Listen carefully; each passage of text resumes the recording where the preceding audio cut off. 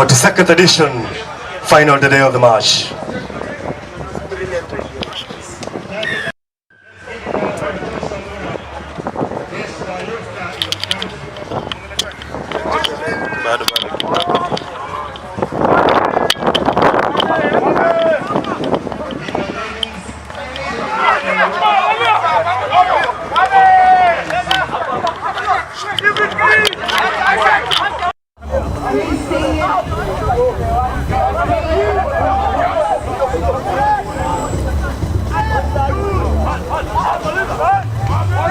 Big carries. You're not commentating.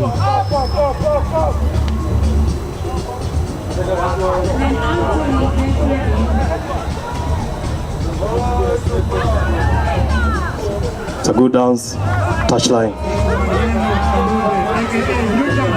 Naona pali shida iko sasa.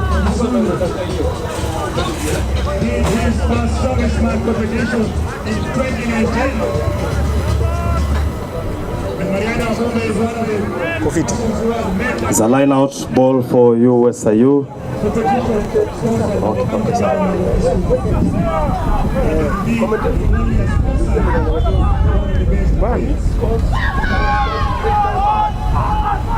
Uko live?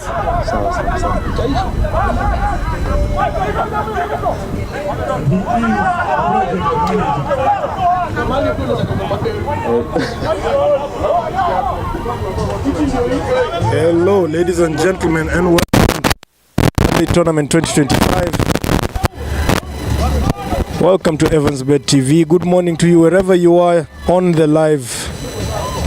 If you're joining us right now, we're just 1 minute 40 seconds into the first fixture of the day. That being the USIU Africa Marshals taking on the JKUAT Cougars. The USIU in yellow and blue shorts with the JKUAT Cougars in green and white. If it's with screen orientation, we can say JKUAT towards the right of the screen and USIU attacking from the left of your screen. Penalty ball. No.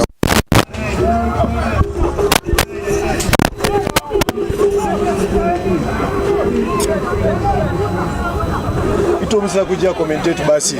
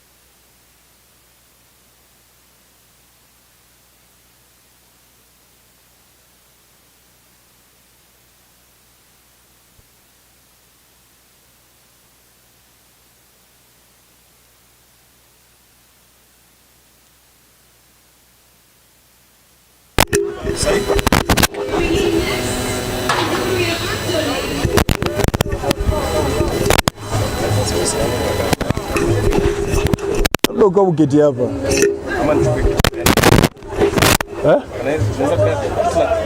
Hatuwezi mind welcome. Bado pia uko job, be comfortable. Ladies and gentlemen, sorry for the short interruption, and we're back.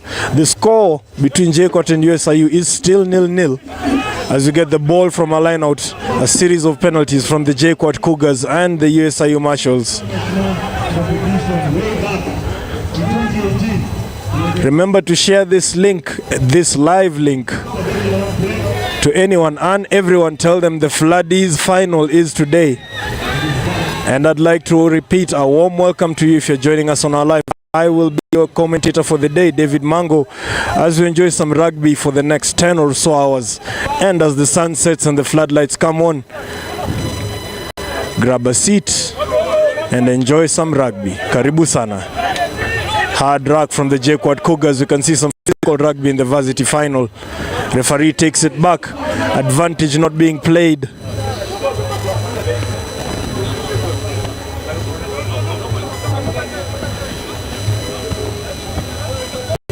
Having to consult his AR on that call.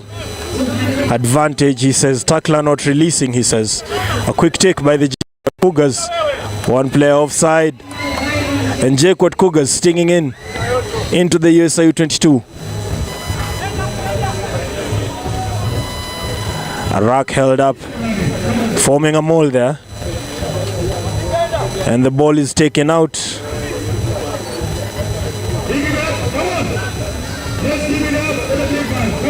USIU ball. And the key names to watch over this 80 minutes, we have the JKUAT Cougars 10, Smith Mohoya, key attacker for the JKUAT Cougars across the next 80 minutes. And at 15, they do have Dave Masinga, who will be pouncing on the loose ball as he did last week on their way to the final. USIU wins their line out there. A quick carry just to stabilize in their red zone.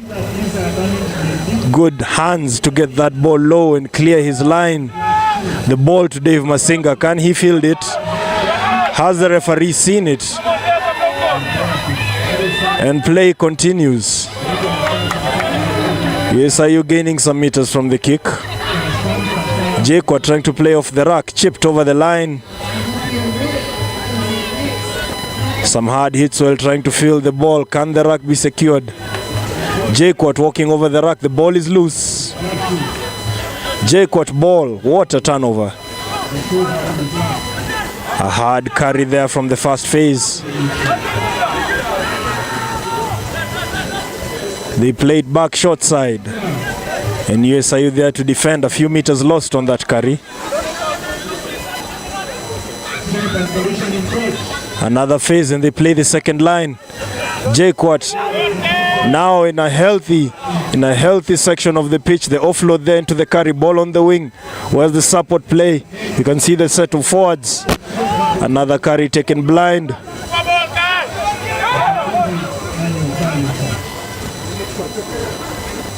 And they play the second line again. Seems to be a trademark of JKUAT so far, playing the second line, shifting the ball from one wing to the other. But in hindsight, there's not really many meters gained. Ref calls the open ball. JKUAT retains it though. More phase play from the JKUAT Cougars. And ref calls the advantage. Ball has been obstructed there. Tackler not rolling away. A knock on, but the referee will take us back. Tackler not rolling away from that track. To new members of the game, whenever you tackle, remember you're supposed to roll away. That's the call that the referee has made after the tackler has blocked the play. Not rolling away from it. And we're going to have our first attempt at the post. With JKUAT's kicker, Smith Mohoya.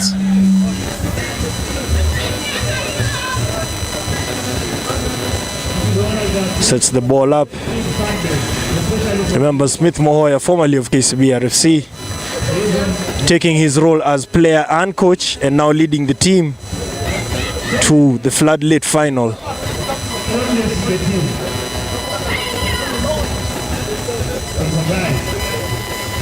Charges back, kicks it. He slots it in. And he gets the 3. But Cougars 3 points ahead. USIU trailing. Those streaming in who have a first game. USIU taking on JKUAT Cougars. Current JKUAT 3. USIU. First game of the day, and if you are joining us right now, JKUAT by Smith Mohoya off a penalty by USIU within their 22. Remember, this is the Impala FloodLit Tournament 2025 Varsity Final. USIU A Marshals taking on the JKUAT Cougars. Kickoff there as we reset the play. A hard carry in their red zone. Ball out as they try get that angle to clear the ball. And the ball is up by Dave Masinga. Can USIU field it? It bounces, the chase line is there, and JKUAT retrieve the ball. JKUAT in the 22, oh! The knock on, can USIU save themselves from a tough situation? That was a potential try.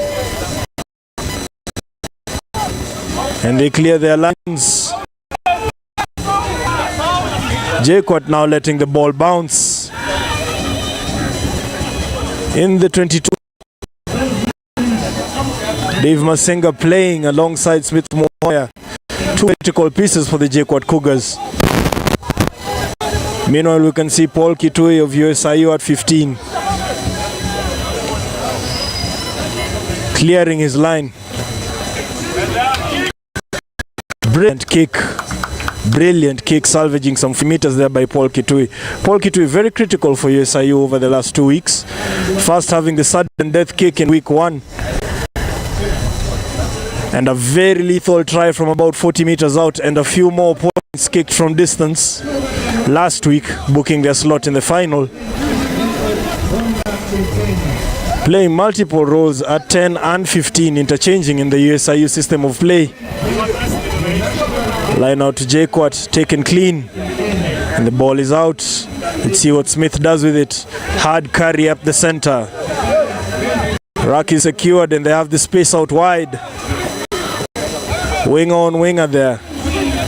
Still on his feet. Takes those extra meters with the king space. Smith Mohoya with it again. Played on the second line. JKUAT using this second line quite well so far. Ball on the wing. Can USIU realign? A forwards carry there and a handling error. Back to the basic skills, we say. Advantage being played by USIU. Elvis Kadima there, taking up the meters. USIU now getting on the ball after a long phase of play by the JKUAT Cougars. What will the referee call there? USIU trying to play the second line, but the defense rushed. And referee calls it offside by the JKUAT Cougars off the rack. To the new fans, remember, once a player has been tackled, a rack has been formed. The offside line is the rack itself. So whenever you hear the call offside, might simply mean that the defending side is ahead of the rack or within the attacking team's territory. That's what the call is. For USIU, they are going for 3 points. See if they are going to equalize. Should be a 3-3 this morning. Remember, as I said, Paul Kitui, critical factor. Taking the shot is Paul Kitui for USIU. Critical factor over the last 2 weeks, being able to kick from 40 meters out multiple times. Here's about from 45 out. And it's off, it has the legs. Proper shot. And what a kick. They level it up to 3-3. USIU 3. JKUAT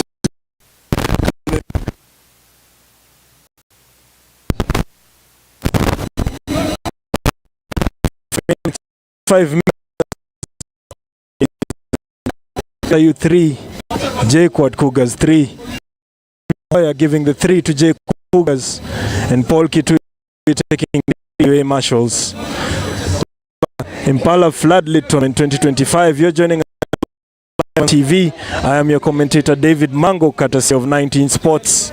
XIX Sports, if you're also a subscriber, follow our channel, hit that subscribe button. If you see that Mpesa number, fanya kitu tafadhali.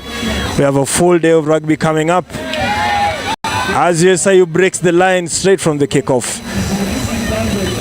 Momentum on their side, scoring the last 3 points off a penalty. Gaining some yards with every carry. We can see the set of forwards set themselves up, waiting for the ball. Through the line again, carrying it short, and referee calls it. Dirty play in that rack. Paul Kitui with it, with the dummy. Takes a meter over the advantage line and he's down. We can see that style of play. USIU lock trying to take the ball through the center. Kwame Luchaveli there with the carry, and he's back up to secure that rack. And it goes on the second line. USIU digging in the meters. They're in JKUAT's 22. Crucial area here. Crucial area here. This is where calm heads matter. The offload from the forwards carry, playing the second line. Keeping his feet, Elvis Kadima kicks it through, but kicks it straight into the hands of Smith Muhoya, who also takes away the possession. USIU 5 meters from the line. A penalty right there.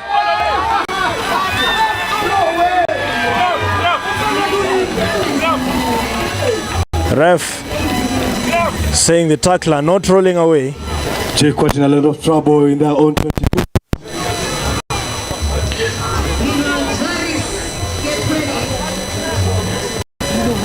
The Marshals opt to take a quick carry. Go for phase play in the 22.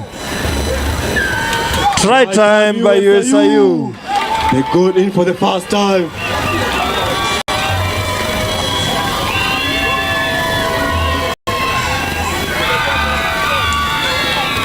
Hard carry by the back rower.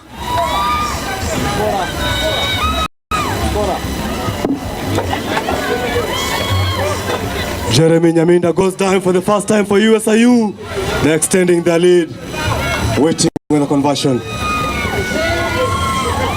As you've heard, Jeremy Nyaminda, USIU's Jeremy Nyaminda takes the carry in for the first try of the game. Taking a quick carry off the penalty, and now we have the 2 points to follow. Hard angle to kick from, and the boot is off. Conversion wide.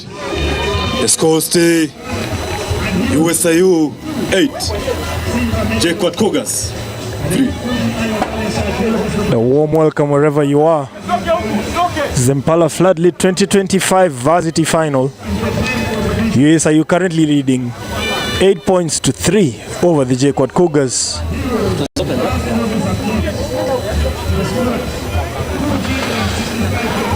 We're going to have the reset. Ball being raised by Smith Muhoya. Takes it short. It does go short. Not being played. Calls the option, and USIU take it. A scrum reset at the center. To the new fan asking what just happened. From kickoff, the ball has to travel 10 meters in the air. If it does not, we get a scrum reset at the 50-meter line, as is happening right now.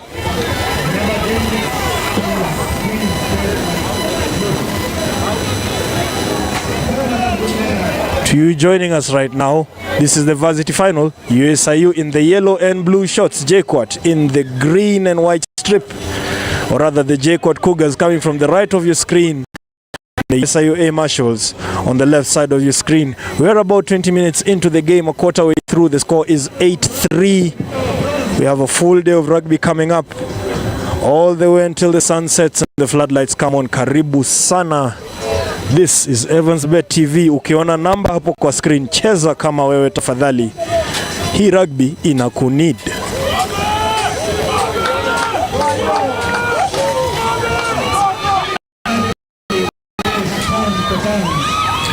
And in the comments, kumbuka, we want to hear what you think. What are your plans? What are your predictions? Talk to us. Chat with us. Tell us, who do you expect to win in the varsity final? We have JKUAT Cougars taking on the USIU. It's a Thika Road derby. Remember, there will be the plate final in the club category, where we will have the KCB Lions taking on the Strathmore Leos. On the other side of the field at the RFUA grounds, we are having another 3 points for a penalty. Let's see if they're going to be able to slot it in. It's a matter of process. Let's give it time. On the other side at the RFUA grounds, we're having the plate, the varsity plate, where the Stallions are taking on the Daystar Falcons. We'll get that result for you later in the day when that game is over. Right now, USIU having an advantage, taking the penalty, kicking from about 43 meters out is Paul Kitui. We have mentioned that he has been critical of the boot for the USIU Marshals over the first 2 weeks of this tournament.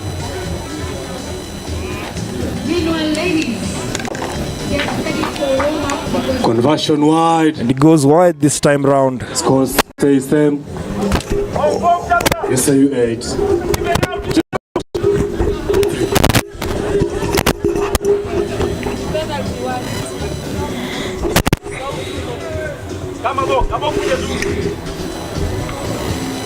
That penalty attempt goes wide. Ball charged down. Dave Masinga's 22 drop charged down, but then quickly knocked on. USIU not capitalizing. Captain Randy just losing his mind there. Didn't expect the charge down. Ladies and gentlemen, those who are streaming in, it is the first match of the day. USIU taking on JKUAT. On the lead is USIU with 8 points. Telling is JKUAT 3. We take this opportunity to recognize our sponsors today for Impala FloodLit tournament, 42nd edition. Starting with Safaricom, SG Security, Impala RFC, Resolution, Coca-Cola. And scrum won by JKUAT there. They retain it. They played short to Dave Masinga's hands. He kicks it up. JKUAT Cougars chasers. Paul Kitui trying to field it, but taken. That's a knock-on. Defender timing his tackle right there just before he could handle the ball. And there we go. That JKUAT Cougars talisman.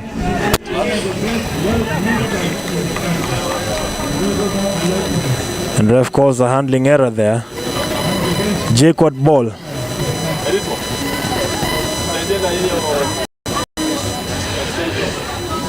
Both teams still looking a bit nervy so far.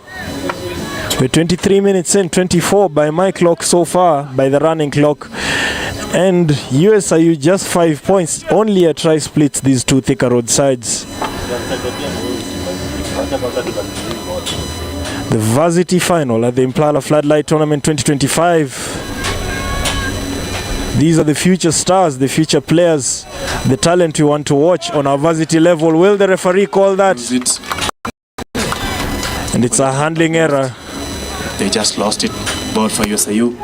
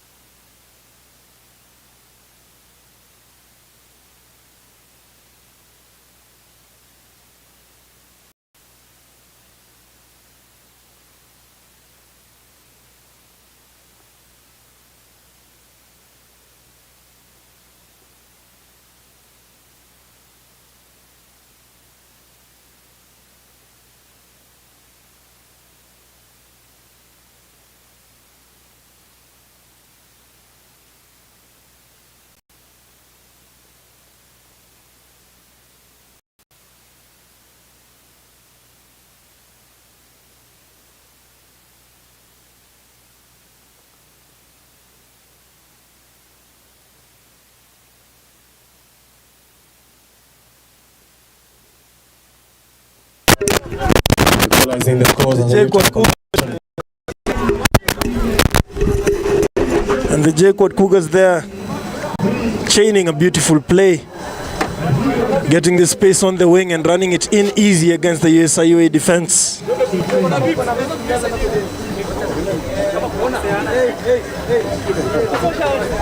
Sleeping heads in the USIU Marshals defense. 2-3 phases and JKUAT managed to get the score in. Smith Muhoya with the 2.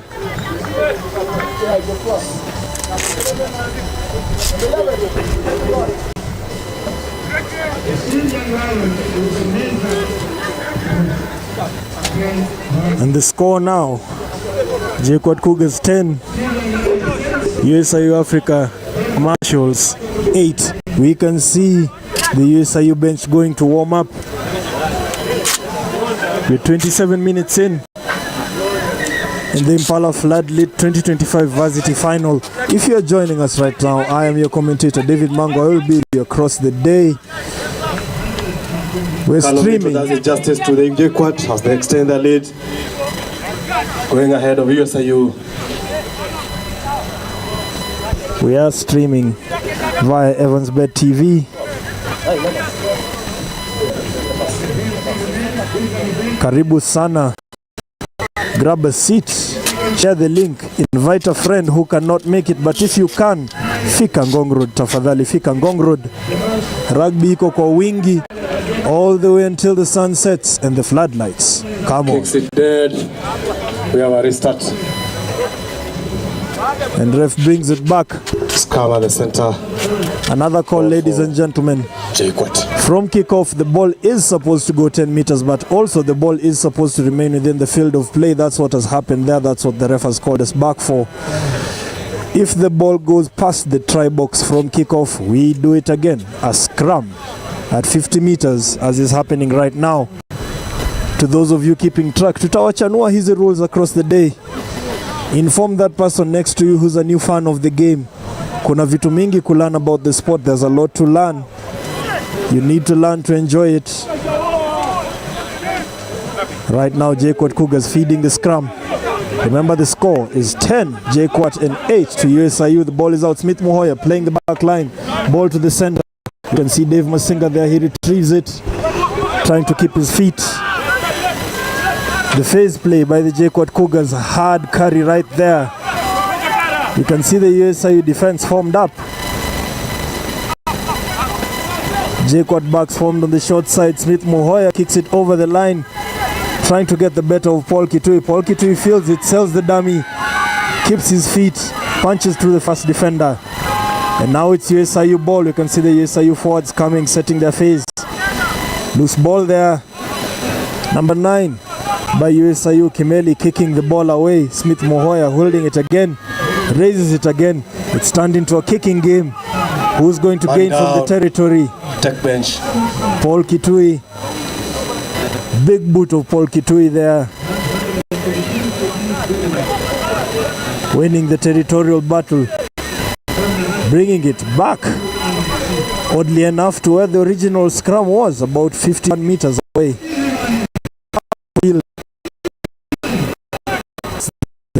All about play, and the ball comes back right where it started.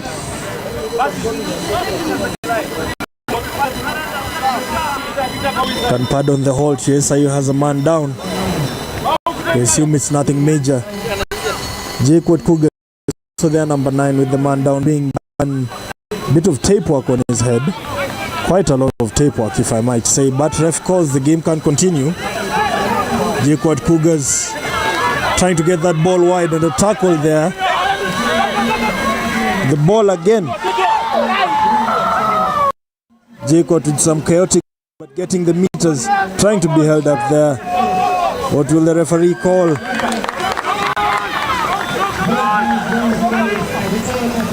The ref calls the carrier not really. Remember, ladies and gentlemen, those are two different calls. If you tackle and do not roll away, the referee will signal for the tackler not rolling away. In that case, if you are the one attacking, You have been tackled. Once you're on the ground, you're supposed to release the ball. That is the call there. The referee has called that the attacking player did not release the ball once they were on the ground. Penalty to the JKUAT Cougars.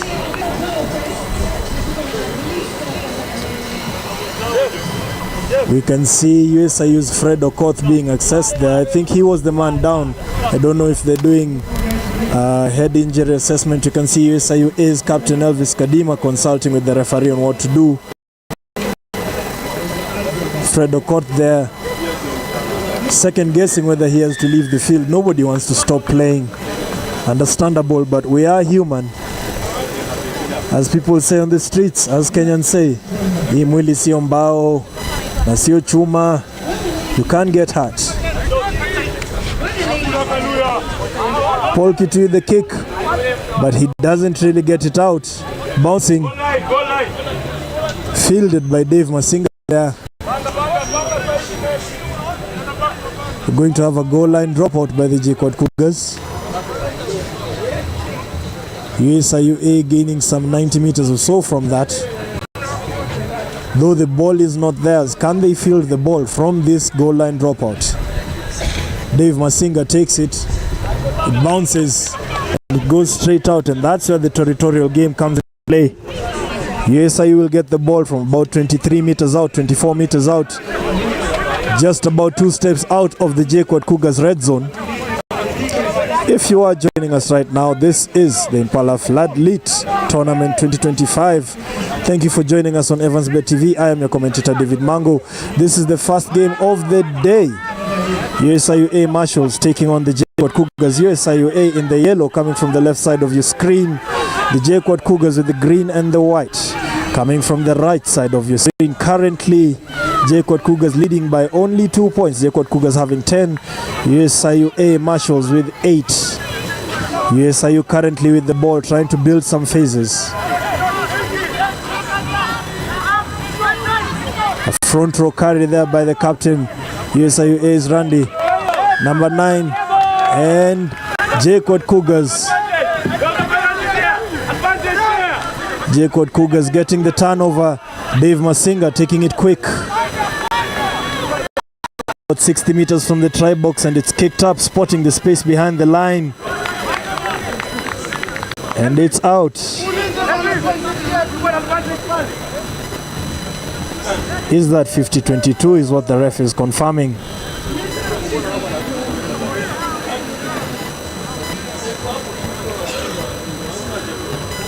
Seems it was not. The ball to USIU, but USIU within their danger zone now. Only about 20 meters from the try box. They need a clean line out. A good throw right there. Kimeli distributing. Paul Kitui clears his line.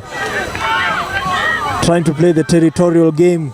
Trying to punish the JKUAT Cougars back 3. Dave Masinga with the ball. Takes it up. Taken down just past the 50-meter line.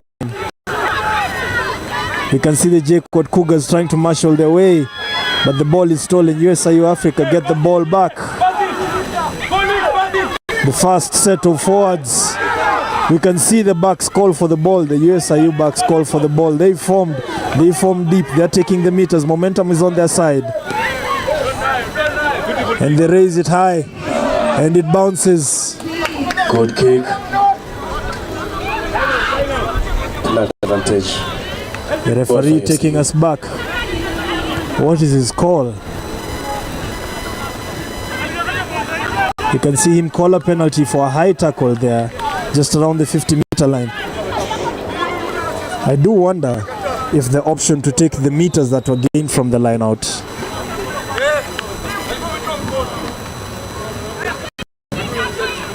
Kimeli with the kick, putting himself within the reach of the try box, putting USIU within reach of JKUAT Cougars try box. In the 22, about 15 meters out. For those streaming in, this is the first game of the day. USIU taking on JKUAT.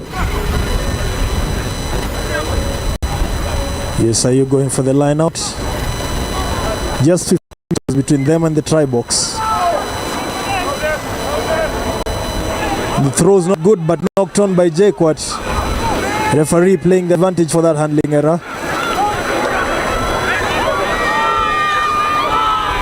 USIU using the back line, taking it wide and intercepted.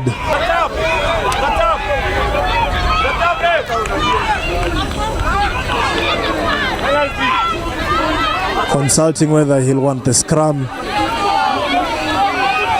And the ref's decision is final. He calls a scrum where he is.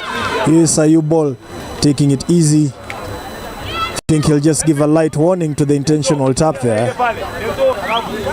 Remember, ladies and gentlemen, in rugby, you can go for the intercept, but if you go for the intercept and not catch the ball properly, it can be classified as an intentional tap of the ball, intentionally stopping the play. But in this case, the referee just called the knock-on, called the handling error, and a slight warning to the player who attempted to reach for the ball. Ball is fed by USIU, the scrum being a factor, but they lose it, weirdly enough. A good take by the JKUAT Cougars, allowing them to win that scrum and kick the ball away. Paul Kitui trying to field the ball. Bad pass there, going straight to the ground.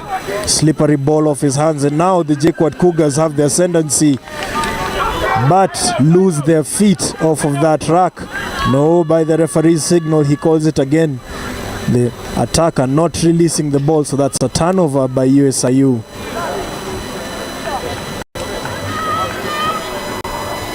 Ball kicks by Paul Kitui, trying to take the meters, but it's still in, and it's fielded by Dave Masinga. Dave clearing his line.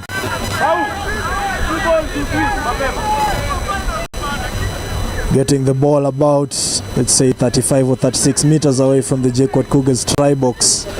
Still in their half. USIU ball. Remember, ladies and gentlemen, the score is JKUAT Cougars 10, USIU A Africa 8.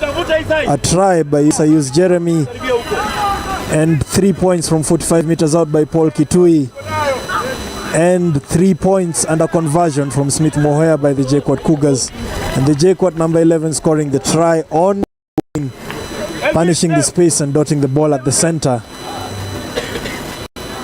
This is the Impala FloodLit 2025 varsity final. This is the first game of the day. We have rugby across the day. It's around the 38th minute going to the 39th minute. Rugby iko kwa wingi. We're here until the sun goes down and the floodlights come on. Grab a seat, share the link, tell a friend, join in. Ama ukipenda sana, come to Impala Club Ngong Road Rugby Grounds and enjoy some rugby. Right now, the ball about 40 meters from the JKUAT Cougars try line. They win. Quick feed. Denzel picking the ball. Denzel being USIU Africa's number 8. Hard carry over there. What will the referee call there? Losing feet off the rack.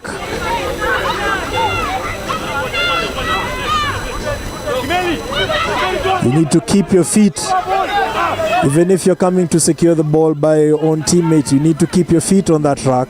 Your knees are not supposed to go to the ground. Your body is not supposed to collapse. Smith Mohoya taking the penalty, kicking to get the meters, and now it's JKUAT Cougars who are about 35 meters away from the USIU A try box. The line out is theirs. So far we've seen the JKUAT Cougars utilize the second line of attack. We've seen the USIU A Marshals utilize the kicking game, utilize taking in the territorial yards from the air. Key figures so far to the USIU A Marshals. Jeremy, of course, Masinga controlling everything for the JKUAT Cougars, and Smith Mohoya the JKUAT Cougars. And the ref calls play on. Bad line out by the JKUAT Cougars. Dono Chieng on the wing. Tries to keep it in, but they lose the ball. What will the ref call there? Play on. Seems handling is everybody's enemy at the moment. Kimeli trying to feed the ball. Paul Kitui clearing his line. Can Dave Masinga field it? Beautiful clearance. by Paul Kitui, forcing Dave Masinga to catch the ball and step out. Brilliant kick, gaining about 60 meters up the field. And the lineout is USIU's ball. You can see that Dave Masinga caught the ball, but the ball was already out. Pressure forcing him to step out with the ball. That's what caused the ball to be USIU's ball, even if it was Paul Kitui that kicked it. The line-out movement there, and USIU field it, overthrow, but they do retain possession. The rack is formed. Can they build the phases? Turnover by the JKUAT Cougars. Dave Masinga, well, a bit too up and under, not gaining so many meters. Scrappy ball, JKUAT Cougars, and the handling error costing them there. Can USIU play the advantage? The dummy, the step, the carry. Can the forwards form their phases? Now is when it matters, in the broken play. Elvis Kadima taking up the meters. What a nice carry by the captain. The pods are forming about 15 meters out of the JKUAT Cougars try box. Building the phases. We can hear the coaches issue the instructions. That's when the composure is needed. A miss one there, trying to take the meters. Tacklers falling off. About 5 meters out now. Moment of truth for the USIU Marshals. A penalty for the USIU Marshals. Will they take it quick? Referee returns them back to mark. The call remains the same. They still want to take it quick. We can see the USIU Marshals forming the JKUAT Cougars defense line. Nice and low on that fast carry. Can they build the phases? They're in the boiler room now. That's a dig. Referee says not yet. There we go, USIU Marshals. Digging in, doing the dirty work.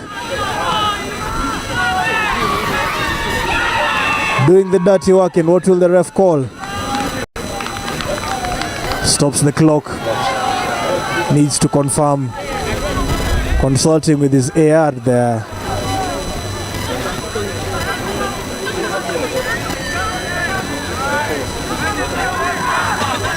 Waiting on the ref's decision there, consulting with his AR. No try. 43 minutes into that first half. 43 minutes into the first half. JKUAT Cougars 10, USIU Marshals 8. Leading the match with 10 points against 8. 2 points so far. The match, first match of the day.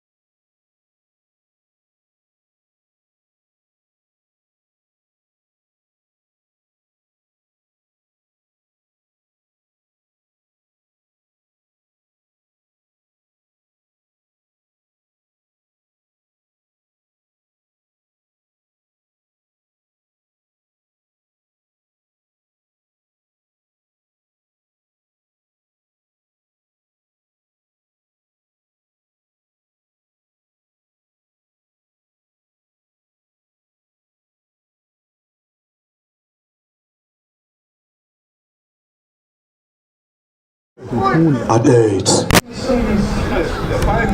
We're looking for exciting events right now. Exciting scenes with electrifying rugby. The final day of the 42nd edition of the Impala FloodLit tournament held at Impala Club. Ladies and gentlemen, welcome to the Impala FloodLit Tournament 2025 varsity final, second half. On the field, USIU A Marshals taking on the JKUAT Cougars. The current score is JKUAT Cougars having 10 and the USIU A Marshals with 8. USIU A in the yellow and blue kit coming from the right of your screen, and the JKUAT Cougars with the green and white coming from the left of your screen. We've already had 40 minutes played so far. JKUAT Cougars having a penalty and a converted try. Points and honors being kicked by Smith Muhoya for the JKUAT Cougars, and a try from the wing scored at the center of the field for the USIU A Marshals. We have had a penalty by Jeremy, back row number 7 for the USIU A Marshals, and the points taken from a penalty 45 meters out by Paul Kitui. Currently USIU fielding the ball, Paul Kitui raising the ball. What will the ref call there? Seems he's okay. The bounce. Dave Masinga raising the ball and chasing it. Dono Chieng catching it. USIU is securing the ruck. Remember, this is a Thika Road derby. USIU A Marshall just located around Safari Park, and JKUAT Cougars located in Juja, all along Thika Road. A varsity derby with a lot to do with Elvis Kadima doing a beautiful carry, picking up, standing up. Kwame Luchaveli with the break. The lock. Is that tackle taken well? And the referee calls it a penalty, and he reaches for his pocket. He reaches for his pocket. Shoulder charge there. A yellow card to the JKUAT Cougars, and USIU A Marshals getting the first opportunity to get on the board in the second half. We're about 2 minutes in if you're joining us. I am your host, David Mango. Remember, share the link. Pitisha link kwa watu, share kwa status hata watu wajue. There's a live link running. There's a FloodLit live link running. USIU go for the 3-point shot. Number 9, Kimeli going for the points.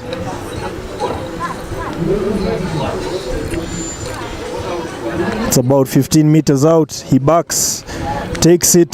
Conversion good. And it's 3 points for the penalty. Kimeli getting it. Back and forth again. We constated match. Now USIU going to 11. JKUAT 10. The lead changes again. This is the final of the varsity side of the Impala FloodLit, the 42nd edition, year 2025. The lead changes again. USIU now leading with 1 point. USIU A 11, JKUAT Cougars 10. Smith Muhoya giving us the kickoff.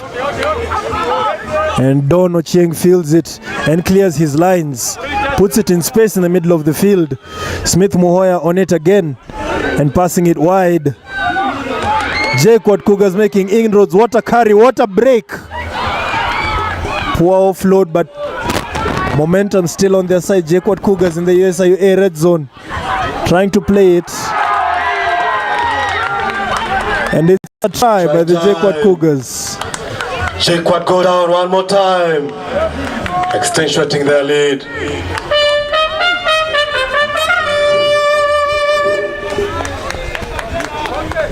JKUAT Cougars bringing in their hands. Massive break through the center. Smith Muhoya setting up to take the extra 2.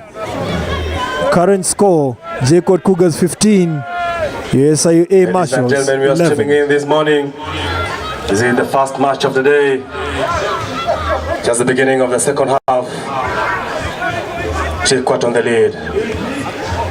We take this opportunity to recognize our sponsors of the match and tournament: Mpesa, Coca-Cola, Tico Hub, SJ Security, Impala, Bongala Kariu, And the conversion goes wide. Conversion wide. Score remains JKUAT Cougars 15, USIU A Marshals 11. 4 points in it, a single try. We're 4 minutes, actually 5 minutes into the second half. We've already had a penalty taken by USIU. And we've had a quick response by the JKUAT Cougars. Stamona.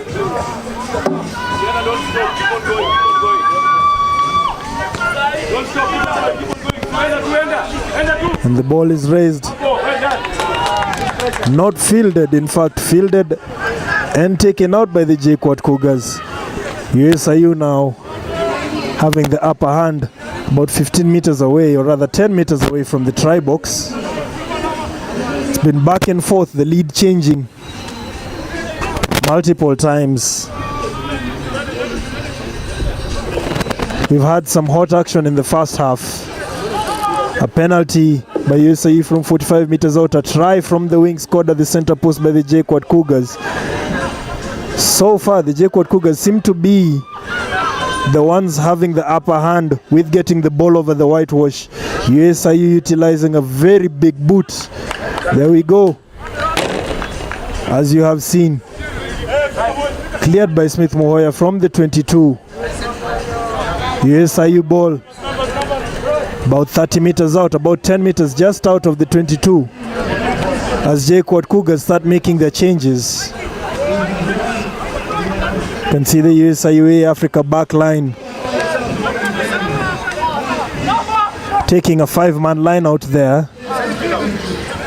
Clean line out and taken off the top.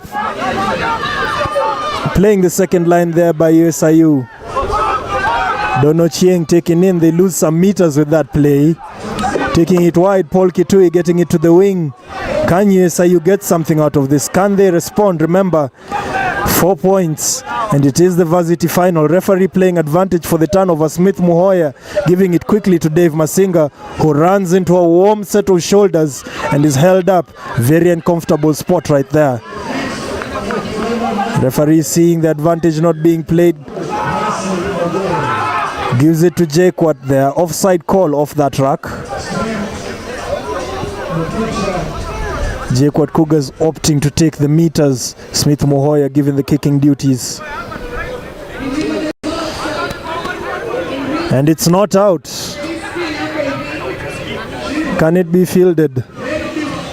Paul Kitui taking the ball back. The kicking game, as we've seen across the first half. Smith Muhoya taking it, fielding it, giving it to Dave Masinga. Dave Masinga trying to take up the meters. 40 meters out. We can see the JKUAT Cougars getting a penalty. Collapsing in the rack there. Remember, even if you're getting for the ball on the defense within the rack, you still have to maintain your feet. Silly penalty they are given by USIU. Concession. Especially in this situation, already trailing 4 points, now giving the kicker Smith Muhoya a chance to take the 3. This coming from about 35 meters out, straight in front of the post. You can see him back off. A kickoff to reset us by USIU's Paul Kitui. By Dave Masinga, gets the ball in his arms and clears his line. Taken straight out. What a good kick. And play will resume from the line out at the 40-meter line in the USIU A half. Ladies and gentlemen, karibu sana if you're joining us. Kumbuka that Mpesa number right there, cheza kama wewe, support us, share the link.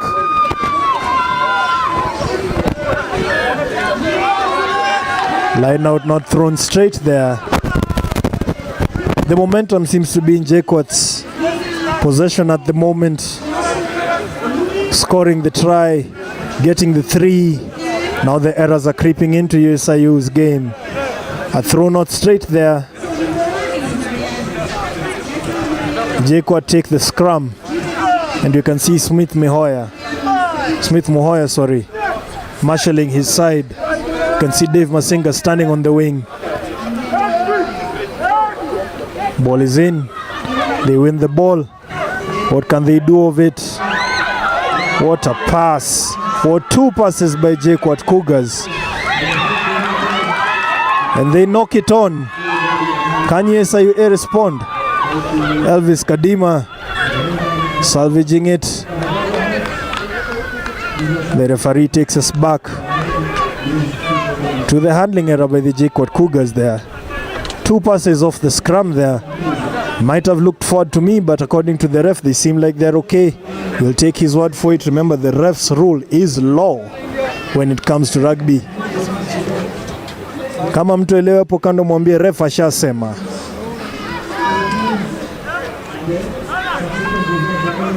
We're going to have a scrum in the USIU Africa red zone in the 22.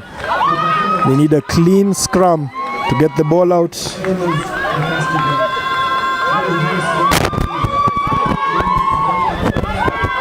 Remember, the score is JKUAT Cougars 18, USIU A Marshals 11. 7 points, splitting the two varsity sides. It is a Thika Road derby. USIU located around Safari Park area on Thika Road, and the JKUAT Cougars located in Juja. Ball is in, and the scrum. Incorrect shoving by the JKUAT forwards there. Shoving upwards. Remember, you may have the strength in the scrum, but it still has to be done right. That's what the referee is telling the JKUAT Cougars forwards there. Bit of indecision there by the USIU A Marshals. They have to take the line out. Paul Kitui kicking the ball. How many meters can he get? But it's in. And it's bouncing. Still bouncing. Will it go dead? No, it won't. Dave Masinga gets the ball. Clears his lines. Dono Chieng tries to field it. Beautiful kick by Dave Masinga there. Capitalizing the space.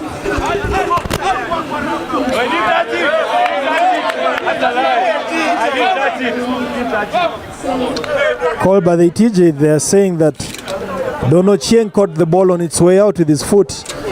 We're not so sure if that's what happened, but decision has been made.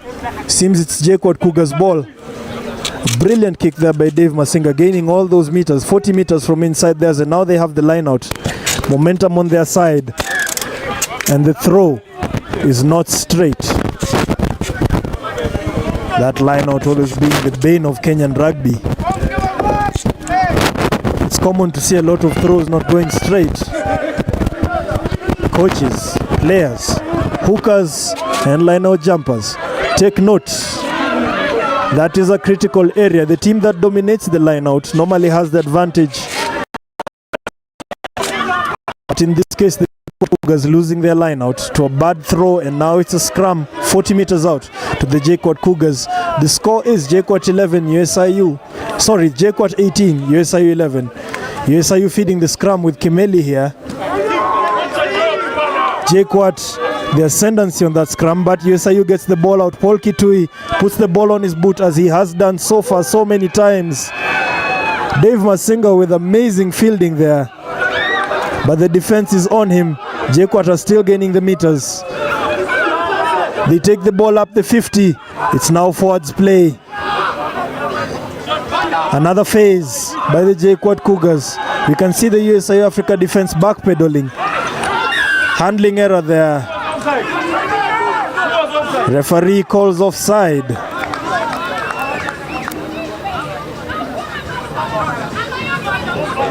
And another opportunity for Smith Mohoya to take the meters for the JKUAT Cougars.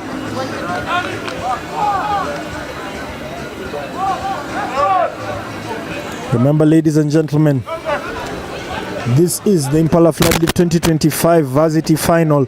We will have the club plate final being played after this, with KCB taking on the Strathmore Leos.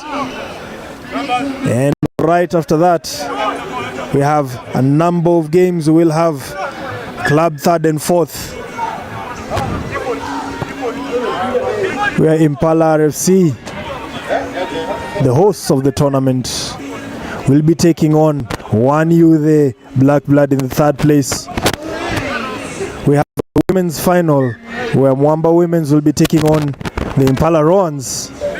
And then we'll have the grand final under the floodlights. The oldest club in the country, Nondescript RFC, taking on the boys from the refinery, the Menengai Oilers. Meanwhile, on the field off the line out, USIU gaining a turnover there. The attacker not releasing the ball, leading to a turnover. We can see Elvis Kadima with the decision making there. Gives it to Paul Kitui, the reliable kicker. Kitui with the kick, manages to get some 20 meters. 56 minutes on the clock, 7 minutes splitting the two varsity sides. JKUAT Cougars with 18, the USIU A Marshals with 11. This is the varsity final. On the other side of the RFUA grounds, we have the varsity plate being played.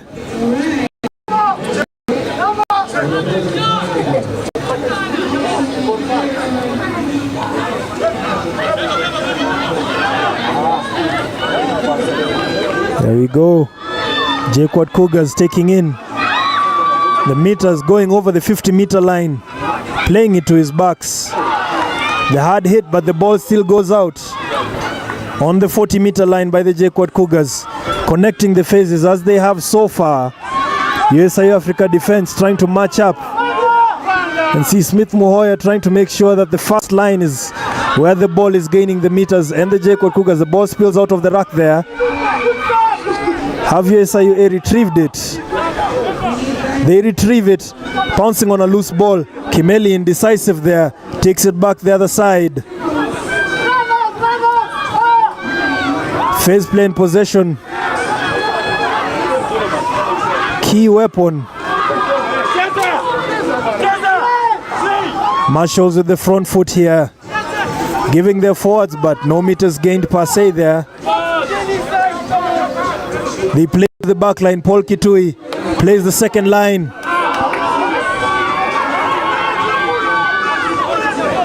A hard carry there, gaining some few meters. The forwards reset. Randy with the carry, tries to play his second man, but a handling error there. I didn't see the need to unload in traffic. The JKUAT Cougars playing the advantage, and now they lose it.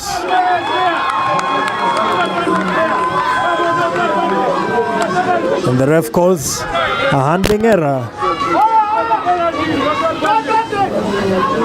Handling error to the JKUAT Cougars. We can hear this, the bench. Tom Lagat, the USIU Africa coach, complaining that the advantage was not played there, but the decision has been played. Some noisy fans in the background, if you can hear them.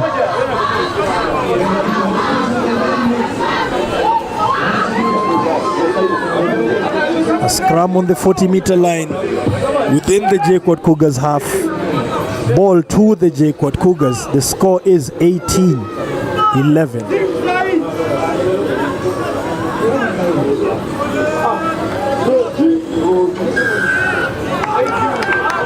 JKUAT Cougars scrum giving in there. There's still a fight. Remember, 7 points. Just one converted try will have both teams level. Ball to Paul Kitui. He goes for the line out. A good reliable kick just around the 22-meter line. 20 meters from the JKUAT Cougars try box. Let's see what the forwards can cook up to give them the front foot. If you are joining us right now, karibu sana. Share the link here on Evansbet TV. I am your commentator, David Mango from XIX Sports, and I will be with you across the day as we enjoy some rugby all the way until the sun sets and the floodlights switch on. Welcome to the Impala FloodLit 2025 tournament. Current game on the field, USIU A Marshals taking on the JKUAT Cougars in the varsity final. USIU with the advantage there. Advantage from a mole. No meters gained there. And the ball is there. They play the back line. They cook a move. The tackler misses there. The forwards reset in the JKUAT Cougars red zone, 20 meters from their try box. Nothing gained there from Kwame Luchavoli, catching the ball low. Not much he could have done. Sniping off the edge of the rack. Kimeli still playing it blind for USIU.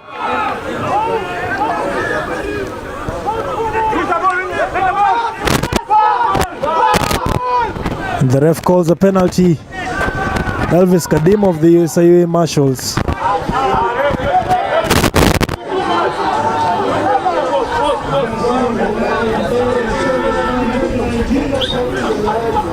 And USIU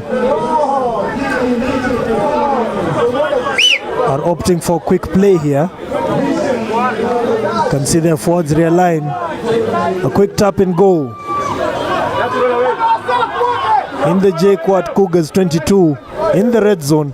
Kadima there with another carry, keeping his feet. Gets up, takes a meter or two. In the boiler room, ladies and gentlemen, in the boiler room, in the JKUAT Cougars 22. Will the JKUAT Cougars defense hold? Another carry. And they play the back line. Still on his feet. Ruck secured. Sniped on the edge. Can see the forwards hunkered down there. Ball taken. A spin and a meter or two gained. It's a war of attrition, ladies and gentlemen.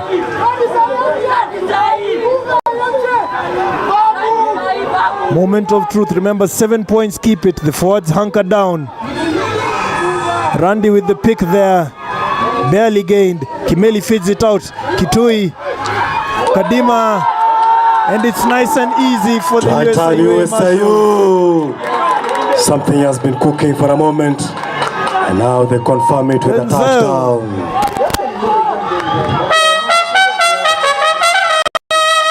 USIU Africa's Denzel getting over the line. Phase after phase after phase. The ball fed to the back. Ball taken out wide. Simple try. The JKUAT Cougars defense just not being able to handle the numbers. Denzel Washington goes down for USIU to carve out the gap. They have been outstanding at 7 points. USIU with 18.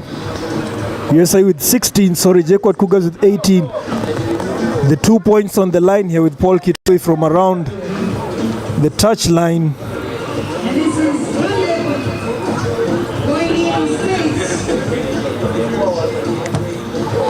And the conversion is wide. The score stay JKUAT 18, USIU 16. Quite a close match. Ladies and gentlemen, the first match of the day for the final day of the 42nd edition of the Impala FloodLit tournament.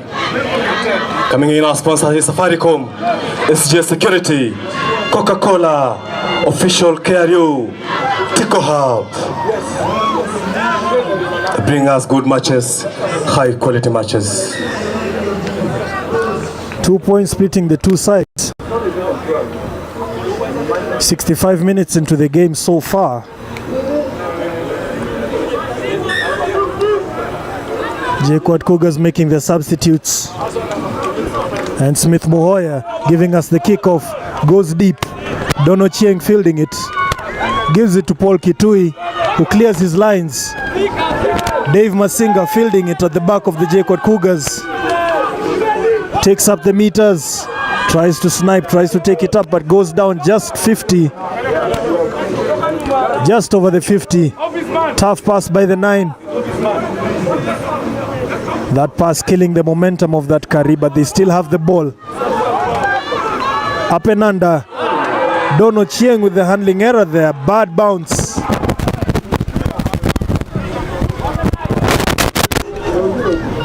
Just couldn't feel the ball in his hands right there. JKUAT Cougars now with the ascendancy, getting a scrum from about 30 meters out. Coming from that handling error by Dono Chieng. We've seen the kicking game being utilized, with both sides having some lethal kickers. USIU having Paul Kitui, doing most of the kicking duties alongside the number 9, Kimeli. Meanwhile, for the JKUAT Cougars, we have seen Smith Mohoya pairing it up with Dave Masinga. Both sides having their talisman. Meanwhile, JKUAT Cougars winning the ball off the scrum. Smith Mohoya getting the ball, plays it short. A carry by the center there. Play another phase. And they punch the line. The lock with a solid carry, but goes in high there. Not held up.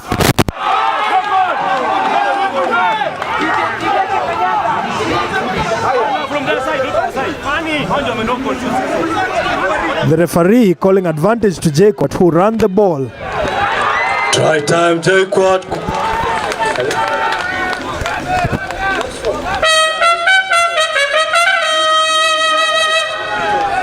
And the lock crashing over the line. One more try.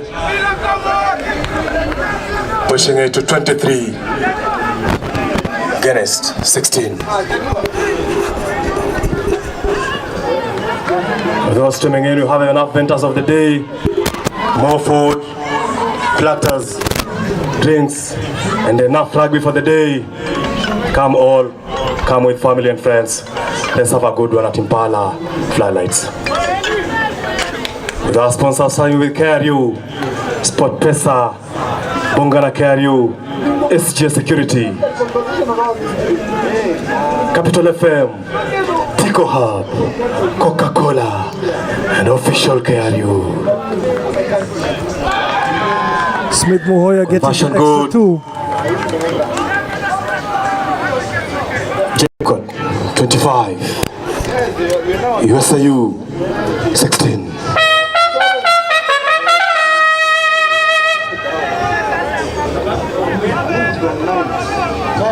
You can't be calling me now. JKUAT Cougars with 25. USIU with 16. 11 points now. 9 points, sorry. The difference between the two is USIU take the kickoff. JKUAT Cougars now with the momentum. Dave Masinga running behind the man and kicking and taking up the meters. Charge down. Chaos in the USIU.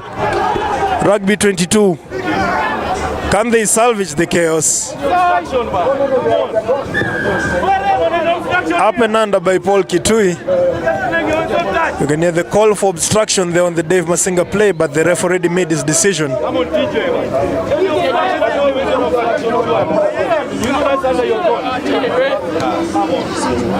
But USIU Africa get the ball. A penalty advantage. About 10 meters from their own try box. They give Paul Kitui the kicking duties to gain the meters, maybe salvage something from that bad play. Kitui taking the ball up to the 50-meter line. 9 points. Splitting JKUAT Cougars and USIU. Remember, this is around the 70th minute of the game. We've had the first half. Key talisman for the game, Smith Mohoya scoring the points for the JKUAT Cougars. Good line out there. As I was saying, Smith Mohoya taking the points for the JKUAT Cougars. Paul Kitui kicking the points for the USIU A Marshals. We have had some tries by USIU. That is a try by Denzel Washington and Jeremy. Back row work by the USIU Marshals to score their tries. Meanwhile, for the JKUAT Cougars, we have had tries from out wide, from their number 11 and from their lock. Think about 3 or 4 tries scored by the JKUAT Cougars as stand to be corrected. Having all the momentum right now. The ball kicked up by Elvis Kadima, fielded by Dave Masinga. We have to note that chase line by the USIU Marshals just lacking, allowing the JKUAT Cougars to gain the meters. And JKUAT get another penalty. They take it quick and swing the ball wide, capitalizing, punishing the space on the wing. You can see the USIU forwards trying to backpedal, trying to get onside. JKUAT meanwhile building the phases. Now in the USIU red zone, brilliant pass, but knocked on. A theme recurring, gaining the meters, and a handling error killing all the potential. But they are in the lead, 9 points. Can't be counted as secure, but you do still need, at the very least, a converted try and possibly a penalty or 2 unconverted tries. With about 8 minutes to go, it's looking a bit bleak for the USIU A Marshals. You can see on the line Smith Mohoya having a conversation with Bramwell Kilwake, strategizing on what they can do for the USIU A Marshals. On the other side of the field, the medics run in. Seems to be a major injury. We do hope that it is not. Referee halting the game to ensure that the medics get the job done right. If you are joining us right now, welcome to Evans Bet TV. I am your commentator for the day, David Mango. I will be commentating, assessing, analyzing the games across the day. Thank you for joining us. Grab a seat, share the link. Ambia watu kuna rugby YouTube inachezwa Ngong Road. Inastreamiwa sana na Evans Bet. And if you can, DJ, nicheze kitu kidogo.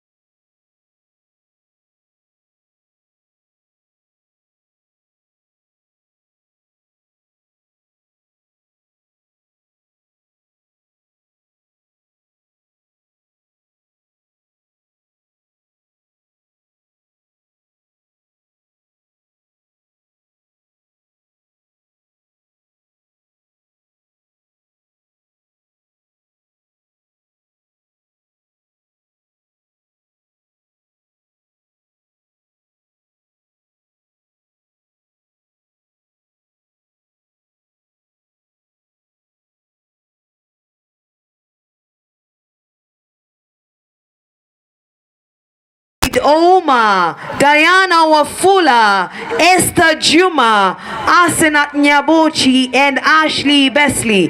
Karibuni sana if you're just streaming in at the Impala grounds. This is the weekend finale of the Impala FloodLit, where we bring everything to a close. The 42nd edition, and what this is meant to be, it's meant to be a beautiful experience of one of the tournaments that ushers in the Kenya Cup 15. And hapo tu kwa nyumbani tunasema karibuni sana, hapa ndipo Impala Grounds. Kumbuka nasema kuwa ni tamu zaidi ukiwa ndani, lakini ndani wapi? The Impala Club. So right there signifies the start of this match. Impala Roans in the red and white kit. Mwamba RFC defending champions of this tournament in the black kit. Remember, it's going to be 40 minutes in the first half, 40 minutes in the second half. And this year's Impala FloodLit have been brought to you courtesy of Safaricom, SGS Security, Kenya Rugby Union, the official ticketing partner, Tico Hub, Safaricom, and to you, our amazing fans and lovers of rugby, karibuni sana. This day has also been made beautiful courtesy of you. First half, Impala Rowan 0, Mwamba RFC 0. Remember, this is the ladies finals that is going to take us a total of 80 minutes, 40 minutes in the first half, and the other 40 in the second half. I will be your MC, female MC of the day. We are three of us. My name is Sullivan Ndege. Ladies and gentlemen, a warm welcome to you wherever you are tuning in from. This is Evans Bet TV in the Impala FloodLit 2025 tournament day 3. It's all about the finals today. Just before this, we had the varsity final where JKUAT Cougars were crowned the varsity champions. In the Thika Road Derby, getting it 31-23 over the USIU Marshals, crowning them the 2025 varsity champions of the Impala FloodLit tournament. On the field right now we have the Mwamba ladies taking on the Impala Rons in the women's final. Mwamba being the 4-time champs back-to-back, dominating women's rugby in pre-season and during the season. Also coming from an amazing 7th circuit over the national 7th circuit. Impala Rons, on the other hand, the hosts of the tournament, having a win over the Kenya Harlequins Queens last weekend. Mwamba with the scrum. We're about 2.5 minutes in. And it's a pick by the Mwamba number 8. Key figure in the semi-final for them last week, having scored a hat-trick off the scrum and off similar set pieces. Mwamba shifting the ball out wide. We can see the Impala Rons defense trying to shuffle down. A bit of taking some time to get the ball out of the... But the ball is being transferred. Ladies and gentlemen, the two biggest sides in women's rugby in the country. Mwamba, as I said, having dominated the 7th circuit and dominated 15's women's rugby over the last 4 years, holding this cup 4 times back-to-back. A hard carry there by Mwamba. Impala, on the other hand, not only being the tournament host, but always being the dark horse, meeting Mwamba in the Kenya Cup Women's Final multiple times, now meeting them in their own host tournament, the Impala FloodLit Tournament 2025 Final, right here at the Impala Club Rugby Grounds. If you are tuning in, karibu sana, grab a seat, share the link. Kumbuka sana kuna namba ya Mpesa hapo, usiogope, sema asante, tutashukuru sana. Type in the comments, give us your predictions. Who do you early in the day? The JKUAT Cougars, as I said, being crowned the varsity champions over the USIU Marshals. Now in the women's final, Mwamba women taking on the Impala Rons. After this, we will have the plate with the KCB Lions RFC taking on the Strathmore Leos. There'll be a third and fourth game with the hosts Impala RFC taking on 1 Black blood in the third and fourth place in the bronze final, and the grand final when the sun is down and the lights are on. Here at the Impala grounds, we will have the oldest club in the country, Nondescript Lions RFC, taking on the boys from the refinery, the boys from Nakuru, the Menengai Oilers. Mwamba women, meanwhile, milking a penalty from the scrum here. We're about 5 minutes into the game. Mwamba ladies dominating far, having the advantage of the scrums. Well, you can't see why they're the four-time champs so far, dominating the game 5 minutes in. We can't ignore the presence of the talent within the Mwamba women's squad.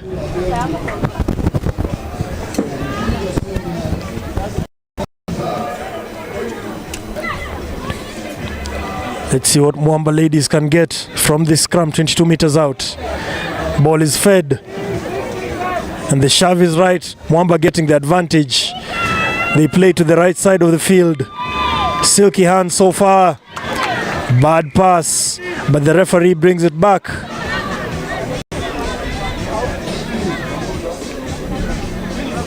She calls it poor binding on the front row. Remember, when you bind on the scrum, you're supposed to bind straight to the opponent, not pull them down to cause the scrum to collapse. You're putting players' health at risk in that factor. Can't cause injuries, and that's what the ref has called. Mwamba women seem to be getting the upper hand of the scrum so far, but they opt to take it quick, with the Impala Rons going back 10. Captain taking the ball. Silky trick move there by the Mwamba ladies. Looks like they want to build the phases into the 22. It's shuffled out wide, and she runs through the defense. Try time by the Mwamba ladies. Smart try, played off a quick ball from the penalty. Shuffled the forwards, then played the second line to the backs, leading to a simple try there for the Mwamba ladies. Conversion to come. Mwamba ladies 5, Impala Rons, the hosts, 0.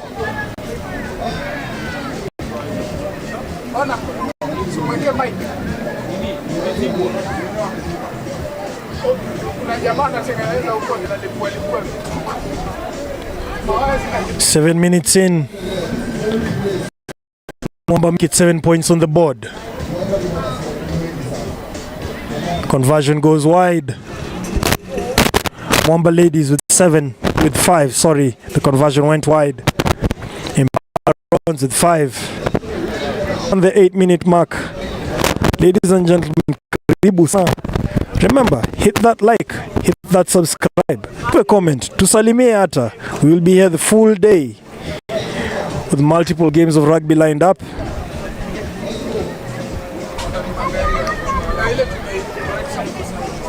This is the Impala FloodLit 2025 42nd edition women's final. Impala in the red and white strip jersey, Mwamba in the traditional all black.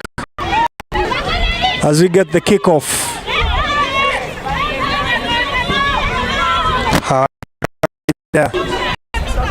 retain the ball. They play another phase, Mwamba, shuttling it, but a few hands letting the ball bounce. Impala get on the ball. Now they get a chance to attack within Mwamba's half. Tries to wrestle out of a tackle, gets it down to the ground. Ball off the rack. Ball in two hands, looking for a runner, but no runner, forces her to take the ball in. Can see them play the ball into the back line. Impala trying to build thing. However, some support play is needed so far. We can see the Mwamba defense disciplined, waiting for the rack to form, then moving off. Mwamba getting the ball back. Ball snatched while in contact. And they now go for the hands. Massive fend there to create some space. Still on her feet. Ball is down and we get the ruck. Mwamba playing the back line, playing the second line. Trying to take the ball out wide, a trademark of theirs.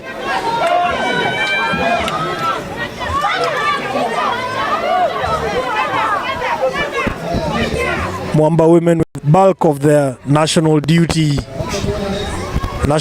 players unavailable for them, but still looking like they can form a system here, playing phase after phase. With the Rugby Africa Women's coming in about 8 days or so, they've been forced to play with their core unit of 15 players who are still bulk of the Kenya Lionesses. If you're just tuning in, this is the weekend finale of the Impala FloodLit's Women Finals. Mwamba RC battling it out with the Impala RC. They are the defending champions, Mwamba RC, for the 2024 FloodLights. Current score, Mwamba RC on the lead with 5, Impala RC 0. First try was by Naomi Jelagat for Mwamba RC. On the lead, Mwamba RC 5, Impala Roans 0.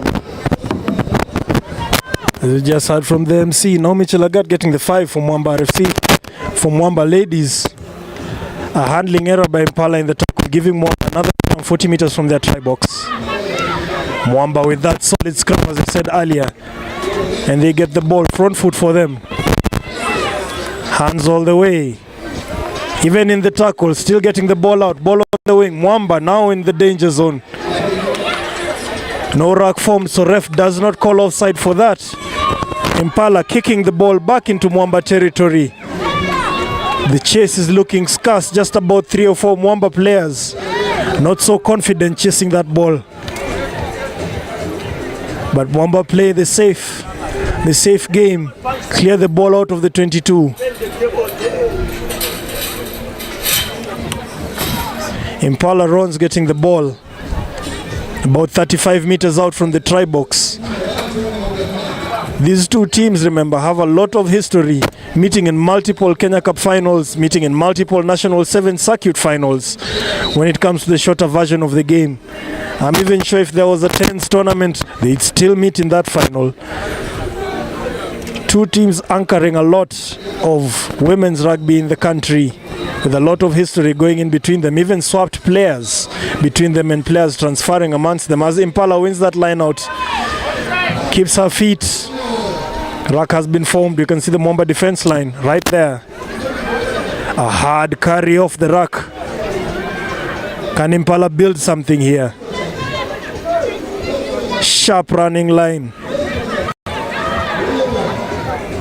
Quick ball off the ruck. Can see the indecision there, causing the first man to have to carry, the first lady to have to carry the ball off the ruck. Ball is going straight from ruck and straight into contact. Mwamba RFC is starting to catch their groove on defense. Slowing down the ball. Loose pass there. And the referee brings us back. Calls it offside. Bit of indiscipline in defense by the Mwamba ladies, as the cone is rushed in for the Impala ladies to take the 3 points.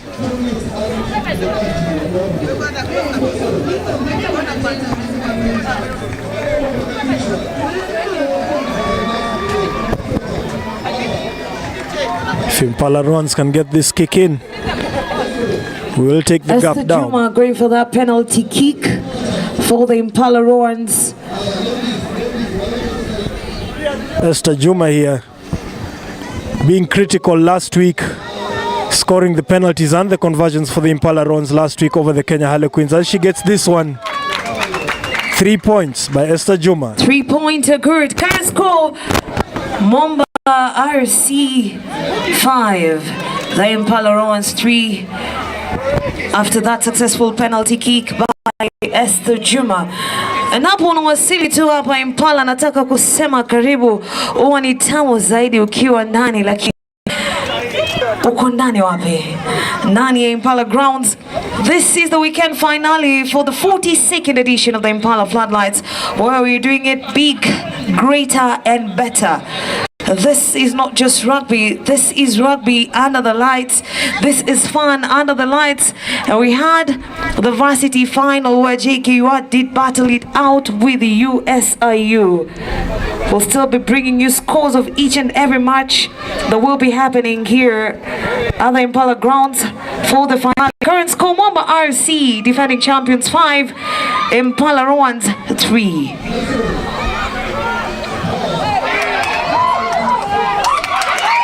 Impala pouncing on the ball there. As you might have heard from the MC or the stadium MC so far, the current scores are Mwamba 5, Impala Roans 3.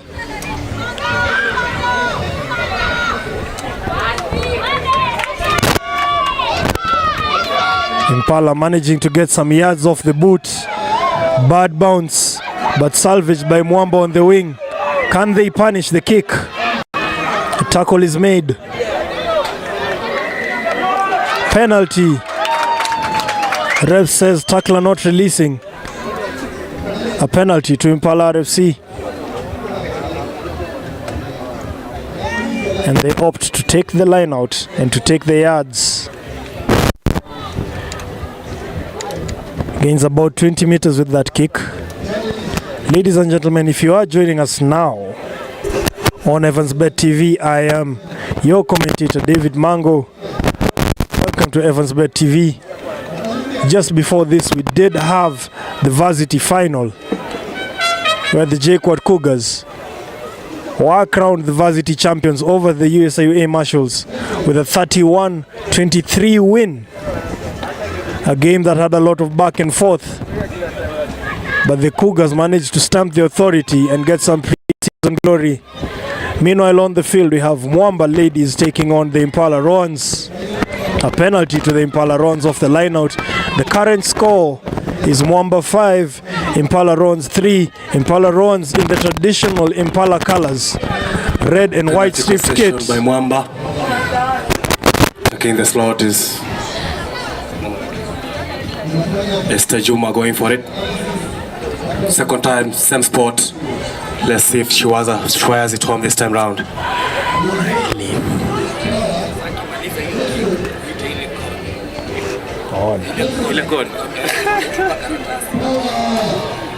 Esther Juma with another chance. Remember, she was crucial last week for the Impala Roans taking on the Kenya Harlequins with the boot.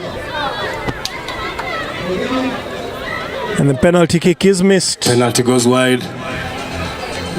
Have a 22 drop goal. As I was saying, Esther Juma playing a critical role last week in the semi-final with the boot. This time round it didn't go her way, keeping the scores at Mwamba 5, Impala 3. 22 drop and Impala fill the ball. Same as Tajuma taking up the meters, bringing it back. This one is going out to the FloodLit fans. Just a quick. Do you want your voice to be heard? Scan the code *377 *3 hash. Fill the form and make Impala FloodLit even more memorable as we continue to enjoy the ladies finals. Mwamba leading 5, Impala 3. Matches are brought to you by our lovely sponsors, led by Mpesa, Coca-Cola, Safaricom, KRU, Tico Hub, Capital FM, Bonga na KRU. Hot matches lined up for you, as well as South Africa Airline, who are all on support on our local matches in culmination to the final of the event. This evening we'll have big boys taking on one another. After the ladies match, we'll have the plate final and the main cup final. The ball goes dead there. An attempted territory gainer by Esther, but didn't work out. Ball goes dead and we're going to have a scrum right back where it was kicked.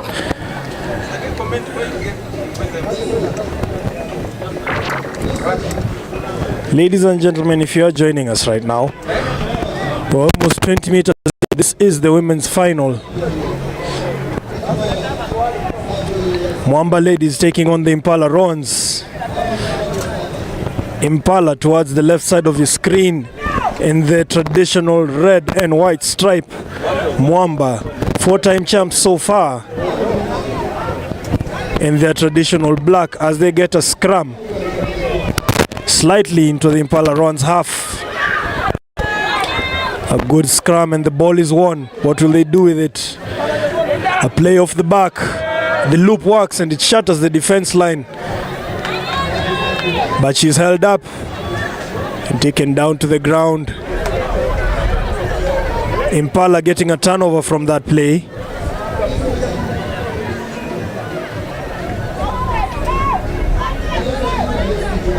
Impala trying to shuffle the ball across the field, trying to get the ball to Esther Juma. As we've said, key player for them so far, especially over the semi-finals. We'll have to have her A game on, taking on the cup holders. Down and up, but did it really gain the meters? No, it lost the ball for Impala. Impala getting a chance to field the ball in their own half, about 5 meters out of their 22. You can see the referee make the call, asking the tackler to release the player. Esther Juma with another chance, and she puts it on the boot as she has so far. What a save.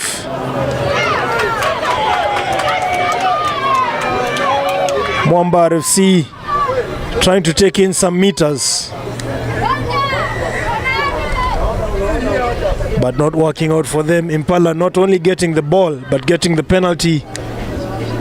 A chance for them to exit their own half. 22 minutes in, the score remains Mwamba ladies 5, Impala Rons 3. The 3 points by Esther Juma for Impala. The quick try by Mwamba RFC.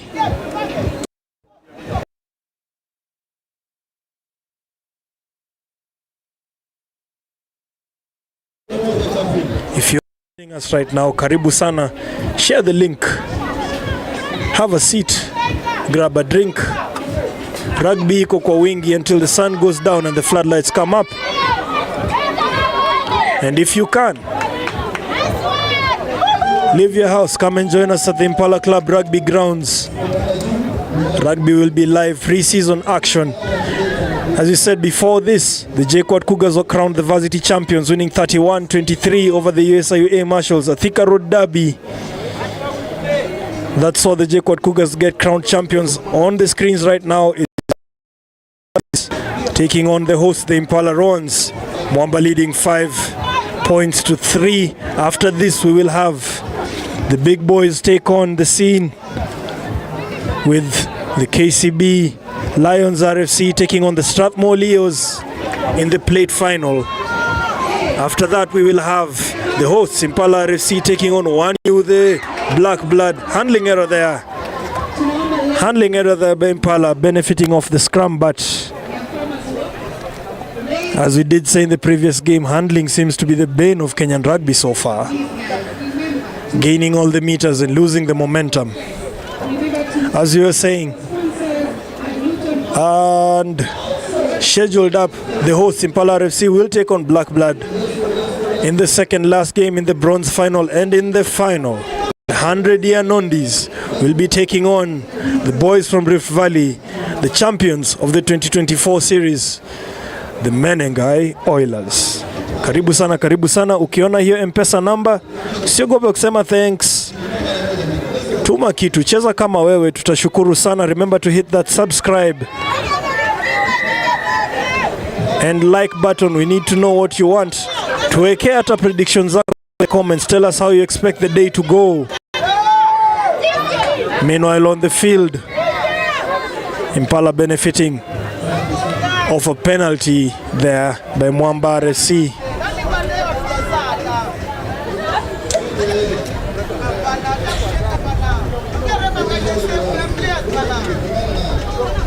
We have a player down here.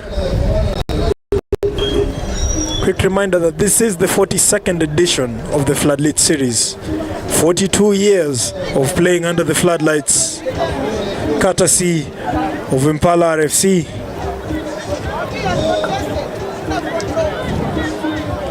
Last year's winners being the Menengai Oilers, KCB Lions RFC taking the role of honor over the last couple of years. Before that,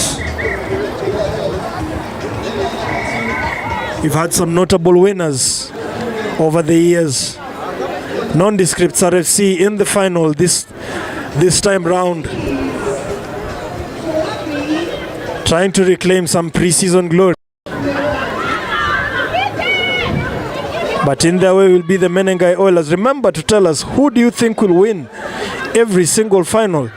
We have the women's final going on right now. Impala shuffling the ball. An NFL pass right there going out wide. But the ref calls an advantage. Tackler not releasing, and Impala take it to inside.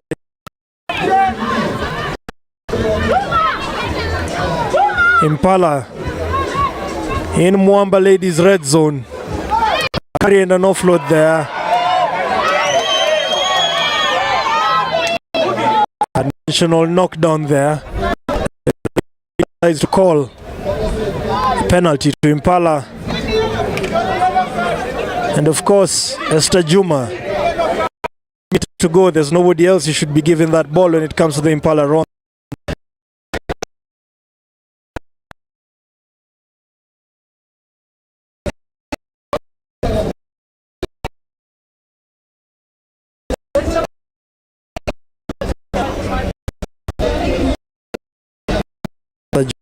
Ball.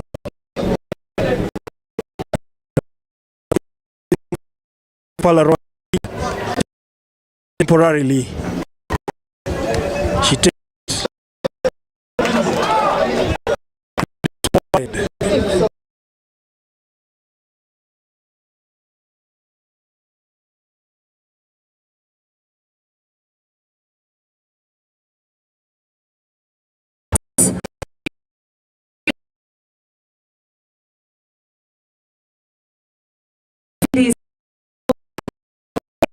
All the Impala right here at the club. Impala ambapo weekend ya mwisho ya mchuano huu wa Impala FloodLit tutakuwa tunaifanya kubwa zaidi. Of course, it's going to be party after party. First match of the day was the varsity finals, where we had JKUAT battling it out with the USIU.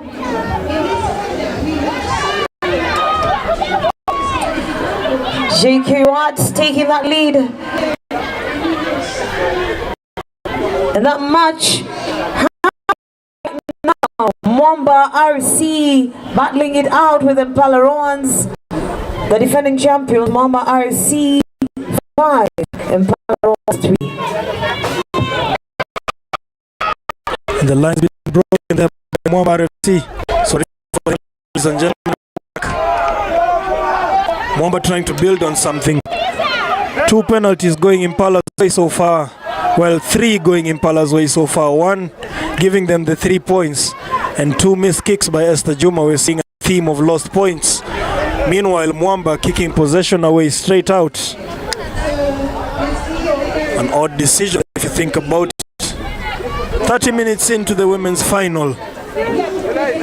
Mwamba ladies 5, Impala Roans 3.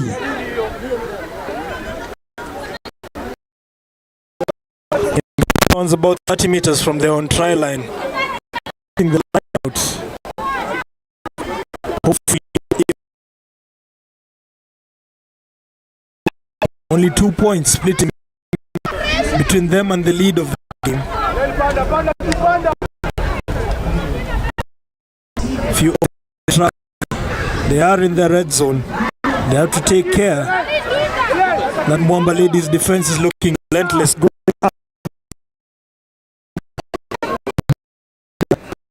And they have a box kick Doesn't really gain the meters, but Mwamba let the ball bounce. The Impala chasers, a line of red and white, trying to cover the meters. A handoff there to reset.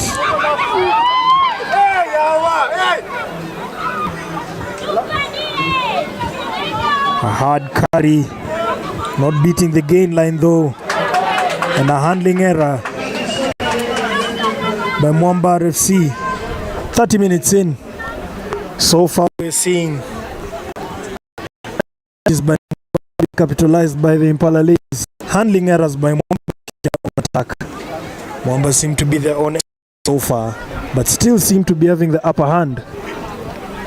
Let's remember that currently in this era of women's rugby, these are literally two of the top performing sides a decade or so of rugby. Good to see some season women's rugby, Impala FloodLit Final 2025. We have to say thanks to the host club Impala FC.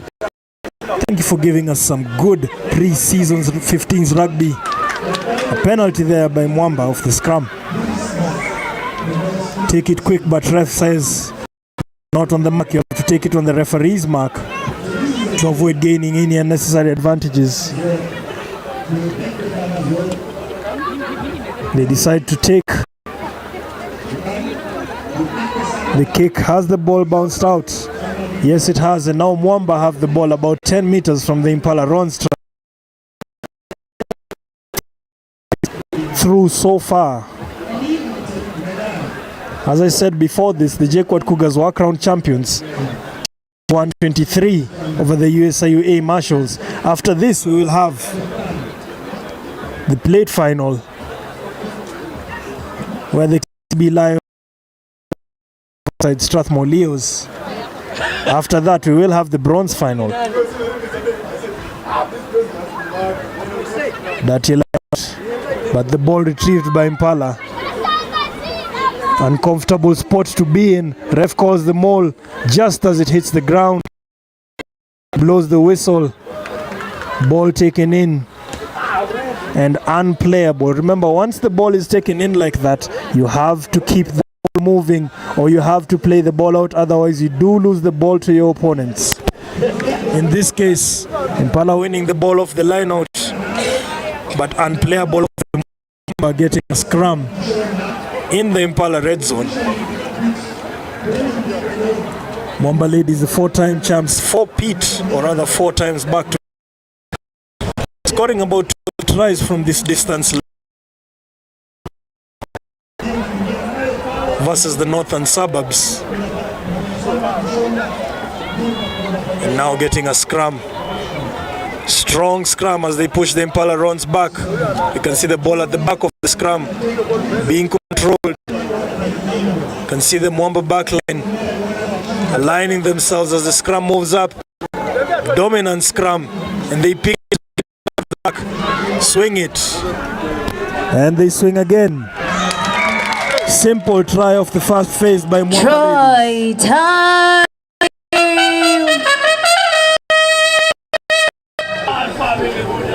Mwamba RC ladies with the second try in the first half of this game, and that widens the lead at 10. Impala 3. Mwamba going over the line of the first phase of the scrum, putting the score at 10.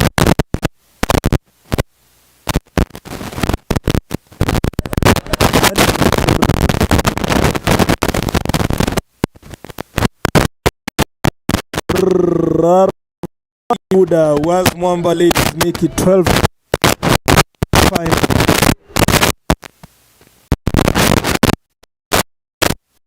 Conversions for RC ladies on the well.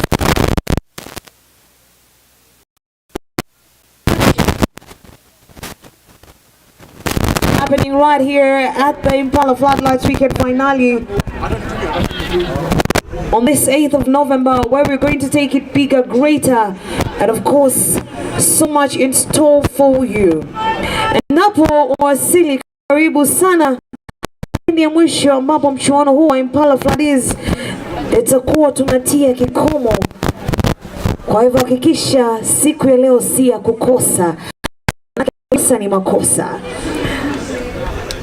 Remember, you can also go on our social media platforms, #Impala FloodLit 42nd edition. You can take a photo or video of the feel of everything today. The 42nd edition of the Impala FloodLit has been brought to you courtesy of SGS Security, Carry, Cambridge, South African Airways, the Kenya Rugby Union, Safaricom, Tico Hub official ticketing partner, Capital FM, Tisini, Coca-Cola official hydrating partner. The penalty to Impala of the kickoff. Galaxy, and of course Safaricom. Mr. Juma opting to go to the line with them. Remember, 2 penalties missed already, but 1 scored, giving them the 3 points. But now they trail by 9. Mwamba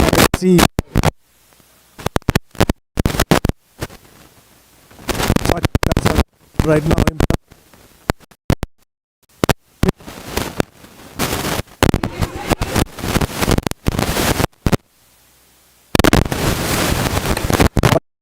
With conversion, Impala see with the penalty. This is the Impala FloodLit 25 women's. If you are joining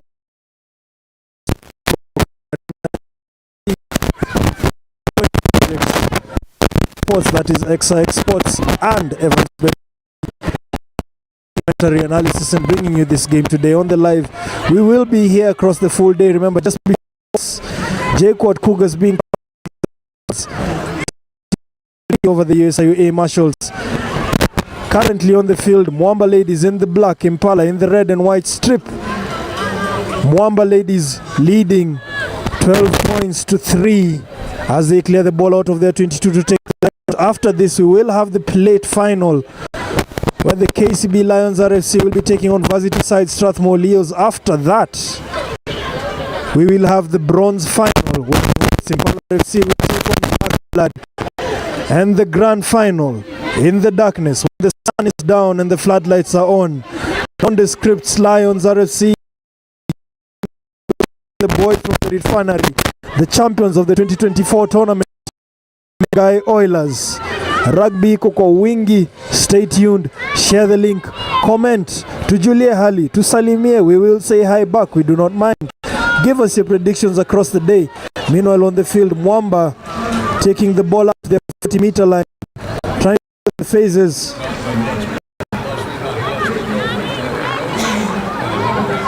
Hard carries, as we can see. Referee calling the advantage to Mwamba there. In the second line, trying to get the ball in space. Trying to hold up. Referee seeing no advantage. Takes pretty much on the same line for a high tackle by Impala RFC. What will Mwamba do with this one?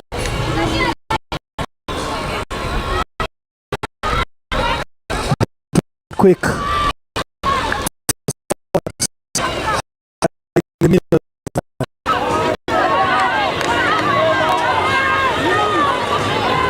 Balance track, but they still get the ball out. Second phase by the Mwamba ladies. Carry trying to get those few meters. Ball offloaded in traffic. Still keeping her feet, still pumping her feet, still taking the meters. Mwamba ladies still keeping the ball. You can see the forwards have reset. It's like hammering a wall, slowly hitting one. Quick hands and they sting the line again. A tackle by defense. Impala defense trying to maintain some discipline. The 4-time champs showing the phase play, shifting the ball amongst the forwards, taking in the meters. It's all that counts. Remember, evasion and evasion, evasion and invasion sport. Sorry, Kizungu, invading the territory while evading the defense. Phase after phase. trying to snipe off the edge.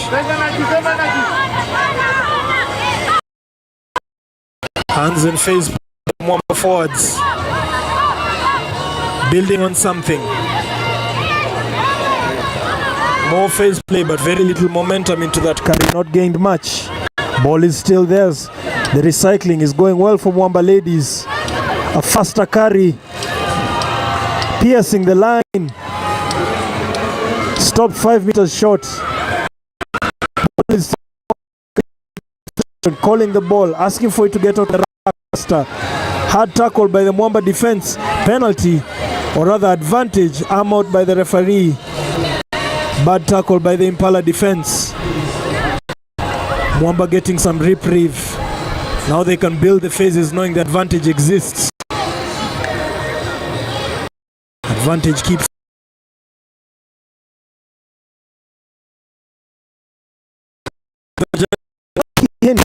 that I got this week. A penalty does not run out. It has to be played to its advantage line. Some of us going and going, and even if the ball goes to the other side of the field, still gets brought back. You had that right. Advantage in the 22. Once you can't punch to play until the advantage is gained. If not, the referee can return you back to the mark, as has been done here. Taking the scrum. Current scores: Mwamba 12. Mwamba Impala Kumbuka, share the link, finya like, finya subscribe. Show us how you feel. Comment and commentate on what you expect to happen. Prediction coming up across the day, and still have rugby coming for you. Karibu sana, karibu sana. Meanwhile, Mwamba ladies dominating that scrum just as they did in the previous one, shifting the ball out wide. Can they do that same play again? Yes, they have. First phase try just as they scored the previous try. Try time. Melin Kaveri with the second try. Is Mwamba RC 17, Impala Rowan's 3. Mwamba making it 3 so far. Remember, this is the ladies' finale in the weekend finale of the 42nd edition for the Impala FloodLits. Elin Kaveri is still going for that conversion for Mwamba RC.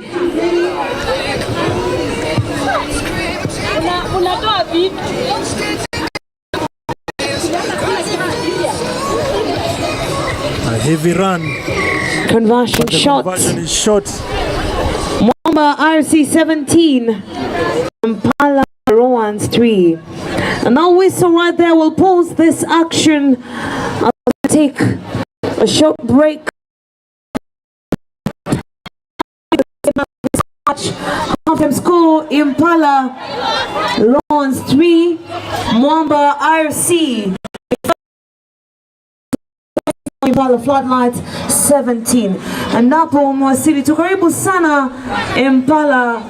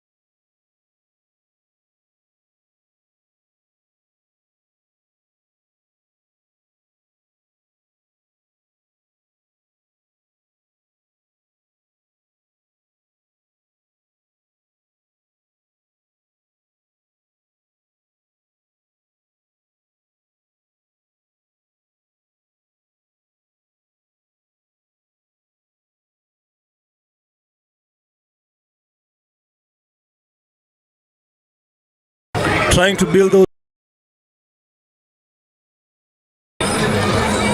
that have given them a try, or rather given them multiple tries so far. With 3 minutes into the second half. Some hard defense by the Impala Rons. Referee bringing it back. Back 10. Saying they were offside. Mwamba opting to play the scrum of that penalty. Remember, they have already scored 2 tries off of penalties in the first half. One as they run it quick and put the ball out wide. Another one similar to this. A scrum within Impala's 22. Can they score a third try off of this set piece?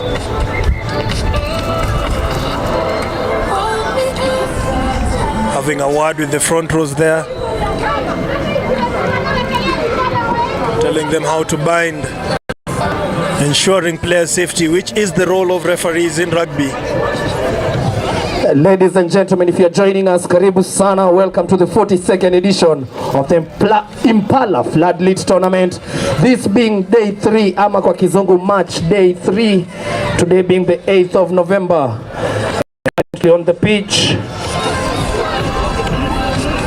Mwamba RFC taking on the host Impala.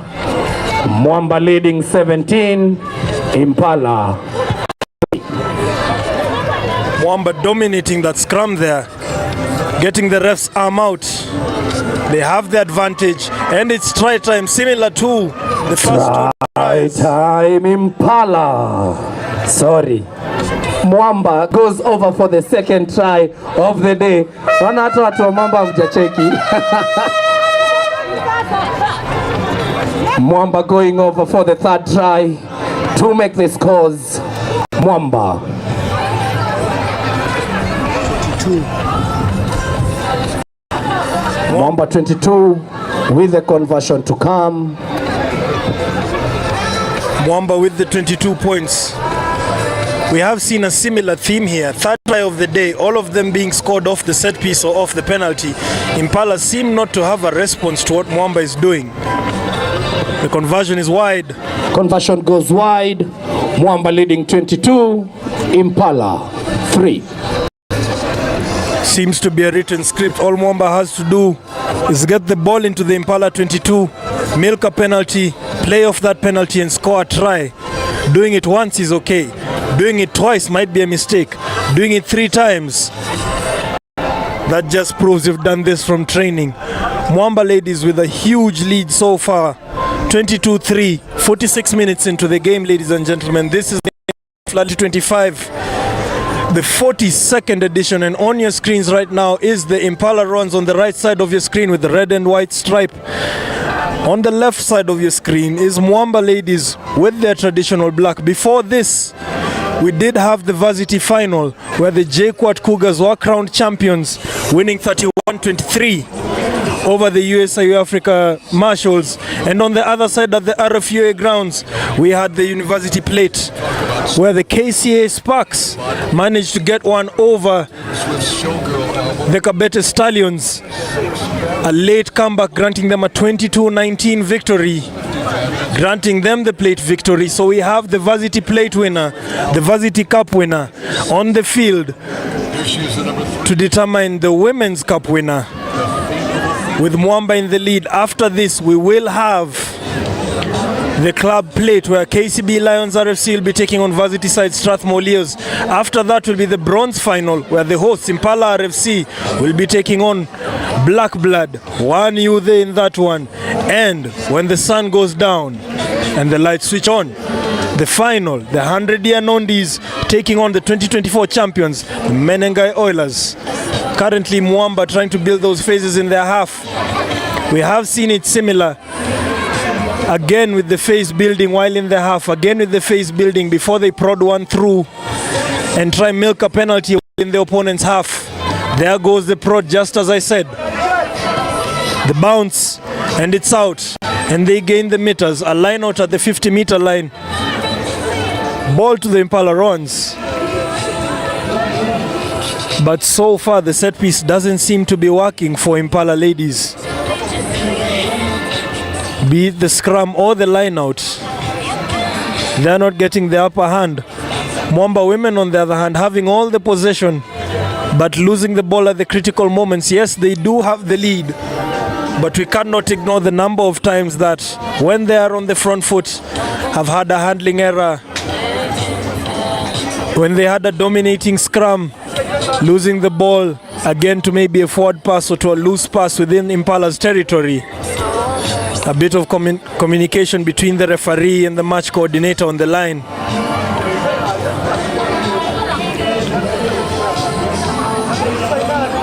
If you're just streaming in, this is the ladies finale on the weekend finale of the Floodlight 42nd edition. Karibuni sana wapenzi wa mchezo huu wa raga, ikiwa ni weekend ya mwisho ambapo tutakuwa tunaitamatisha mchuano huu. Mambo leo itakuwa kubwa zaidi, alafu nasema huwa ni tamu ukiwa ndani, huwa inakuwa tamu zaidi ukiwa ndani, lakini ndani wa kumbuka mambo tutakuwa tunafanya hapa tu ndani ya Impala Club. Right now, women's finale, Mwamba RC battling it Impala, and of course right there the defending champions Mwamba RC at 22, Impala at 3. Hapa ndo tunasema what right now the JKUAT takes the lead against USIU, and right after this will be moving directly into the club category, where Strathmore Leaders will be running it out with that has garnered this title for over 9 times. Karibuni sana mchuano huu wa 42 ndani ya Impala Club. I will be your currency for me. My name is Sullivan Deke. Happening right now, Mwamba RC taking it on with Impala Roans. A bit of a discussion on the touchline with the referee and the players. I think they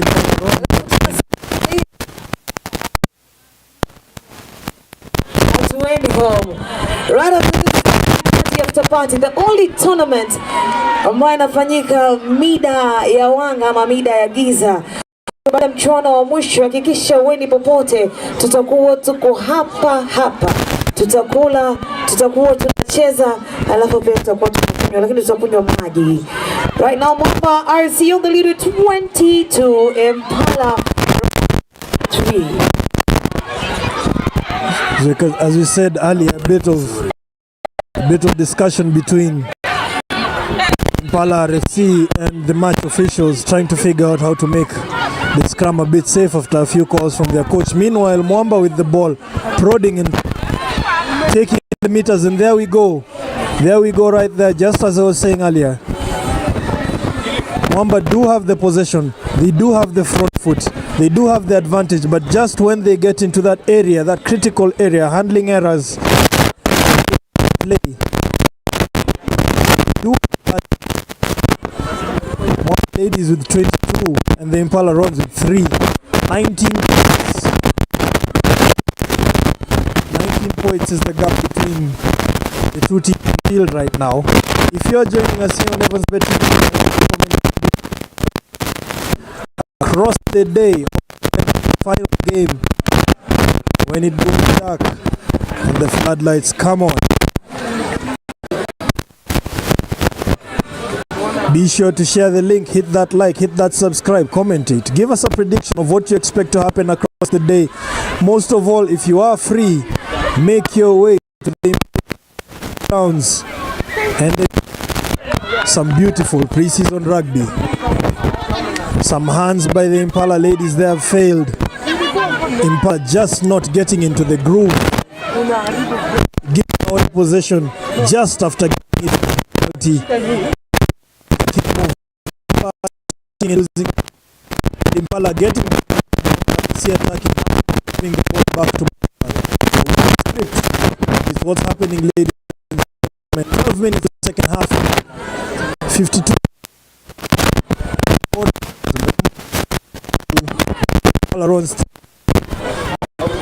This championship 123 over the USA match. Road as it is within the red zone. Insist on the wing. Ref says advantage not gained. Calls for offside by the Impala defense. We can see that discipline costing Impala so far. That discipline causing that 19-point gap. We can see where it started. This to the first half, running it quick off a penalty, building the face just like so. And the first carry distributed across the front row. Mwamba retaining possession. Oh, turnover by the Impala Roans. Can they get it out of their danger zone? They set a rack. And it's kicked out. Ball is still in. Perfectly fielded by Mwamba's back three. And can they attack? They try hit the gap, spreading the ball, trying to take it wide. A dummy opening the gap between the defense. A good tackle. Can the Impala defense realign? Can the Mwamba attack? Set the pods. You can see their forwards linking up, trying to make sure that there are no gaps when they get the ball. Another hard carry by Mwamba ladies. About 10 meters out now. This is the boiler room, ladies and gentlemen, when the composure is needed. Swung out wide. Offloaded in traffic and retained. And try time. Try time. Mwamba RC ladies.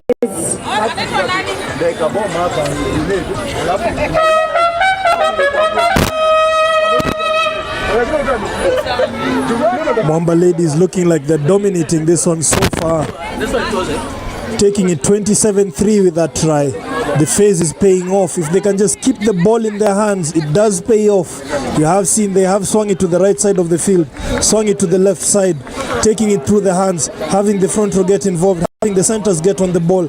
You can see the back three always eager to know when to inject into the attack line, overwhelming that Impala defense. Beautiful try by the Mwamba ladies. You know why they're the 4-peat champions. 27-3. And the conversion is short. Conversion by Kaveri not good. Mwamba RC the lead of 27. Impala Roans 3. Ladies finale, second half of the match. 5 minutes Mwamba in. ladies on the lead of 27. Impala Roans 3. Remember the 42nd edition of the Impala Floodlights has been brought to you courtesy of South African Airways, Safaricom.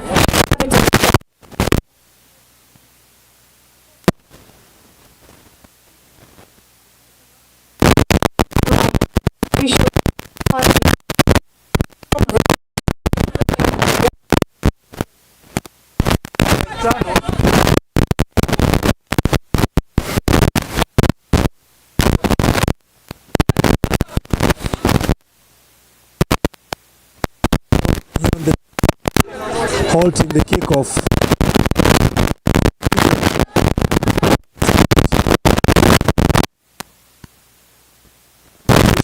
Discussion with the Impala coach. A big thank you to our sponsors for ensuring that this 42nd edition of the Impala Floodlights, which is a 3-weekend tournament, is a great one. Safaricom, South African Airways, Capital FM, Farmbridge, our outdoor advertising partner, Coca-Cola, our official Ticini, our official transport partner, SGS Security, Tico Hub, the official ticketing solutions partner, and the Kenya Rugby Union.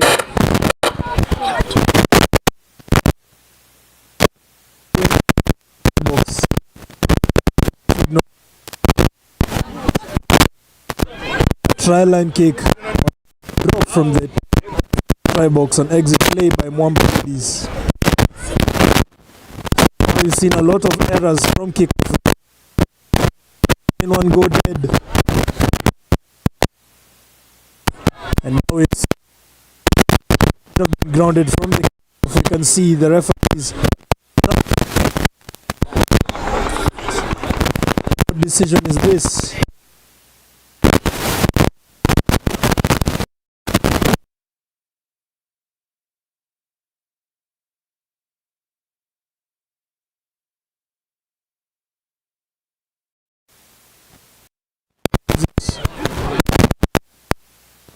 On bright, solid carry.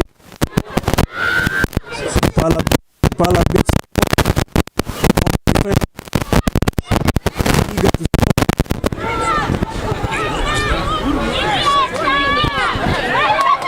And they pierce the line. Try time by Impala, giving Mwamba a bit of taste of their own medicine. Score. Try time. Impala wants the first try, second half of the match. Mr. Juma, after giving the point,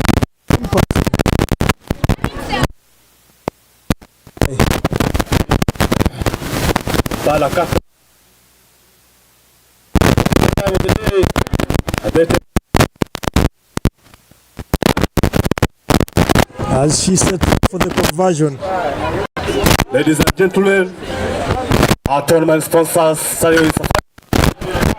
South African Airways, Capital FM, Cambridge, Outdoor Other Partner, Coca-Cola, Sydney, Galaxy Shuttle, our official transport partner, Live Eye, SJ Security Group, Tico Hub, our official ticketing solutions partner, and finally Kenya Rugby Union. And the kick is short.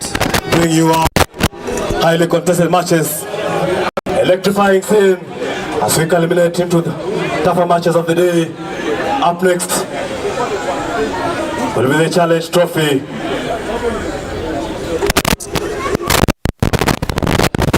Red scores Mwamba 27. Final. Conversion right there by Esther Juma, not good. Impala 8. Impala runs at 8. Mwamba RC Ladies 27. Live action in the second half of the match. And this is the only 15th tournament in the country that you get to enjoy it right under the floodlights. Weekend finale, women's final. Impala runs 8. Mwamba RC Ladies 27. Impala RFC getting a penalty there within their 22. Remember, Karis was Mwamba Ladies 27, Impala RFC 8 after that try by Esther Juma. Same Esther Juma that's about to kick this penalty off. A linchpin for the Impala runs so far. Being crucial last week, being crucial this week. But when it comes to taking on the 4-time champs, you need to be more than crucial, and the rest of the team also has to be in sync. Mwamba with the ball, striking again as they have before. Phase after phase. Swinging the ball wide, trying to get into space. And they do, taking up the meters. Some desperate defense there. Ref making sure that the defense line is onside. A solid high five there, offloaded in traffic. Seems Mwamba have retained that ball.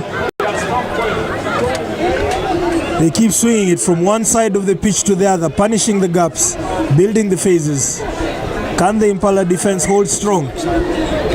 Handling error there by Mwamba, and I have mentioned it a couple of times. That's just what's slowing it down for Mwamba. They are in the lead, they do have the momentum. Ball in their hands, everything going their way, but the handling error, the odd bad pass, that's what's slowing them down. Not that it has much of an effect. 19 points, the gap between the Mwamba Ladies and the Impala Ladies. If you're joining us right now, Impala runs in the classic Impala red and white, Mwamba Ladies in their classic all black. This is the Impala FloodLit 2025 final, women's final. Before this, we did have the varsity final, which crowned JKUAT Cougars as champions. It seems we're having uncontested scrums from this point. If I was an Impala Ladies player, I would be taking a sigh of relief because of that. They were suffering under the scrums in the first half. To have them uncontested But then they kick away possession, and here come Mwamba again. And she runs the ball into traffic high. The ref calls them all. And collapsing. Impala take it quick. There she goes. As has been the hero so far. Esther again with the ball. Well, ripped off of her hands. Turnover by Mwamba. And they play off the rack. Can Mwamba build their phases again? Take up those meters that they lost from that penalty. A high five and a solid carry. You can see the Mwamba forwards reset out wide. Hands in traffic, retaining control of the ball. A hard carry. Loose ball there, but retained. Ref says it went back. There goes Mwamba playing it on the wing. We are seeing that theme. Mwamba ladies playing from one side of the pitch to the other side of the pitch, connecting it with phases. Carries it straight into contact, but definitely stronger than the first tackler. Needing a bit of help. Another phase by Mwamba ladies, punishing the gap. Poor tackle, swinging her around, giving her the meters. A negative tackle, you could call it. Mwamba ladies in the boiler room, about 5 meters out. Can they capitalize? A carry through the line. Too easy off the rack. Waltz it in. Time. Mwamba RC.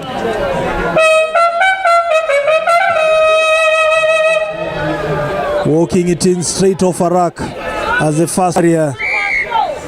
And the conversion is good. That try by Maureen Chibet from Mwamba RC. A very with a successful conversion right there. And that widens that scoreboard. Mwamba RC 32. Impala Roars 8. Second of this match, women's finale. At the Impala Club. On the second edition of the Impala FloodLit. Defending champions, Mwamba RC ladies 32. Impala Roars. It's a bet with the try. It's in very easy off a rack. Impala defense.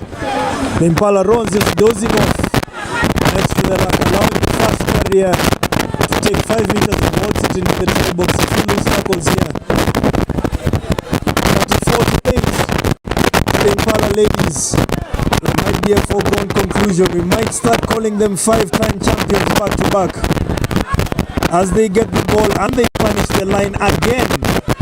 Impala looking under siege, making some desperate tackles, getting the ball from their kickoff and already just 5 meters back to the 50-meter line. Mwamba ladies dominating the game so far, dominating the set pieces so far to the point of uncontested set pieces.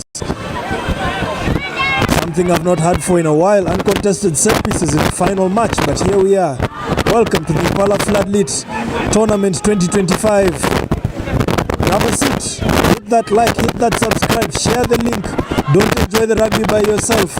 Una Mpesa Number hapo, cheza kama wewe.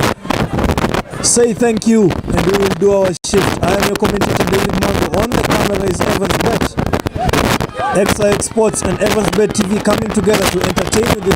Rugby kwa wingi, and they get it. Is 50-22.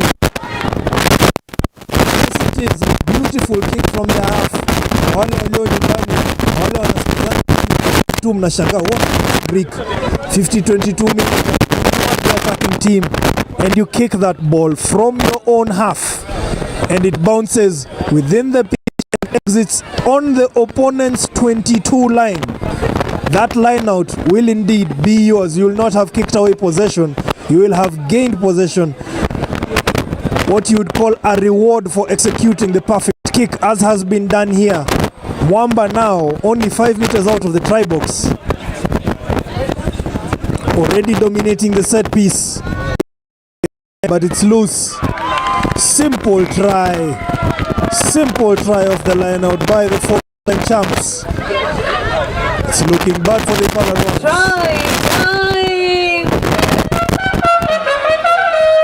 The try is by Brenda. Right after that line out in favor of Mwamba RC. Brenda Livoy drops the ball.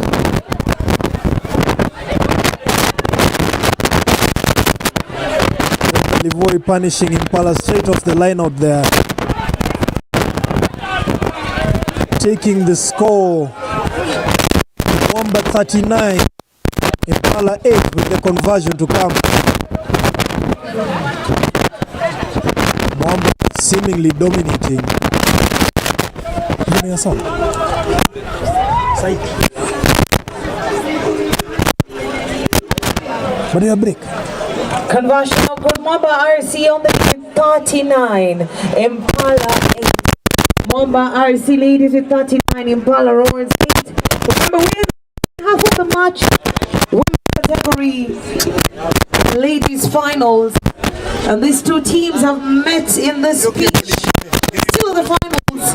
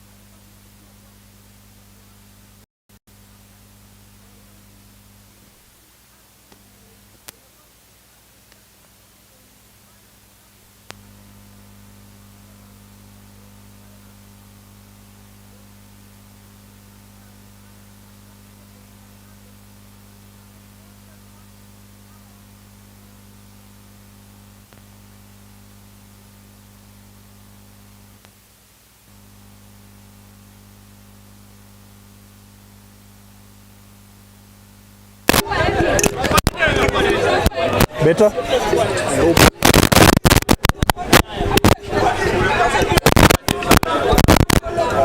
Also, remember, ladies and gentlemen, you can win big with Safaricom. Shangwe at 25. Buy any bundle, pay with Mpesa, or use your bonga points and stand a chance to win up to 1 million Kenya shillings. Remember, win big with Safaricom. Safaricom celebrate. Hey. Urima itanimaliza. Shangwe at 25. Buy any bundle, pay with Mpesa, or use your bonga points and stand a chance to win shillings 1 million. Current scores, ladies and gentlemen: Mwamba 39, Impala runs with 8. As Impala get the ball and take up the meters from a scrum. Earlier, before that, was a handling error leading to that scrum by the Mwamba ladies. As the referee brings them back to a handling error by the Impala ladies. Impala ladies just not getting it going. 72 minutes in. Also, this is a hype call to all the Impala FloodLit fans. The Impala Club would want to hear from you. Scan one of the QR codes you see around. Rehash. Tell us what you think about this year's Floodies experience. In your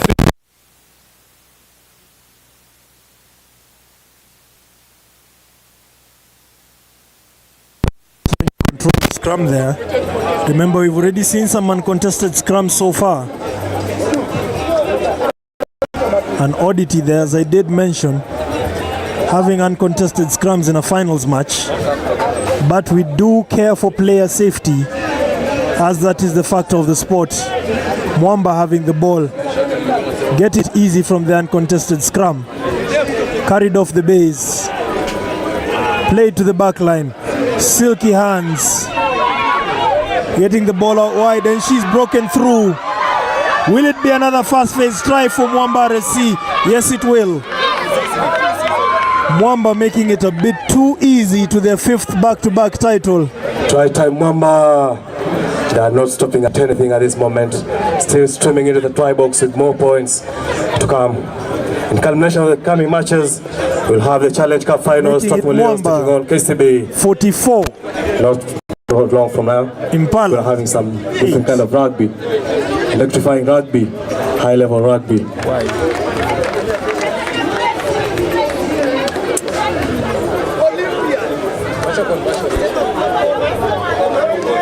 Mwamba making it 44-3 with 2 points to go.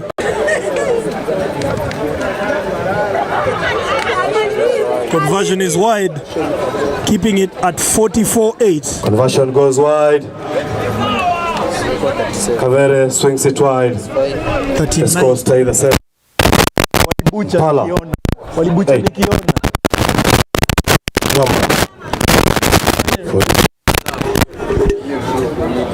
Ndo alifanya week 1 game ya USIU na Daystar. Wakasahau correct. Alafu wakakuja hapa kupigana. The MC themselves are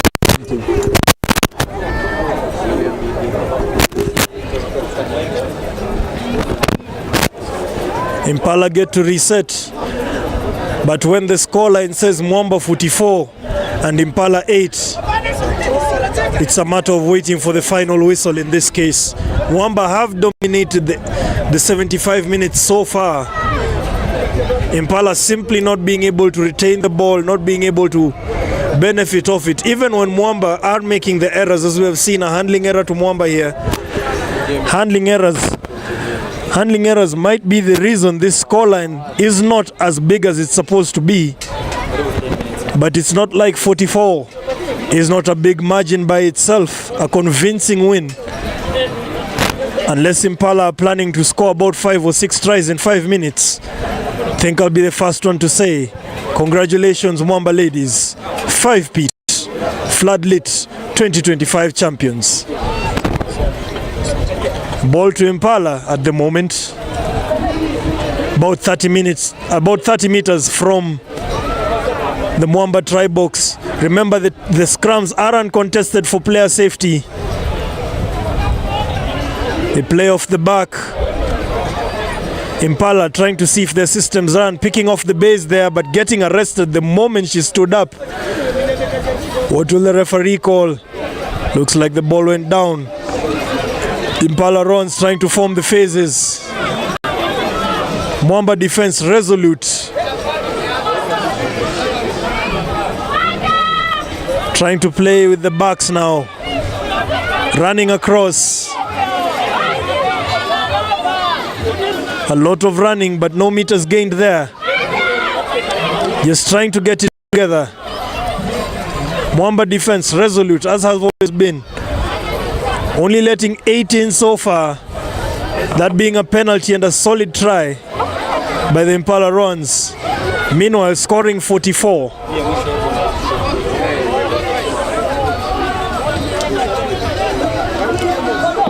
You can see them trying to recycle the ball, trying to get something more than 8 points on the scoreboard before the game is over. Referee's arm is up. An advantage to the Impala runs. Just out of the 22. Trying to bash into the defense line. Carry after carry. A missed pass there.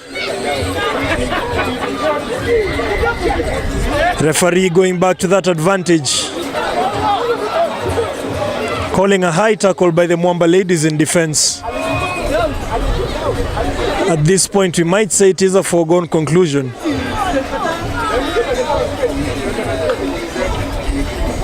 Esther Juma, as she has been critical for Impala the whole time, scoring all of the 8 points, asking to take the 3 In the big picture, think the 3 points at this point won't really make a difference. Just saving the blushes. Mwamba have dominated this fixture so far. Remember, just before this, we have the varsity final with the JKUAT Cougars getting one over the USIU Marshals. Esther Juma here lining it up, takes it and gets it through, saving her team from the blushes, giving Impala 11 points to Mwamba's 44. Must be daunting being in that Impala kit right now. Having your opponent have scored 4 times the number of points you guys have scored. The mental power comes to play. Your ability to say that it's not over until it's over. A unique characteristic of rugby players. As the ball is reset, the halfway line with Mwamba kicking it. They take it low, but they take it deep. Impala failing to field it. And clearing the ball, but not going straight out. Loose hands. But it was chased. Mwamba retained it. A nice fend keeping possession. Can see Mwamba attackers trying to realign themselves. Already in the Impala half. A high tackle there, having the referee's arm out. Another phase. Mwamba have been doing this from the first minute, phase after phase. Just the handling errors killing them, but they have benefited off of playing this way. Impala seem not to have a response to this style of play.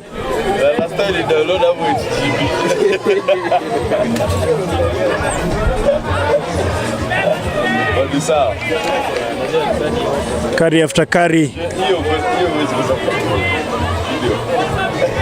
Mwamba now going back to the penalty by the referee.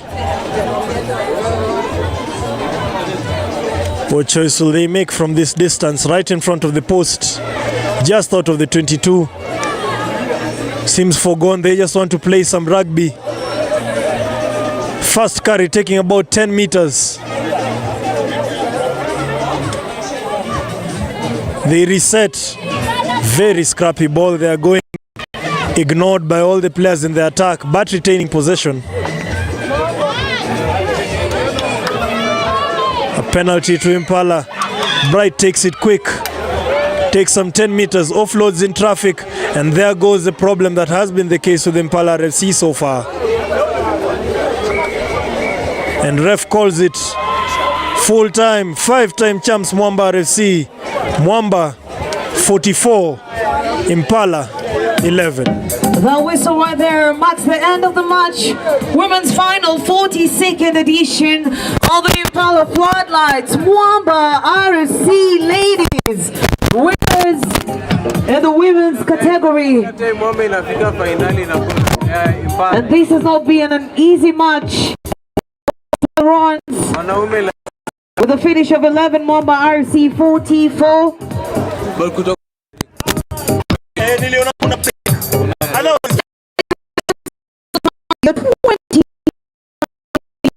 All the Impala FloodLits.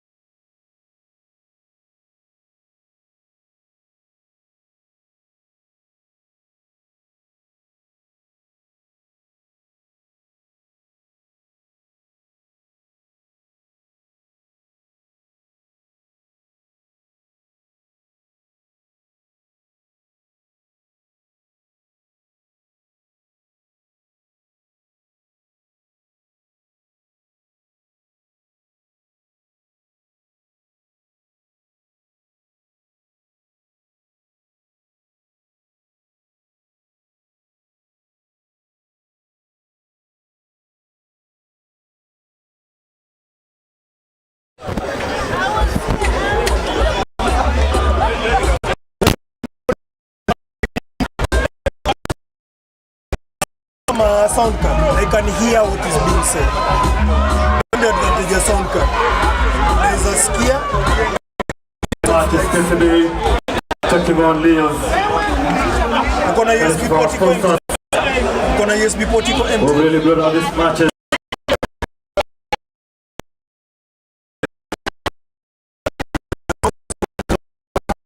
Exciting match. Carries of our sponsor, South Africa Airways, Capital FM, Farmbridge, outdoor advertising partner officially, Coca-Cola, Tessini, Galaxy Shuttle, our official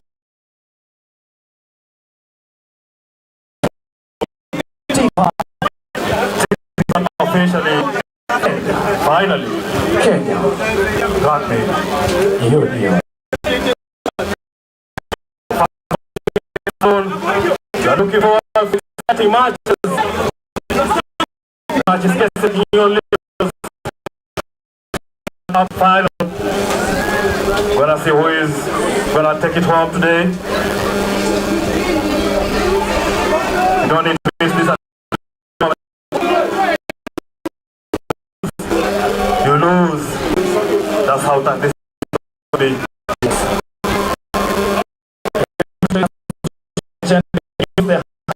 That is 25, tag at Impala rugby. Also tag is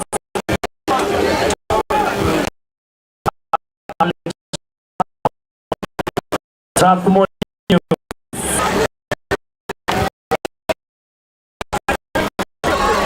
taking on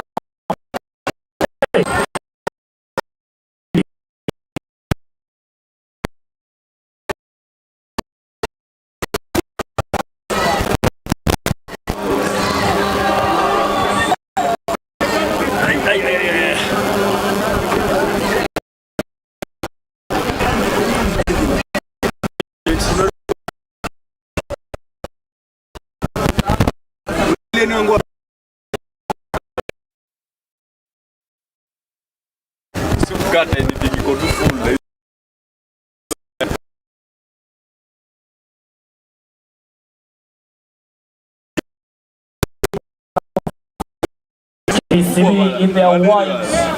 Camera yangu.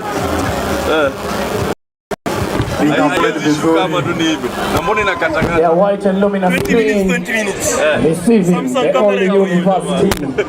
Strathmore in their blue regalia. Ladies and gentlemen, countdown.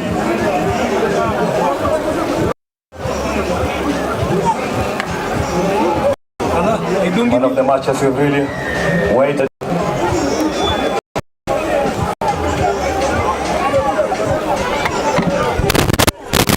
And ladies and gentlemen, we are off.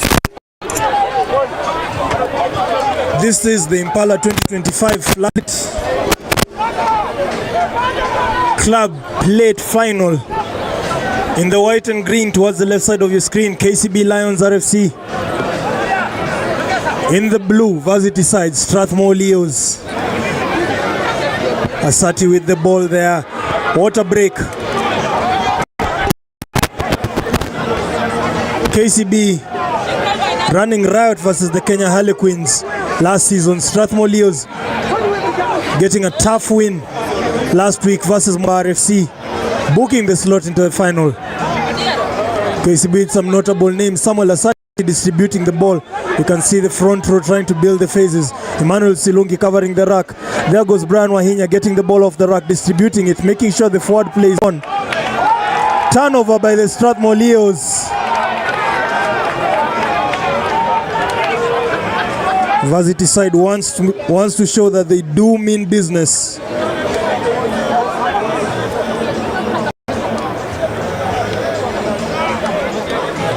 Arnold Muita kicking towards the line to get the line out.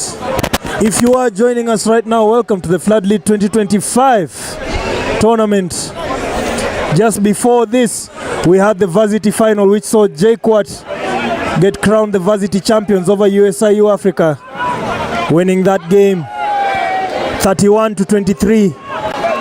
After that, We had the women's final where Mwamba women made it 5 in a row, winning it 44-11 over the Impala Rons. And now we have the plate finalists at the club level. KCB stumbling in the first week. Strathmore Leos also stumbling in the first week. Meeting in this final. Some big names on that field. For the Strathmore Leos, Raymond Chacha, Dennis Tubey, Jack Angawa. That will be their front row. Very solid front row by the Varsity boys. At lock they have Jaden Oyer and Thomas Opio, sorry. Under 20 players, Stanislas Shikoli, Dennis Mbela, and Wafola, also known as Uncle Waffles, will be in the back row for them. At number 9, we will have Chipu International Brian Mwendwa at halfback duties at 10, alongside Arnold Muita, some experience over there. With Safaricom as they celebrate 25 years. Morgan Ochel and Elton Amalemba will be at center. Buy any bundle, pay with Mpesa, use longer points, and stand a chance to win. Collins Maina, 1 million. former Kenya Harlequin, Amon Omalwa, and Nahashon Mwangemi will seal the back three for them. We can see Strathmore at the 10-meter line. Ball to Amon Omalwa. He raises it up. KRU or dial star. Samuel Asati communicating with his winger to get the ball there. Give us your feedback and help us make FloodLit tournament a better tournament for the fans. The players, Kevin Wekesa playing at 14. Sponsors in general. The former Zitek Oak now on the wing for the KCB Lions. You don't dare miss this one. Asati linking it up with Patrick Ouko on the carry. You snooze, you lose. Asati again linking up with Brian Wahinya. We have Fidel Maina trying to join the run. Samuel Asati moving the ball from one side of the wing to the other. Vincent Onyala making the hard carry. Can they keep the ball? What's the referee's call on that? A penalty to Strathmore, tackler not releasing. Some big names also for the KCB Lions RFC. As I mentioned, Patrick Oak being the first pro, Fidel Maina as the lock, Eric Mihes number 3. At lock we'll have Emmanuel Sinlungi and John Aswani. In the back row we have the towering Andy Kolomolo, Jojo Oro, the Kenya Shujaa, and Felso Joe, fresh off 4 tries last weekend. Samuel Asat will be dominating the halfback play. At 10 we've had a quick swap. Steven Onsumba goes to the bench. Mahinya starts. Dominic Sunday will be at 11. Tyson Maina, the reliable 12. Mwenye Rugby Vincent Onyala co-captaining at 13. And Kevin Wekesa, the former Zitek Oak, at 14. As we get this line out, he turns and he drives. Will Aswani make it? Held up, calls the ref. Let us note that Davis Nyaundi will be at 15 for the KCB Bank Lions.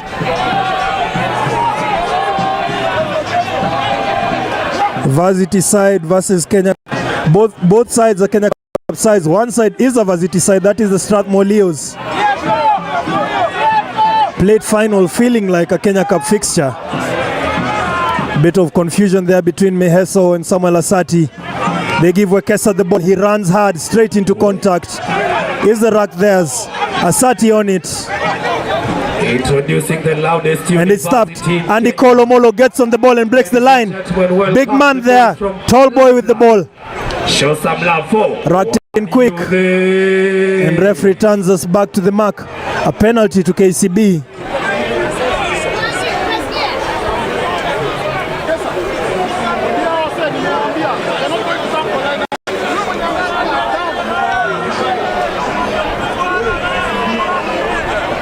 And the referee having a discussion with Vincent Onyala there on the options that are available. Brian Wahinya is taking the 3. Let's see the combinations. It's a tight match. You don't dare lose. You don't dare. A good kick, giving KCB a line out at the 22-meter line. It's been a fantastic kick so far. KCB stumbling to the Menengai Oilers in week 1.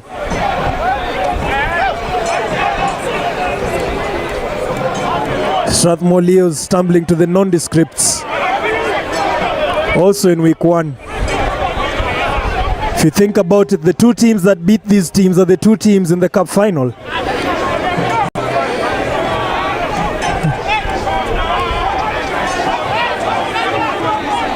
Fidel taking in the meters, Asati distributing. Hard carry by George Oro over to the wing. We can see the forward set up. Solid carry right there by Miheso. Asati eyeing the opposition, looking for the gap. Andy Kolomolo and that custom 31 jersey gives it to Wahinya. Wahinya looking for the space. Prods tapped by Arnold Muita, and referee calls it back offside by the Strathmore Leos on defense. It would have punished them. If you can hear the drums from afar, those are the 1U, the black blood making it to the grounds. If you're still at home, there's still lots of rugby going on. As I was saying, before this, there was the varsity plate, which KCA Sparks won over the Kabete Stallions 22-19. Just after that was the varsity final, crowning the JKUAT Cougars champions of the varsity division, winning 31-23 over the USIU Marshals. Just after that was the women's final, where the Mwamba ladies were taking on the Impala Rons. Mwamba getting 44-11, getting a sure win over the Impala Rons. And now in the plate final, KCB in the white and green towards the left side of your screen, dominating that scrum, versus the Strathmore Leos in the blue. Current scores: KCB 0. Correction as Tyson Maina goes over. Quick try, first phase off the scrum. Across the line for the first time this afternoon. Tyson Maina, former Menengai Oiler, former Kenya under 20, 5. crashing the ball straight off the scrum, putting it at KCB 5, Strathmore Leos 0 with a conversion to come. Brian Wahinya with the kicking duties. Bit of sleepy defense of the scrum there by the Strathmore Leos. To have the ball picked off the back of the scrum, straight off the first phase. Something to say about your back rowers. Something to say about the communication of your number 9. But the game is 80 minutes long, and that is just the first try. Brian Wahinya eyeing it.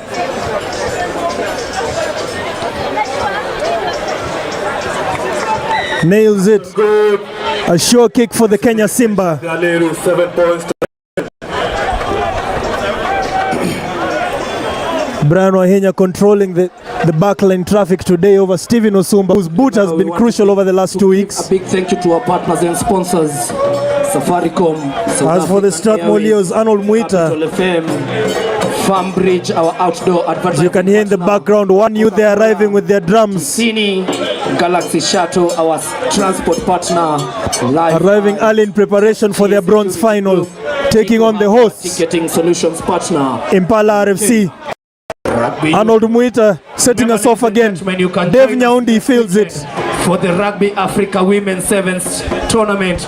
Simple rack, about 30 meters off the line. Samuel Asati shifts the ball far to Tyson Maina. Tyson Maina with the run. Tyson Maina taking up the meters, puts it on the line. Dominic Sunday Lionesses holds it. KCB resetting. You can see the Strathmore players trying to get onside. Brian played on the second line. Fidel plays the second line. Eric Miheso breaks it. Miheso with the run. Big man with a big fend into the Strathmore 22. Samuel Asati giving it to Vincent Onyala. Wahinya. George fighting and spinning. The second phase. There we go. Fidel with the carry. And another rack. KCB building the phases. Mwenye Rugby. Vincent Onyala picks it up. What's the ref's call there? Try time. Vincent Onyala. Phase after phase. Strathmore looking shell-shocked so far. It gets a bit hard when you have to backpedal and the opponents are carrying the ball. One more time. They go over the try line. First 2 minutes of the game. If you're joining us, this is the 11th minute so far. You can't ride them off. The Leos can still come back. The KCB Lions RFC Vincent Onyala making it 12-0 to the KCB Lions RFC. Strathmore Leos 0.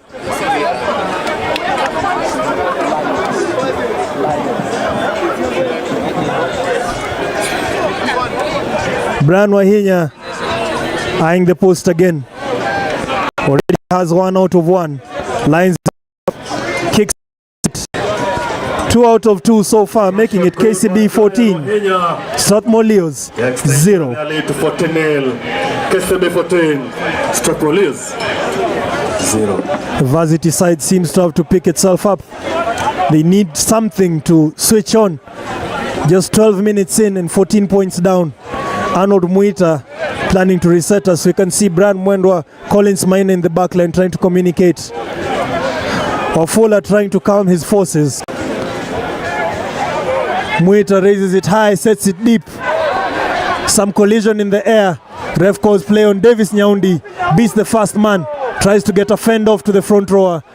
Not so successful. Rack is a bit unstable. Samuel Asati getting it to the back line with Patrick. Wahinya shifts it outside. Andy Cole shifts it wide. Dominic Sunday with the space on the wing. Next phase as they have done. There we go. Patrick Oko getting it out again. Fiddle pumping his feet. Asati always next man on the rack. Andy Kolomolo, big runner, hard runner, big boy, making sure the defense regrets it. The Strathmore Leos defense getting that turnover. Ref calls tackler, ball not released by the attacker. As we said, as we have been saying earlier during the day, if you are a tackler, if you're the person attacking with the ball, you're supposed to release the ball once you're on the ground. If you do not release the ball and allow fair contest, that's what the ref calls. He calls the attacker not releasing the ball, and that counts as a turnover. Strathmore getting that penalty, going to the line. A line out about 23 meters away from the KCB try box. 14-0 so far to the KCB. What will the ref call there? Trying to marshal control of the line out. Strathmore, and they lose that line out. It's just not working out for Strathmore so far. And they get the ball back. Referee goes back to the knock on by Strathmore. Ball to KCB.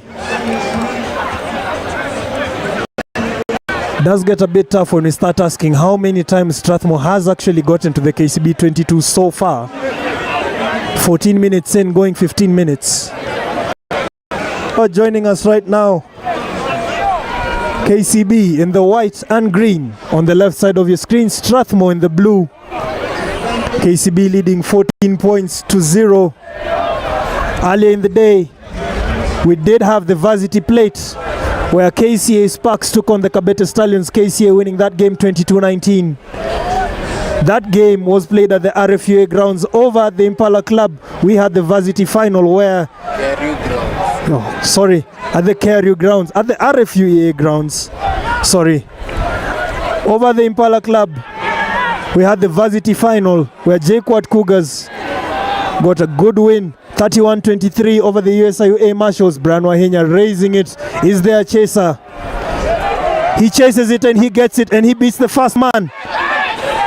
On the rack, Strathmore players trying to get back on side. Bramwell Kilwake distributing it real quick. Samuel Asati giving it to Wahinya. Meheso with it, beating the first man, taking up a meter. Hands up to the referee. Referee calls it. And what's that decision there?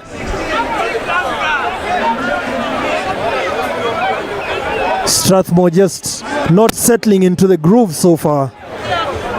Giving away penalties. Already conceded 2 tries. Brian Wahinya with a beautiful kick. Setting up KCB just 5 meters away from the try box with the line out. You can see the communication between Wekesa and his medic. Bit of motivation here and there. Nyaundi stepping out wide. You can see that combination of Tyson Maina and Vincent Onyala as centers. Meanwhile, on the Strathmore side, we can see Wafula not in the line out, ready to defend the maul that might form. Is it forming? And it's a breakthrough. The maul was not formed. KCB in the red zone again. Referee trying to keep an eagle eye for the offload.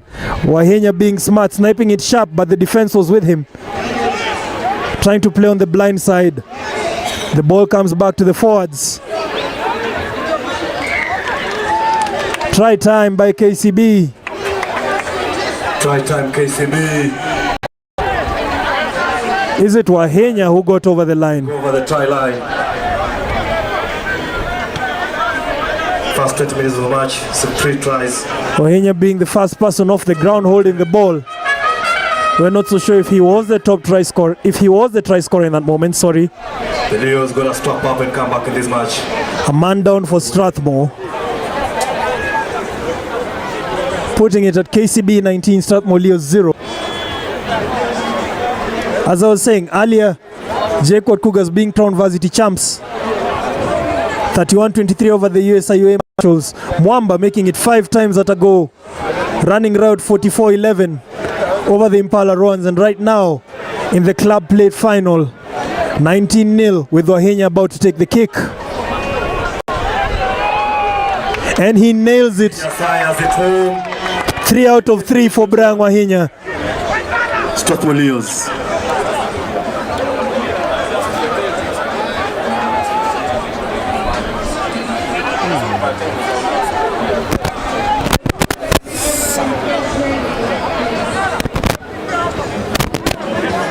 $21 points to 0 so far. 18 minutes in. Arnold Muita giving us another kickoff. This time raises it high but puts it close. Almost retain it. Wafula with it, but Wekesa is on top of him. Mwendo are trying to control it. Hard carry by the front row, but Miheso knows no jokes. Mwendo again giving it to Stanislas Shikoli, still running into Triko. A good idea running into a front row. Muita on the other side looking for that space, but the KCB defense is aggressive. Strathmore trying to look for some space. They're already back to the 50-meter line where they took the kickoff. Jack Angawa trying to gain the meters, not working. Amon Omalwa with it, playing the second line, but nobody wants the ball. Strathmore looking really scrappy so far. KCB piling all the weight behind the ruck, trying to get on top of it. Amon Omalwa with the classic kick and chase. We know that's his weapon. Asati drops back, feeds it to Wahenya. Wahenya giving it to Dominic Sunday. Dominic Sunday testing the opponent's shoulders. Going slightly over. Asati gives it to Sulungi. The tall lock keeps his legs going.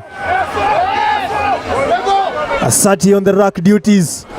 Recovered Bramwell Kilwake. Mwenye rugby Vincent Onyala. Dummies. Puts it back in. Tough hands. Tough hands.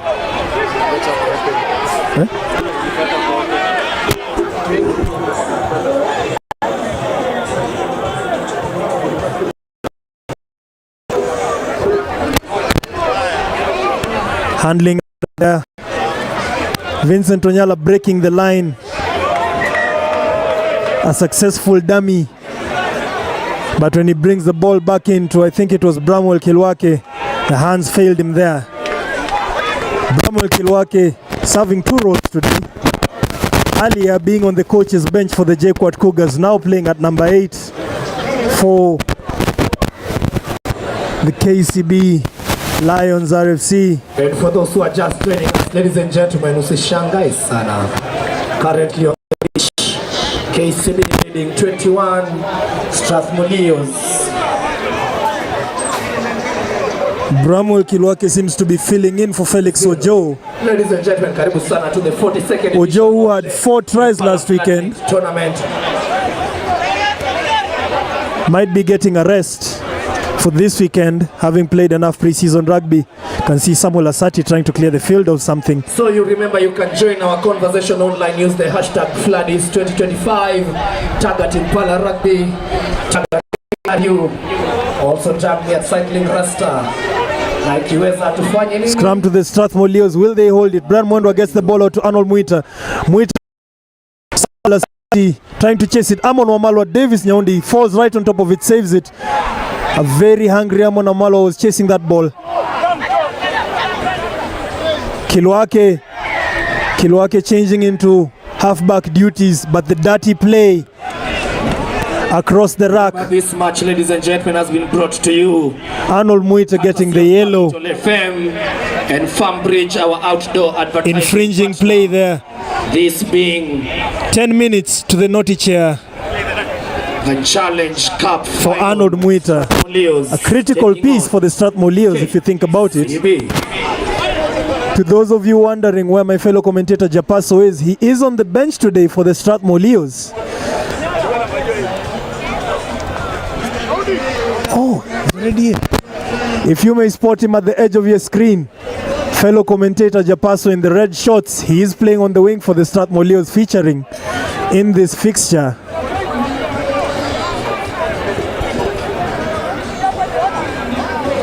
KCB getting a line out, going for the 6th ball. And there we go, that tall Silungi making that carry, taking up the meters. Patrick Oko with the carry, testing the defense again. Asati distributing as fast as he can. We can see the set of forwards. Andy Cole waiting for it right in front of him. Sharp pass to George Oro. There we go.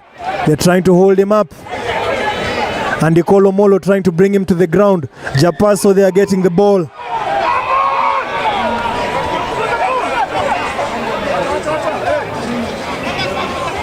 Penalty to KCB.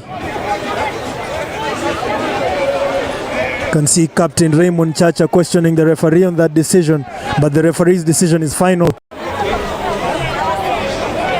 Aswani eyeing up. Quick carry. Let's remember John Aswani, a former Strathmore Leo,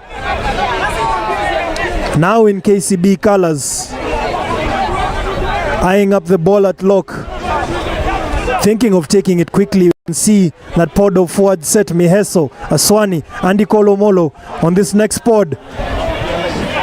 And there we go, doing a shuffle move.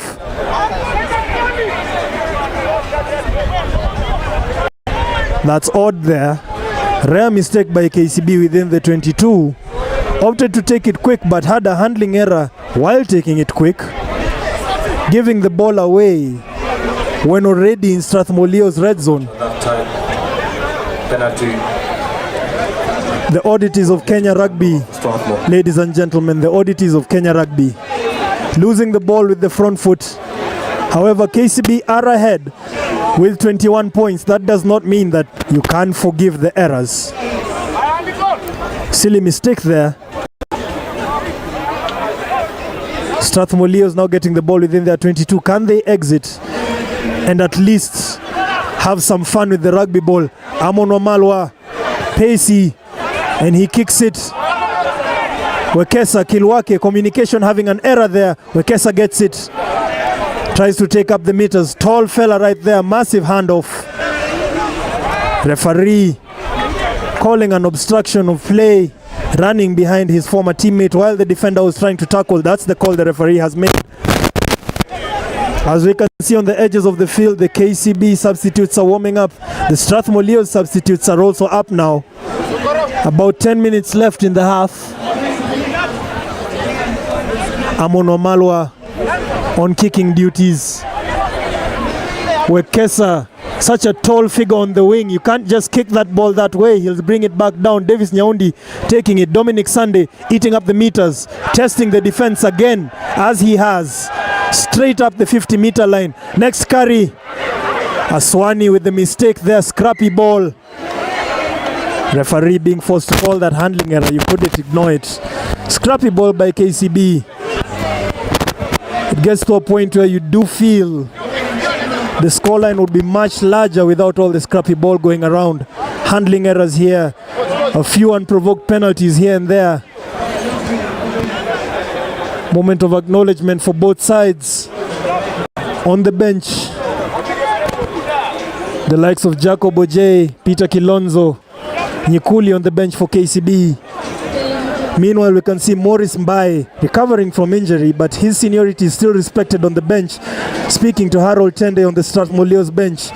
Foxy coming close to speak to Arnold Muita, giving him the secrets when he gets back. Elton Amalemba trying to punch the line, but ends up stopping right where the scrum was. Another carry by the Strathmore Leos. Varsity side is just trying to get their groove in. Stanislas Shikoli with another carry, but the KCB defense is hungry. Brian Mwendwa trying to give the ball to Jack Andawa, trying to get the meters in, not working. Amon Wamalwa raises it. Who's chasing it? It's Amon Wamalwa himself. Asati gets it in the air, taken down by Amon Wamalwa. The ruck is secured. Miheso shifting into halfback duties. Wahenya takes it wide. Tyson Maina kicks it through, and he is chasing. Settle back down and a step, but he's caught. Handling error there in contact. The chase line by KCB.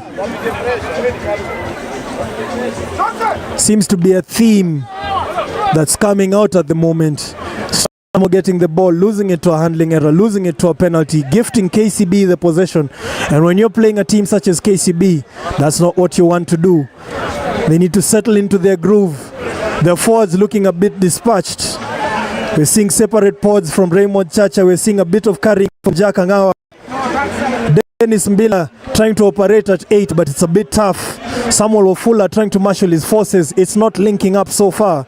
Meanwhile, on the KCB side, Samuel Asati being visible on as many racks as possible. We've seen there Eric Miheso shifting into some halfback duties, distributing the ball off the rack. That multi-play is really helping KCB so far. That center pairing, Tyson Maina punches the line on one side and Vincent Onyala waiting for the ball. We can see Davis Nyaundi controlling, Wekesa on the wing, using his speed and height to his advantage. Ladies and gentlemen, rugby ni mingi. If you're joining us right now, welcome to Evansbet TV. I'm your David Mango from XIX Sports, a joint project as we stream this game to you via Evansbet TV. Like, comment, subscribe. That Mpesa number right there facing you. Sema thanks. We will never say no as we try and get better, streaming this game live to you.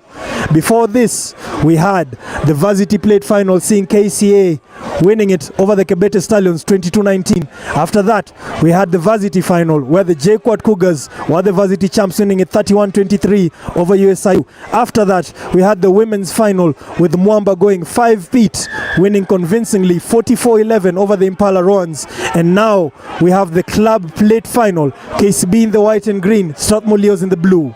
Stay tuned. After this, we will have the bronze final where the hosts Impala RFC will take on 1U the Black Blood for a chance to prove that they can still grab third place.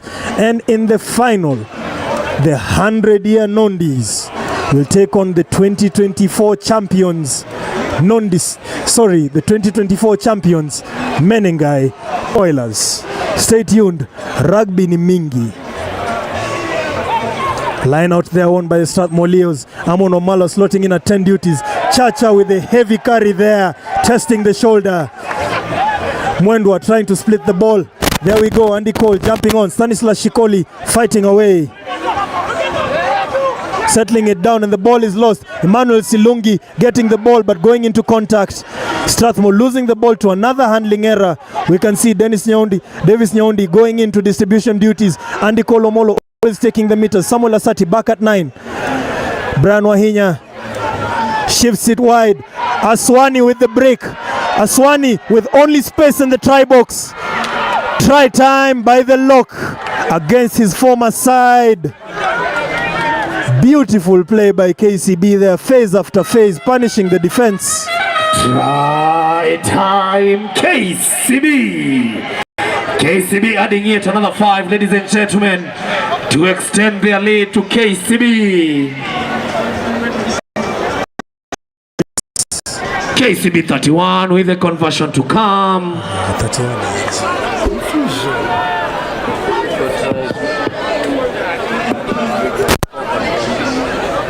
The score is KCB. Ako pale, mrekebishe. Azu.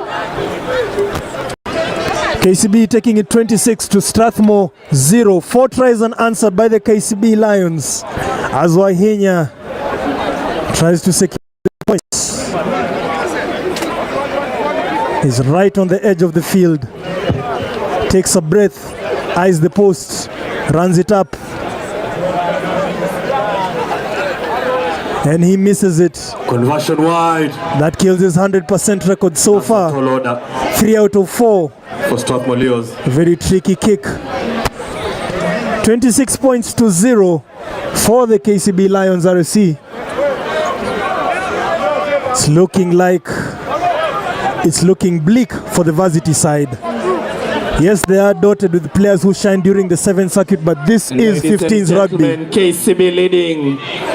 Point of correction, KCB 26. Amonomalwa raising it. Strathmore Leos. A handling error there. Handling error from the kick there. No advantage gained by the Strathmore Leos. Referee calling it back for the scrum.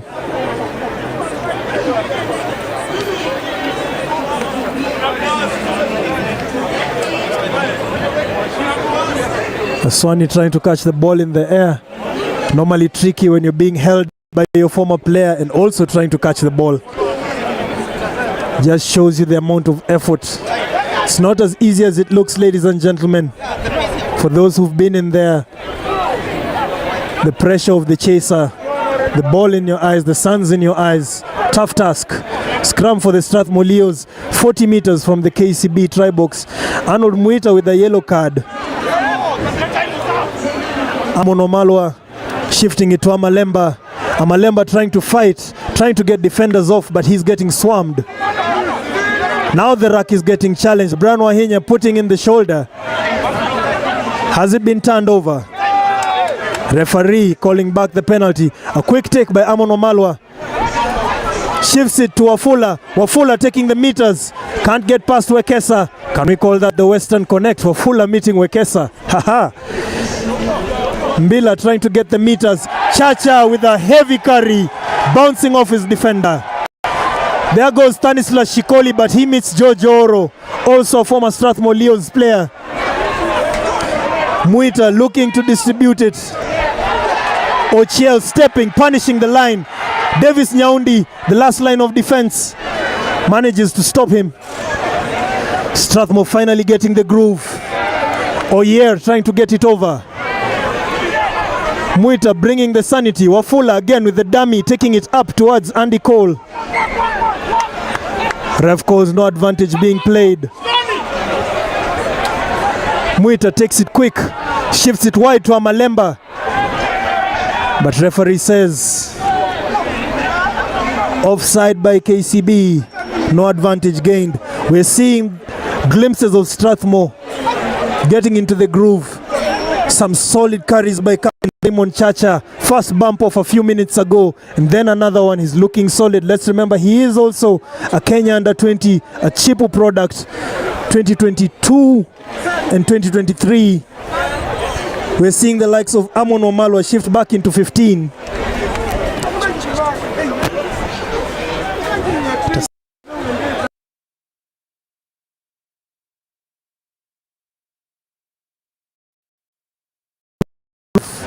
We're seeing the varsity side get into the groove. Amon Wamalwa settling back into 15 after Arnold Muita serving his 10 minutes on the bench. Arnold bringing and sorting some sanity. First carries already having Strathmore Leos in the KCB 22. Having some proper carries in the back row, taking up the meters, selling some dummies. Stanislas Shikoli taking on his former captain George Oro. Kumbuka sana. After this, we will have the third place, the bronze final hosts Impala taking on USIU, the Black Blood, and the grand final Nondis taking on last year's winners, the Menengai Oilers. The ball goes wide. Collins Maina, will he get to the try box? He breaks it, and it's a try on the corner for the Strathmore Leos. Collins Maina, straight off the training ground, straight off the scrum. The customary Strathmore celebration in the try box. Across the try line. The first points of the Match of today. KCB 26, Strathmore Leos 5. With Arnold Muita waiting to take the conversion. Collins Maina there, missing out a lot of rugby last year due to injury. Can see him have some conversation with Vincent Onyala. Line is Vincent Mwita. Very lethal winger, showing his acceleration. Once he sees the white line, he always gets past it. Arnold Mwita eyes the post. And a very warm welcome to you, lovers of rugby, on launches this great it. day. KCB. Beautiful kick by Arnold Mwita. Impala FloodLit tournaments battling it out with Strathmore Leos. Setting the scores. KCB lead. Setting the scores at KCB 26, Strathmore Leos 7. Napo mawasili ni tamu zaidi ukiwa ndani, lakini ndani wapi? Ndani ya Impala Club, where we are bringing down the curtains for the second edition of Impala FloodLit. Brian Wahenya to kick us off again. November. Sets it high, Now, this is the sets it deep. Wafula with the settle in, but Wekesa's already on top of him. Strathmore keep the ball. The ball is out, nobody's interested. This is the Challenge Cup final. KCB on the lead with 26, Strathmore Leos 7. Amon Wamalwa clearing his lines. Wahenya feels it, keeping his hands. What will the referee call there? Hard tackle. What a chase. Chase by Nahashon Mwangemi. Pressure on Brian Wahenya to knock that ball. To put up a challenge. Thriller.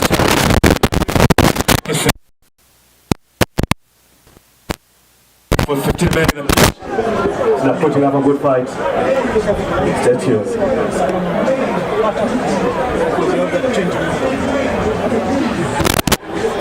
Pressure on the ball by Nahashon from Strathmore, forcing Wahenya to knock that ball. When you're on that side, the sun's in your eyes. Any high ball is a factor. Wahenya communicate with Tyson Maina on defense. On attack, Arnold Mwita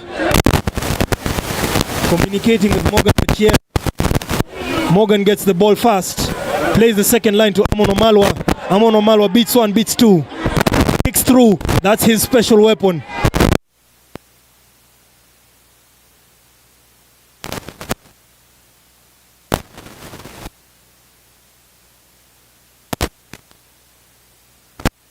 The boot.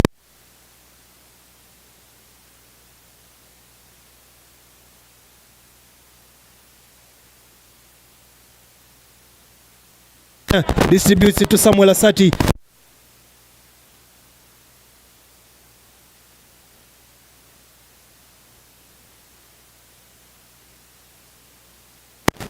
Mwita chips it over the line. Nyaundi kicks it and gets it straight into his hand. Coincidental bounce, but a good bounce regardless. Asati gets it. A box kick. Charged down by Elton Amalemba. Can he get it? Elton Amalemba catches the ball. Beautiful off the charge down.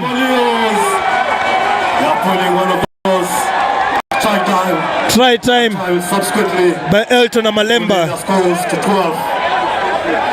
Strathmore Leos 12. KCB 26.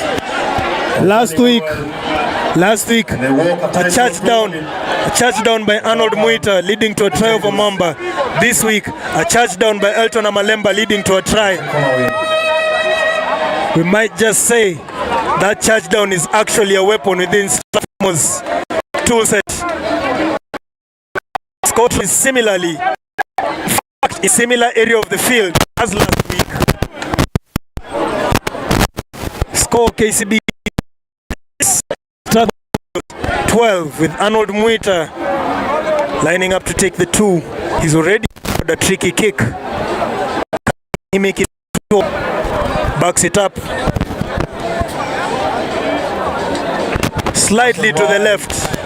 Slightly to the left. Keeping the score 26. Leos. 12. KCB starting off with fire, scoring 4 tries without response. But now showing some cracks to the wall. There's a chink to the armor so far. 2 tries by the Strathmore without response.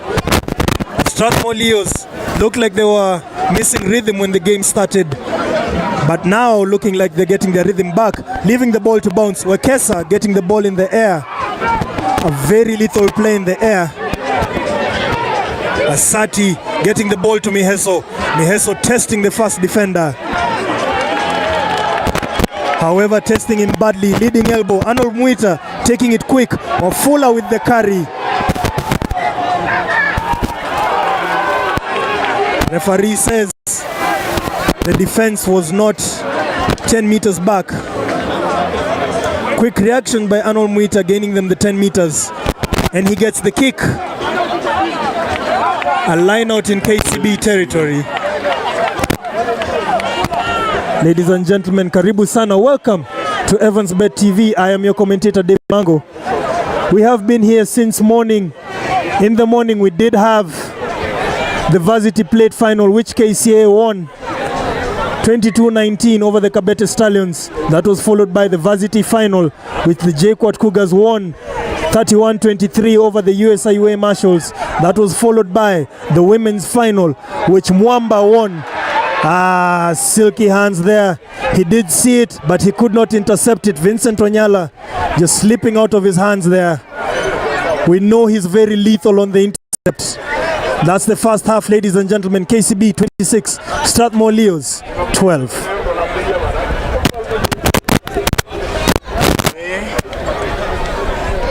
You can see Shemo Kola there, recovering from a wrist injury. KCB 26. Key player, marshalling the players at halftime. 14 points. Speaking with Captain Raymond Chacha, Not so much. giving him a few tips on what can change. 14 points the difference. 14 points the difference. 14 points the difference between the Strathmore Leos and the KCB Lions RFC. It's a Lion Derby. Halftime, 40 minutes to go. Impala Floodlights 20-25.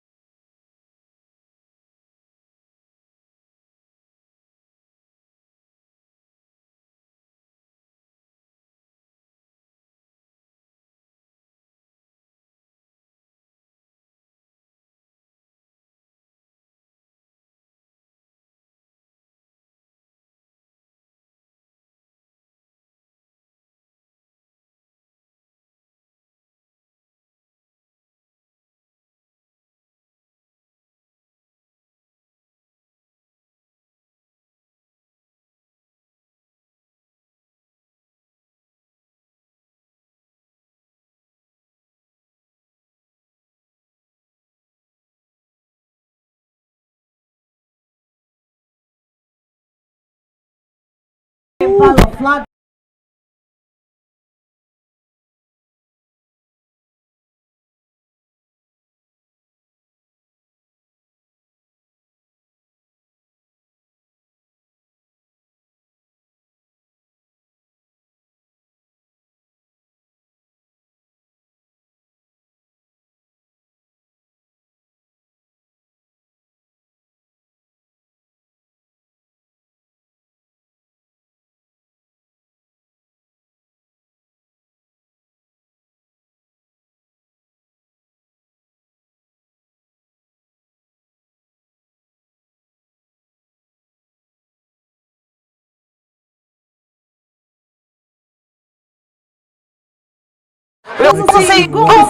You have a photo, you have a video. Ensure that you tag Ladies at and Impala gentlemen. Rugby, and the hashtag of the day is hashtag Impala FloodLit 2025.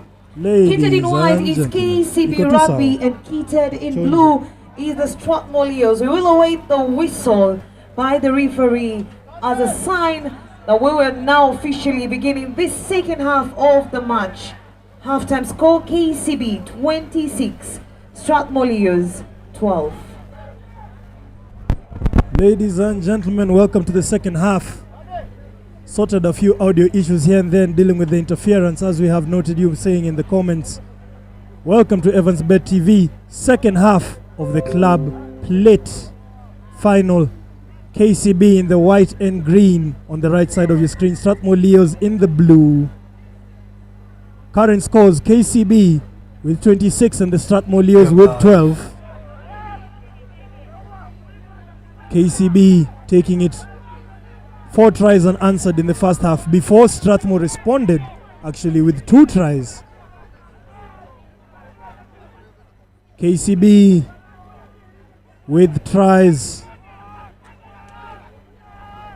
across the board, trying to secure their plate. Meanwhile, Brian Wahinya raises it. Ofula fills the ball for the Strathmore Leos. Referee taking us back, calling an offside call. Offside there by the Strathmore Leos in that play. If you're joining us right now, welcome to the Impala FloodLit Tournament 2025. On the field right now, we are having the club plate final with the KCB Lions RFC in white and green, leading by 26 points to the Strathmore Leos in blue, who have 12. Before this, we did have the Varsity Plate final, which was played over the RFUA grounds, with the KCA Sparks winning it over the Kabete Stallions 22-19. That game was then followed by the Varsity final, where the JKUAT Cougars sealed their trophy over the USIU A Marshals, winning 31-23.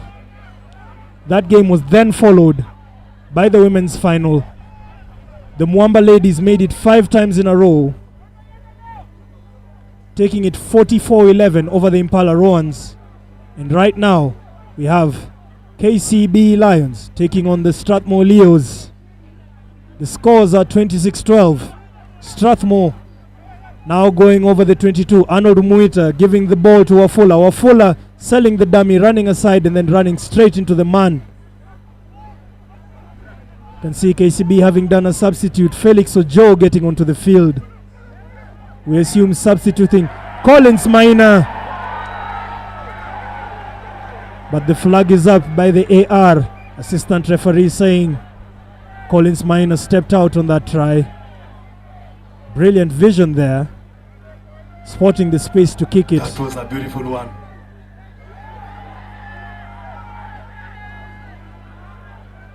Referee then calls a penalty to Strathmore for a high tackle.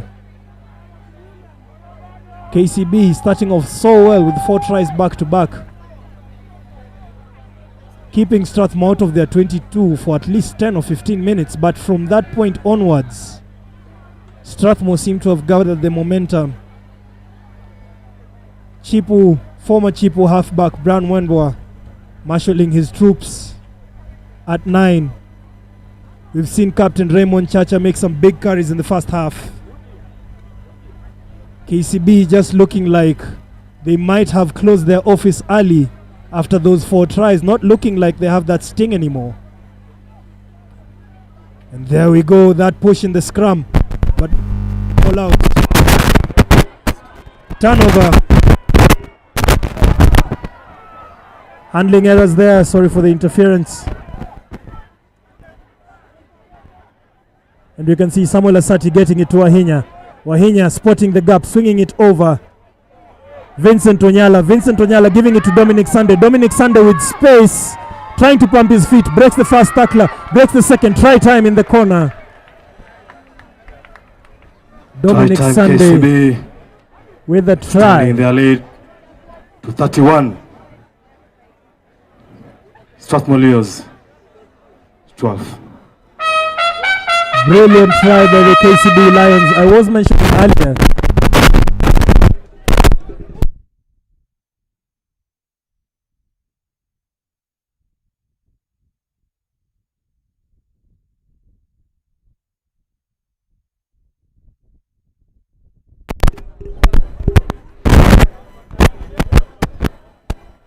Brian Wahinya trying to get the 2. Dominic Sunday punishing the Strathmore Leos with a try on the corner. Wahinya kicks it and nails it. 4 out of 5 for Brian Wahinya. An 80% kicking rate. 33. Setting the score at KCB 33 and the Strathmore Leos 12. On the bench we can see Kenya Simbas warming up. This Challenger Cup final. Austin Sikutwa, former Kenya Shujaa, warming up to try and get in. Beginning of the second half of it. Still more time to play. Former Still Kenya more under time to 20 watch. and Simba. Mususi, Still well height Olympic seems to Mususi, be warming up, getting witnessed ready by to our get fans. into the field. But still swimming in. Stephen Usumba, also known as Zola, also warming up. As we get the kickoff, Wahinya fields it, gives it to Samuel Asati. Asati puts it on the boot.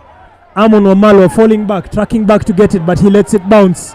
That oval ball can show you things if you let it touch the ground. Wamalwa eyeing it and kicking, but he kicks inside the field.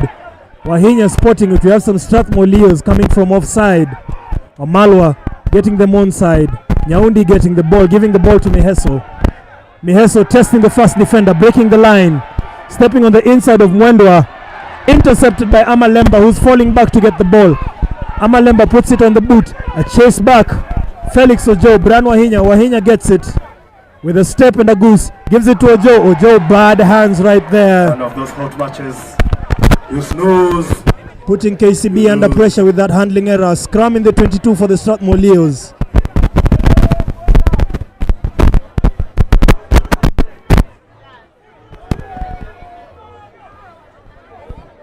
Lack of concentration there by Felix Ojo, getting the ball off of Brian Wahinya, was trying to field the kick. Pressure by the Strathmore Leos. The Strathmore Leos in the ascendancy. As we can see, the substitutes, Dominic Sunday gets subbed off. Miheso gets subbed off. Wahinya gets subbed off. In goes the 3 names that I mentioned. Wilhite Mususi going in. Stephen Unsumba going in for Brian Wahinya. Austin Sikutwa getting subbed in for Dominic Sunday. KCB making 3 subs at a go. A scrum in their 22. We can see Brian Mwendwa trying to get some communication between him and Arnold Muita, his number 10, making sure that everything is going well. Elton Amalemba slotting in at the 12 slot, albeit playing as the open side center, or rather as the second center. Whistle by the referee on the scrum there. Not happy with what he's seen. You can see the KCB backline forming in for defense. You can see the Strathmore Leos setting up a formation. Senior Strathmore Leo Morris Mbai on injury time, but on the line, ready to support his boys any day. You can't write off this varsity side, the Strathmore Leos, Kenya Cup finalists in 2012, a side that was captained by Brian Nyikuli. Brian Nyikuli now a coach, a forwards coach for the KCB Lions. Stephen Onsumba puts it on the boot directly, testing Nahashon on the wing. Nahashon gets the ball, tests it again. Referee calls for offside to KCB. Offside off the scrum. KCB getting some respite, getting a chance to clear the ball off their red zone. To those wondering what's been happening with these zones, you've been hearing red zone, orange zone, green zone from the beginning of this broadcast. The red zone is the 22. From the 22 to your try box is the red zone. Amon Wamalwa splitting the pitch in half. A kick and chase. Nyaundi giving it to Ojo. Ojo testing the defender's core. Pierces the line, but Mwendwa hangs on to him, puts him down. Dirty ball in the rack. Referee calls it. Strathmore win that ball. Remember, the score is 33-12 to the KCB Lions RFC. 4 tries in the first half by KCB, unanswered. But the Strathmore Leos scoring 2 quick ones. A charge down by Elton Amalemba and a try by Collins Maina for the Strathmore Leos.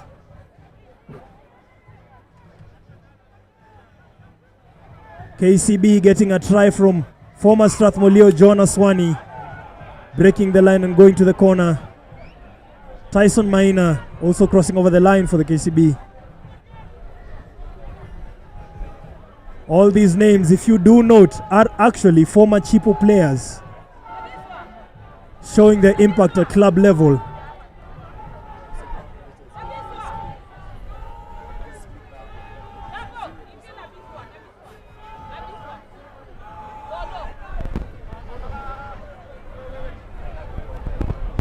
Let's remember, before this, we did have the Varsity Plate where KCA won over the Stallions. Scrappy ball there. Asati trying to maintain some sanity, but Stanislas Shikoli trying to play the ball, trying to gain the advantage. Referee calls a penalty. Stephen Osumba, the big boot of Stephen Osumba, gaining some 40 meters for KCB, giving them a breather. You can see at the back of the line some flashy boots in the front row. Wilhite Mususi coming off the bench this week, the Kenya Simba. Andy Cole Omolo and Felix Ojo on the outside of the lineout. Very lethal players. Ojo coming off 4 tries in the last week's semi-final versus the Kenya Harlequins. Samuel Asati takes it quick. Ojo off the boot. Tests his defender. Loses one. The rack is set. Asati on the ball. Tyson Maina plays the second line. Osumba. Austin Sikuto with the first carry, taking it up the 50-meter line. Asati giving it to Ojo. Ojo fending off the first man, fighting to get to the ground. Asati on it again. Osumba giving it to Patrick Ouko. Ouko in his hands. Mwenye rugby Vincent Onyala releases it. And it's back. Referee calls it a forward pass from Vincent Onyala. KCB looked like they were gaining momentum. A scrum to the Strathmore Leos.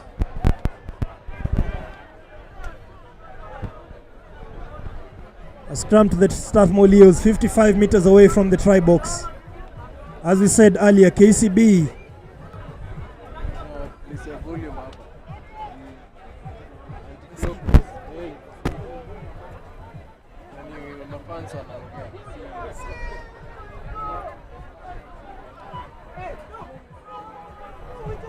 a scrum by the Strathmore Leos on the ascendancy so far. They get the ball out to Mwendwa. Mwendwa gives it to Muita. Handling error there. Scrum to scrum play. Bane of Kenyan rugby. You get the ball from winning a scrum, and then the first pass, you have a handling error and give the opponents another scrum. I always say this, coaches, players, basic skills will really transform how you play your rugby. Communication, miscommunication there between Arnold Muita and Boyan Mwendwa, causing that knock-on and how the ball would leave the back of it. KCB now forming to attack. At 10, Stephen Osumba. Asati with the ball outside the scrum. Feeding it in. Clean scrum, and KCB seal it and take some meters up from the scrum. Ball is open. Arnold Muita notices the ball is open and pounces on Asati. 45 seconds and 3 scrums, ladies and gentlemen. Arnold Muita piling the pressure at the back of the scrum. Loss of control on the ball.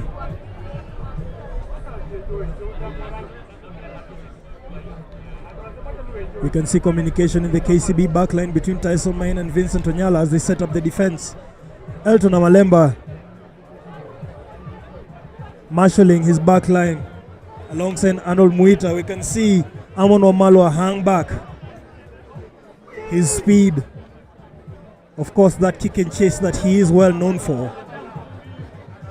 Looks like he's eyeing something. A proper signing that, if I must say. Amon Wamalwa coming from Kenya Harlequins, joining the Strathmore Leos as Asati feeds the ball into the scrum. KCB dominating the scrum so far, just not capitalizing on it. Osumba with it, the dummy. Tyson Maina takes up a few. Osumba again, taking it up, fighting. Referee says no advantage. Takes it back to the advantage from the scrum. So far, KCB seem to be dominating the set piece, but not capitalizing it. 5 tries so far. 1 conversion missed, giving them 33 points. Wahenya with 4 to 5 off the boot. Strathmore Leos on the other hand, 2 tries. 1 conversion in and 1 off missed. Muita with the kicking duties. We're seeing the crucial players. We're seeing Arnold Muita. We're seeing Brian Mwendo for the Strathmore Leos. We're seeing Elton Amalemba in the back line. We're seeing Wafula in the back row for the Strathmore Leos. Meanwhile, for KCB, we can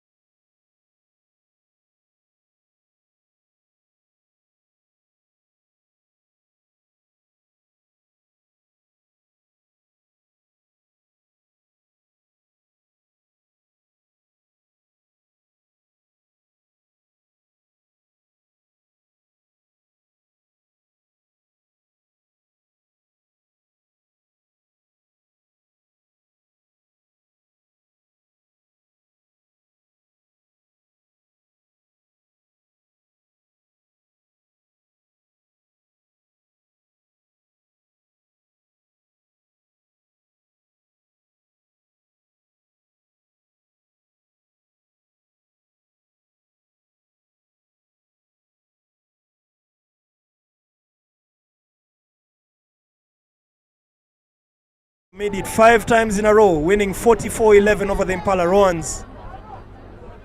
And on the field, to the left of the screen, in the white and green jersey, KCB Lions RFC with 40 points, and the Strathmore Leos varsity side in the blue towards the left side of your screen with 12.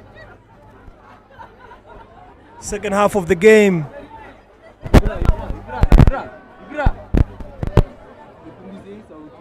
Second half of the game.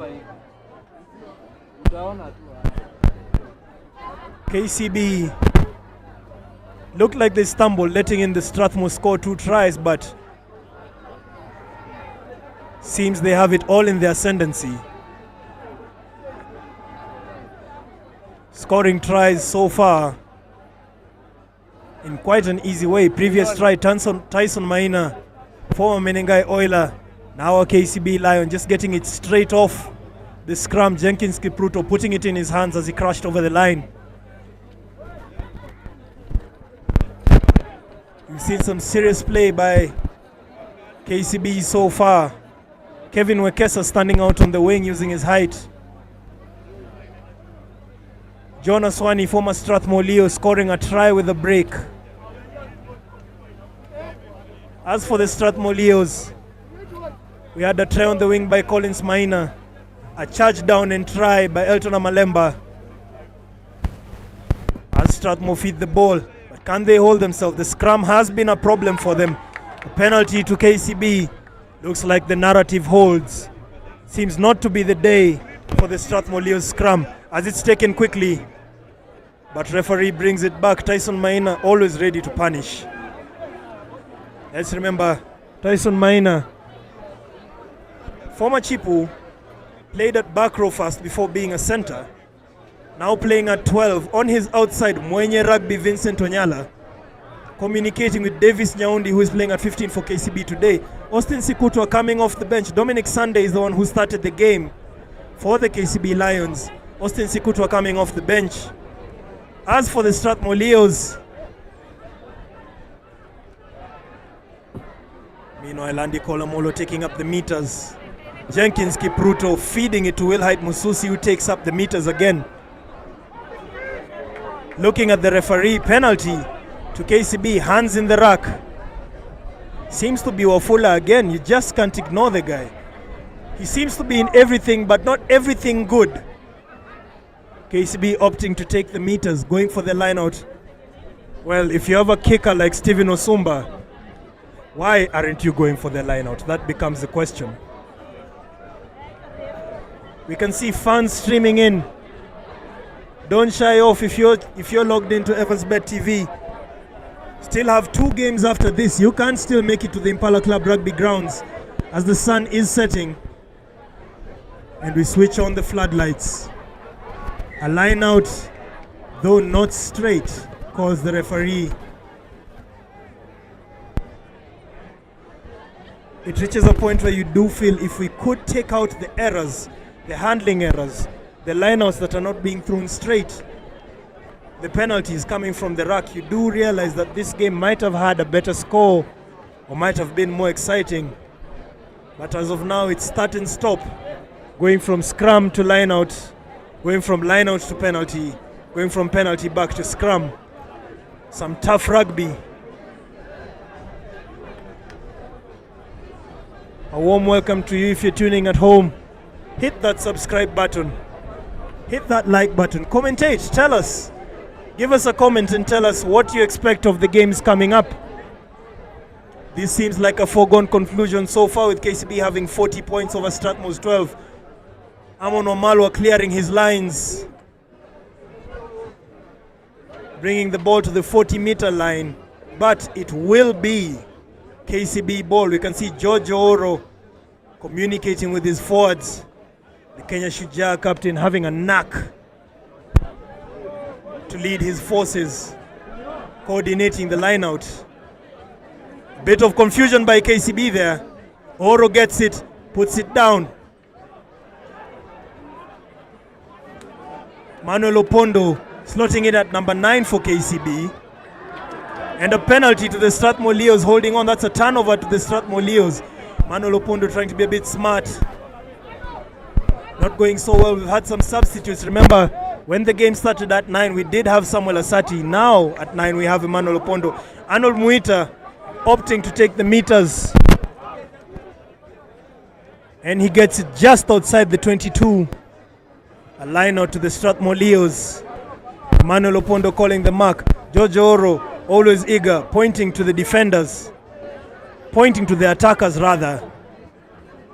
Ready to steal that line out. We have a man down. And it doesn't look good. Those flashy boots. Must be Wilhite Mususi. That's tough coming off the bench. And then going down to an injury. Looks like a bit of muscle strain. Nothing major. Can see Jonas Wani communicating with Jojo Oro there.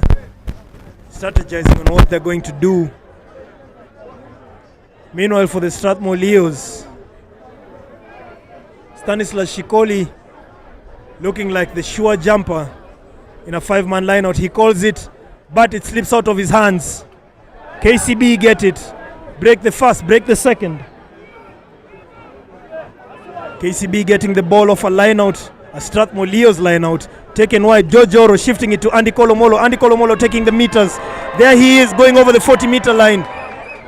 It's like tackling a cow running downhill. Nobody wants to stand there. Wilhite Mususi straight off the ground, but knocking the ball in contact. Strathmore Leos giving it to Stanislas Shikoli. Referee has to call the advantage on that. Bit of cynical play, jumping on the defender. I don't know what was going on there.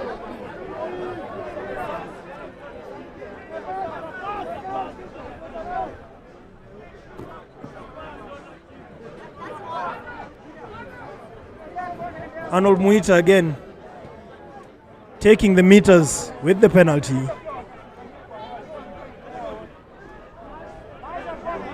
About 5 meters past the 10-meter line in the KCB half. About 35 meters from the KCB try box. 28 points splitting the two sides so far.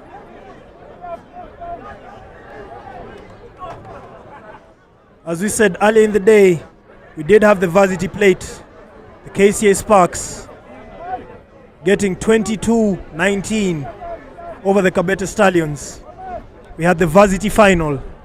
The JKUAT Cougars getting a sure win, 31-23 over the USIU A Marshals. Then we had the women's final. Mwamba going 5 times in a row. Mwamba women going 44-11 over the Impala Roans. You can see them debate over the balls there. Ball quality is a factor. Match controller Collins Nabiso making sure everything's running okay. A line out, Stanislas Shikoli fields it. The ball is out, Arnold Muita gets it, shifts it to Chacha. Chacha plays the second line, but he plays it down. There goes Wekesa, that speed, that height benefiting him, but the ref returns us.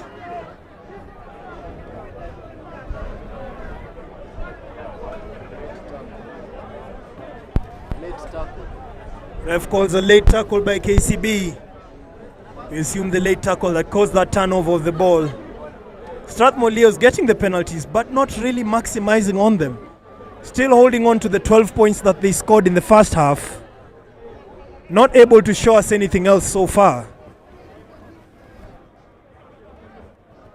For those who remember the Strathmore Leos of old, the Strathmore Leos that gave us that Kenya Shujaa, the likes of Manguvu Man, Cyprian Kuto, the likes of Billy the Kid. When Brian Nyikuli was the number 9, I don't know what the ref saw there. We thought we saw a handling error. Chacha, the captain, taking the heavy carries as he has been so far. Fighting and fighting, but the ref calls ball not released. Emmanuel Opondo takes it quick, shifts it out wide. A quick one to Felix Ojo. Felix Ojo puts it on the boot. Who's chasing it? We can see Stephen Osumba chase it. Can he close down? The ball bounces. This oval ball will show you miracles. Late take is it? Austin Sikutwa fields the ball. And he wants to punish, but can he? He takes it straight into contact as KCB resets. Manuel Opondo marshalling his forwards. Felix Ojo shifts it to Wilhite Mususi, but that's a forward pass. Poor timing of the run there by Wilhite Mususi. If he just held himself just a bit, it would have been quite a beautiful back in. He was in space. Just a poorly timed run. We must note that yes, the Impala FloodLit 2025 is a pre-season tournament, but it also does go to show us what to expect across the season. Let's remember, Kenya Cup follows this. We'll have 11 weeks of regular rugby, then we're going to playoffs action and the semi-finals and the finals. The three-time champs Kabras Sugar FC preparing heavily. Not had much. Four-time. We've not had much about them playing any pre-season friendlies. We would have loved to see them in pre-season friendlies. But right now, this is what we get. KCB again with that shove. Arnold Muita shifts it. A collision at center by Tyson Maina in defense. A bit of sanity being shown by the Strathmore Leos. Trying to keep hold of the ball. Chacha again been crucial, but this time round he shifts it out. Stanislas Shikoli gets it off the offload. Fighting off Emmanuel Opondo. Fighting off Aswani, his former teammate. Arnold Muita there. Gets settled. They take it out to the centers and it's spun wide. A chase and a tackle, but they still manage to get the ball out in traffic. Strathmore Leos fighting so hard, but if you actually think about it, we are still at the 10-meter line. KCB now get the ball and the offload. Mega dummy sold there, but I don't know if somebody bought it. Manuel Opondo giving it to Mususi. Mususi trying to get to Joe, but didn't get it out. It was just a dummy. That rack and a turnover. The ball is kicked. Japaso there with the red shot. He is chasing it. Austin Sikutwa Kasoka decides to kick it. Coming through to salvage the situation. Kasoka. Austin Sikutwa deciding to kick the ball out. You'd rather play it safe when you have two attackers chasing the ball down. Smart idea. As I did mention, Sullivan Japaso on the field now. Michael commentator on the wing. After you play. Inaweza enda hadi 90. Trust me, inaweza enda hadi 90. Kutakuwa na stoppage ingine.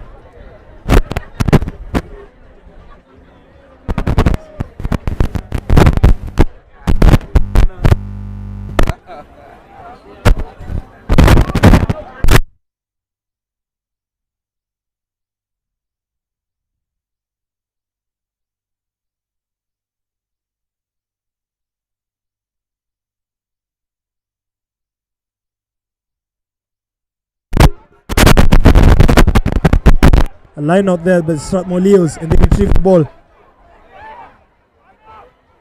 Some scrappy ball there. Stephen Osumba, also a Strathmore Leo, causing some chaos. Arnold Muita takes it quick, swings it wide. Can they get it out? And they have to reset. They go short. Referee calls a penalty. Ball to the Strathmore Leos.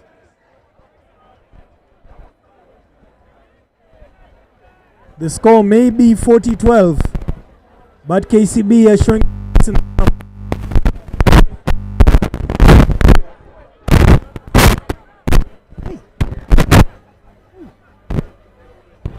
KCB showing the chinks in their armor. Strathmore Leos trying to capitalize. Taking it quick off that penalty. Another carry. The ball goes to the ground. I see the referee says it went back. Stanislas Kohli.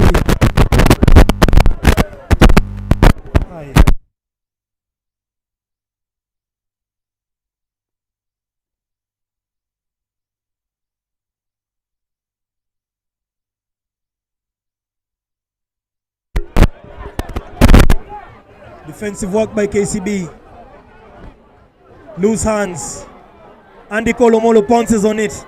KCB getting some reprieve. Emmanuel Opondo getting it at the back of the rack. Stephen Osumba calling for it. He dummies and takes it into contact. Another rack. Emmanuel Opondo in control. Davis Nyaundi shifts it to Vincent Onyala. Vincent Onyala giving it to Wekesa. Wekesa beating Japaso. Can Wekesa make it? He takes it. He steps in. Clean try. Kevin. Try. Wekesa.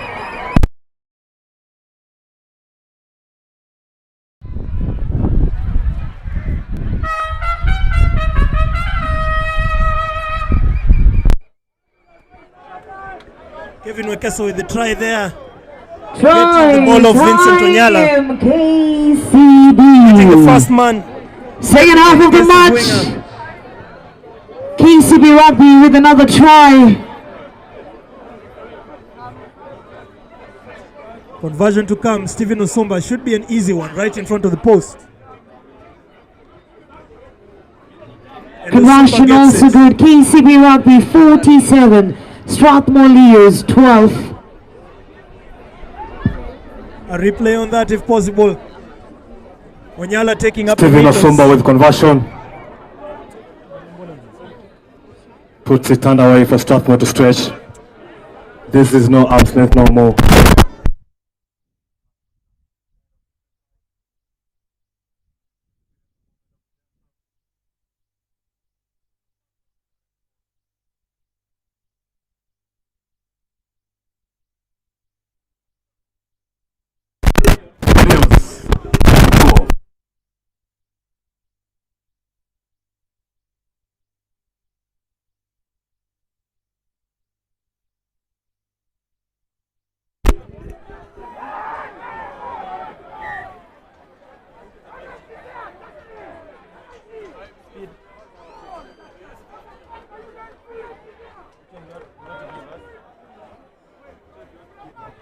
A knock on off the kickoff there.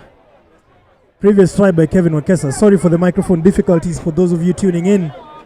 We're trying to get it sorted.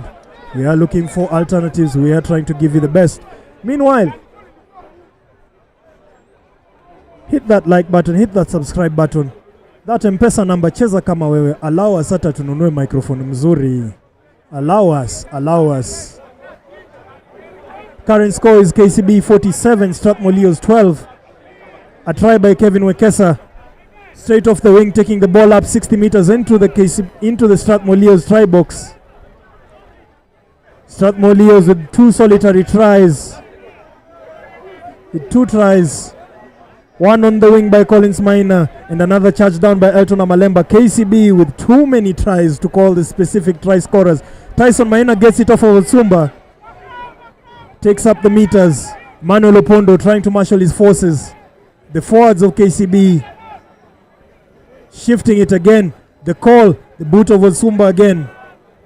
Putting it right behind Collins Maina. Did it go out? Will it go out? Collins Maina getting it to his boot, losing a few meters. Can he beat the defender? Amon Wamalwa gets the ball now. Taking up the meters, kicking it through, gets it back. Can he punish? He kicks it through again. Still chasing it. Davis Nyaundi falls on it, but it's 2 Strathmore Leos players and Davis Nyaundi by himself. Referee calls the handling error there. Davis Nyaundi not having control of the ball on the ground. Amon Wamalwa seemingly having gained 80 meters for the Strathmore Leos. Very lethal player there. Getting the ball in his 22. Chipping it over the defense line, getting it back, chipping it over again. Enforcing the pressure on Davis Nyaundi to get this scrum that the Strathmore Leos have about 15 meters from the try box of KCB. I must say it's not a common occurrence. Strathmore have not really had a lot of time within the KCB 22, scoring 2 tries when they have gotten the chance. But KCB just looking a bit dull. So far they are scoring the tries, but as you can see, KCB giving away a penalty. Wafula there, taking it quick. And the referee brings it back. It seems there's no try there. The quick play not giving dividends. Referee insisting that it must be played from his mark. And Strathmore opt to take a scrum. A weird choice there, considering the state of their scrum against KCB so far. You can see Wafula having his conversation with the number 9. Slotting into 8. He did start at number 7. You can see the Strathmore Leos get themselves in formation. Arnold Muita at 10, making sure the likes of Collins Maina are on his outside. Sullivan Japaso stepping on the wing. Amon Omalo there. KCB with that shove. Will they keep the ball? Wafula managing to keep the ball. Muita getting the ball to Omalo. Omalo stepping in. Gets into the shoulders of George Oro. Muita chipping it over the line. Collision and an error there. Oh! KCB almost having the advantage, but Collins Maina also not benefiting off of the chaos. A handling error there. A bit of how's your mother on the field. Nothing much, ladies and gentlemen. That's how rugby players ask, did you have breakfast this morning? They're just consulting on their state. Bit of pressure between Wafula and Andy Kolomolo. Two back rowers, very lethal. It's part of the game. Oddly enough, two very opposite back rows. Andy Kolomolo, a towering lock, now playing at back row. Wafula, on the other hand, what you call a stout short fella, but very solid. Don't run into that guy. Samuel Wafula having an altercation. KCB players. Weird altercation between the short and the tall. But we all love each other in this game. You can't play this game if you're not emotional. You have to be willing to put it all on the line. And when you put it all on the line, naturally the emotions will bubble up. Referee halting the players. Someone is down. Have players hydrating. This looking like a foregone conclusion so far. KCB with 47, Strathmore Leos with 12. If you're joining us right now, welcome to EvansBet TV. I'm your commentator David Mango. I have been here from around 10 a.m. in the morning till now. We have had the Varsity Plate,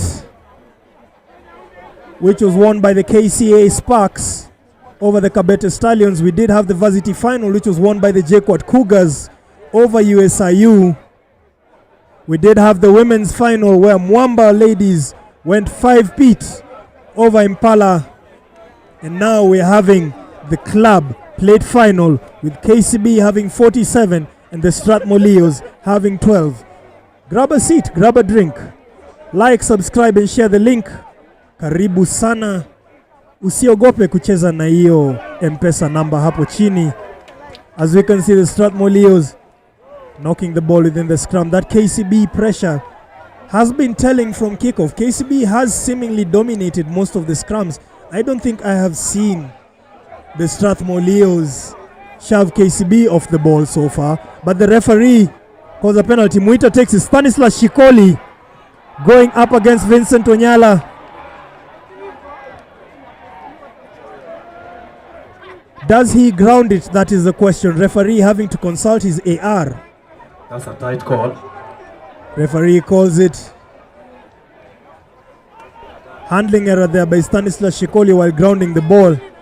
But they did have the penalty advantage. Ball in the hands of Arnold Muita. You can see Stanislas Shikoli trying to marshal it, but has to be a peculiar call, I must admit. Strathmore Leos calling for the scrum. Though the scrum is not looking so beneficial to them, the good part is they are getting the ball out of the back of the scrum. Provided you retain possession, means you still stand a chance to score.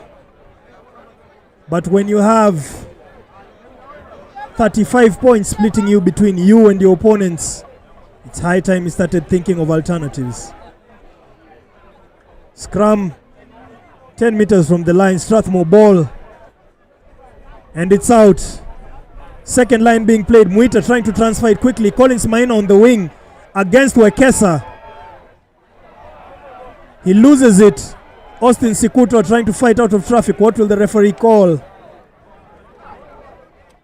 I've been taking camp in the KCB 5 for quite some time. They need to fish something out of it, so therefore to count.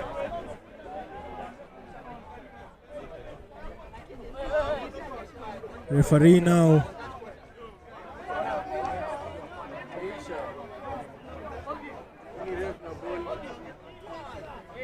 And he calls it, and it's full time. The KCB Lions are ST 47, the Strathmore Leos 12.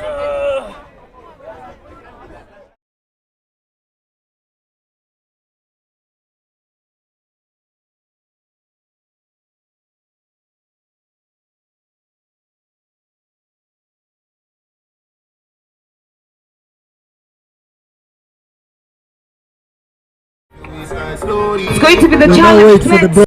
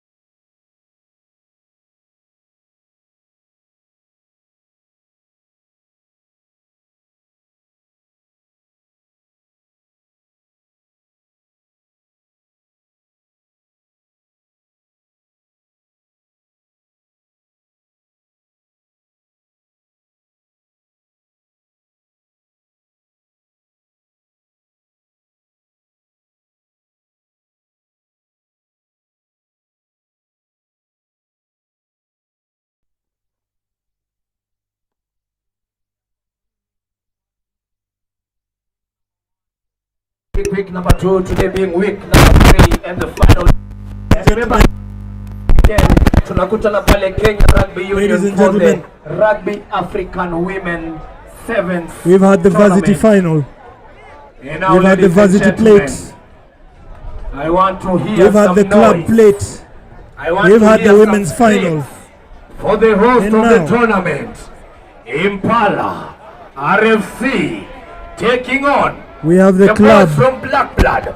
Are you there? We have the club bronze final with the host Impala Ladies and RFC gentlemen, these matches are brought to you taking on Black Blood. Safaricom, South African Airways, Players gathering in Capital the tunnel. FM, Fanbridge, our official audio advertising partner, Coca-Cola, Impala RFC, Kiseni, led by Captain Galaxy Tyson Shuttle, Okoth. official transport partner, Live Eye, SGS Group, Front row being Milton Omondi, Tico Hub, Joshua Matasi, Tariq Ngige, and Tico Hub Tyson is Okoth official as the captain technical playing at solutions lock. partner. Amon Bwambok, And finally, Henry Rabach, Brody Kagai, Kenya, Bill Arigi, Rugby, Samuel Muli, Patrick Kenya. Mutuku at 10, Derek Tabulation Kinyari of at the matches are 11, going to follow up. Impala is facing Reynold Anduvati, Blackburn Moses Save. Matonda at home ground. at center, Impala. Quinto Oongo being a crucial figure Expect playing at more 14, and exciting Meshak things Andale from that at match. 15 for Impala. Meanwhile, for one youth, Ball boys kindly clear the ground. we have Arthur Nyakundi, Anthony Amani, Moses Ayeko, Rogers Okoth, Davis Kinywa, David Kinywa, Peter Musioki, Edwin Obare, Odhiambo Steve, the veteran. Impala, the host, taking up with the youthful KU Black Blood 1 youth. As you can see them run into the field. Impala in the classic red and white strip. Black Blood in their And classic of course, maroon. Black Blood lineup, Arthur Nyakundi, Anthony Amai, Moses Ayeko, Rogers Okoth, We did see, David we have Kinywa, Peter or fans of Impala will tell you the Edwin relevance Obare, of Odhiambo Steve, Victor Quinto Oongo Wakumila, to the Impala Enoch lineup. Very crucial figure, talisman off the boot Ruga, and in Winston open play. Ayeko, Playing at Shile 14 Bryan, this weekend. Lowell Monica. Played at 15, I think, in the final. Meanwhile, for the Black Blood KU, we have seen a unique Of the positioning. referee, we're going to have 1 minute of silence Key man, for Obat a beautiful Kuke, sister that will no lose longer her playing in the name. back row, playing at It was 12. Cecilia Achieng, sister to one James Otieno, one Going of to the have a KU moment Black of Blood silence players. in memory of Black Blood players.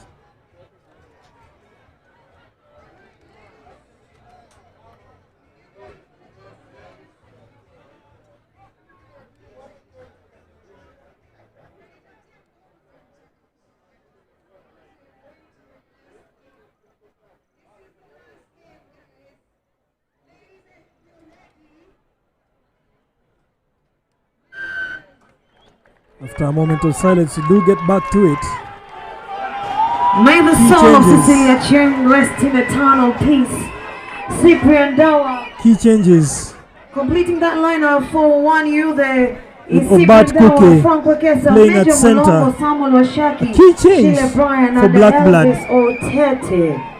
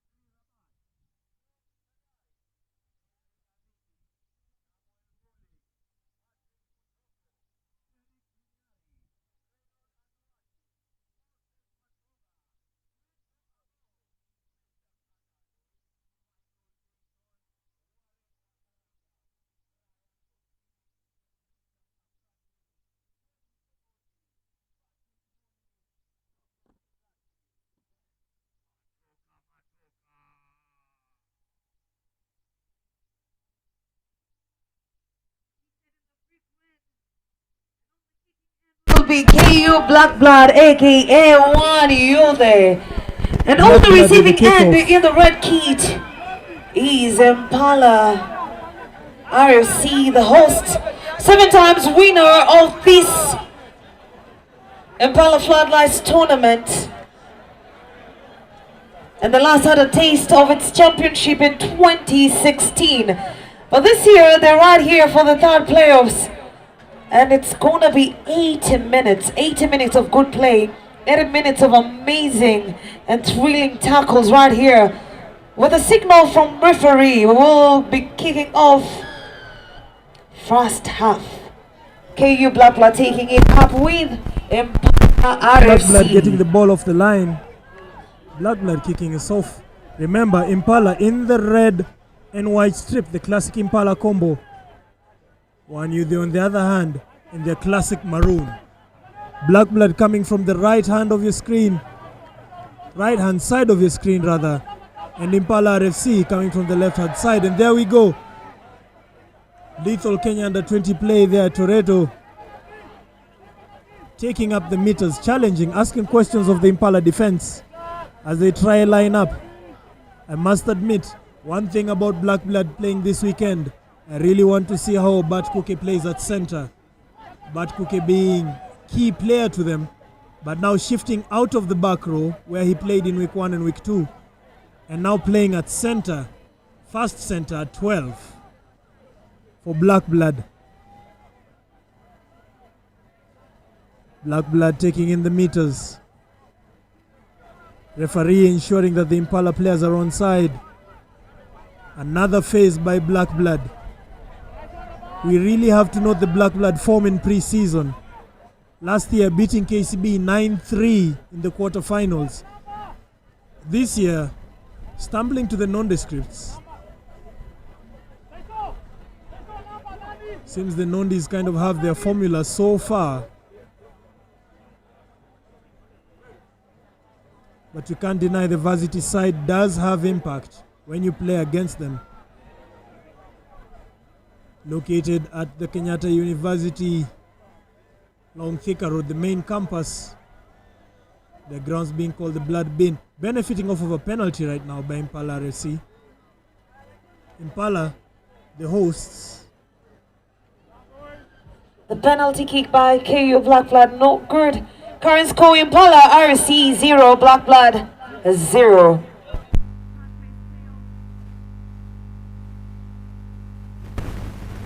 Impala FloodLit 25. Napo umekuja, kumbuka hii ndo weekend yetu ya mwisho ambapo tutakuwa tunatamatisha shughuli zote. Alafu nasema ni tamu zaidi ukiwa ndani, lakini ndani wapi? And sure you're part of this great crowd, and it is the weekend finale of the Impala FloodLit. And today we do it big, we do it better, we do it greater, with some thrilling rugby and of course party after party with our very own MC Azul. Current score Impala RFC 0, Blackblood 0. Impala getting the penalty and taking the meters. Now within Blackblood territory. In the Blackblood 22. The score is 0-0. Previous game KCB winning 47-12 over the Strathmore Leos. The game before that, Mwamba Ladies winning 44-11 over the Impala Roans. The game before that, 31-23 to the JKUAT Cougars over the USIU A Marshals. And the game way before that, opening the day at the RFUA grounds, the KCA Sparks having 22-19 over the Kabete Stallions.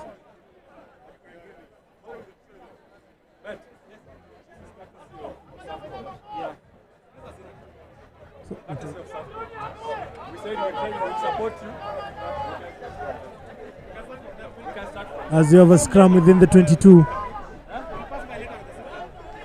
We're having a scrum in the 22.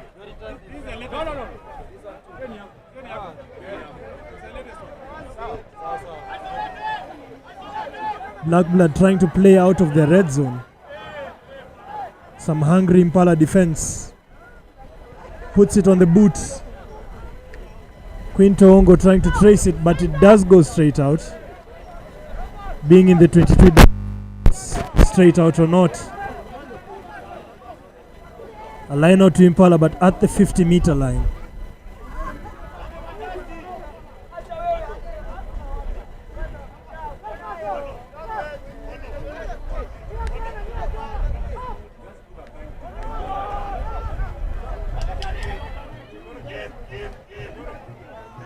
Black Blood winning that line out.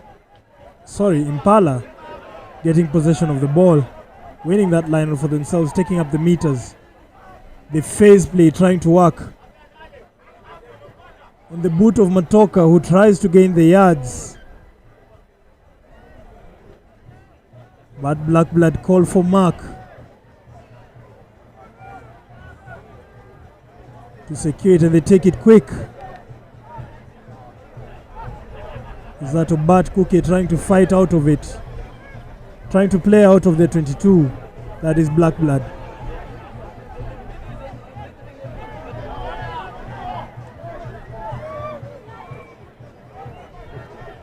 Remember, the score is still 0-0. Black Blood 0, Impala 0. The box kick there, risky perspective as we've seen in the previous games, with the box kicks being charged down. The offload is neat. Impala back into Black Blood territory in the red zone. Their own green zone, trying to make sure they go over. Handling error right there, but the referee takes us back.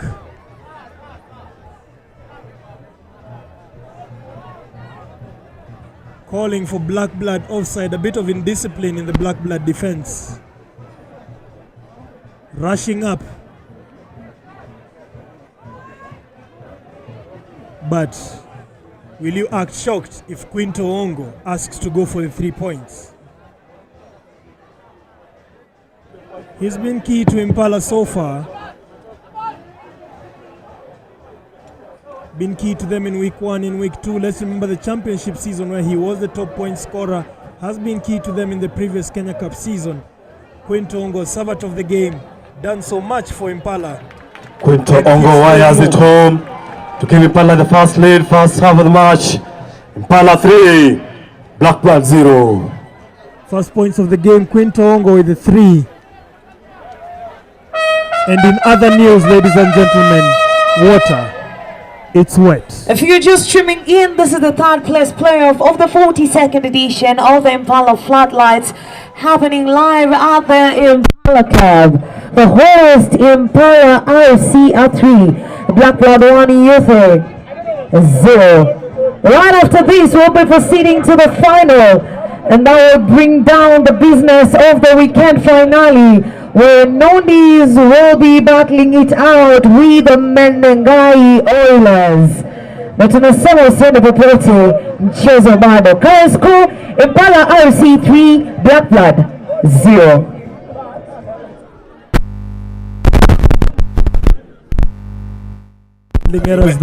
As the game commences, we applaud you, the fans, and we really acknowledge you for the big showing up of these games.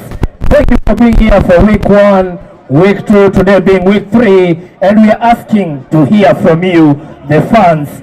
Scan one of the QR codes that you see around you, or dial on your phone *377 *3 hash. Tell us what you think about this year's Floodies experience. It only takes a minute, and your feedback will help Floodies get better. Tuendio atina ikibamba sana, tufanye nini?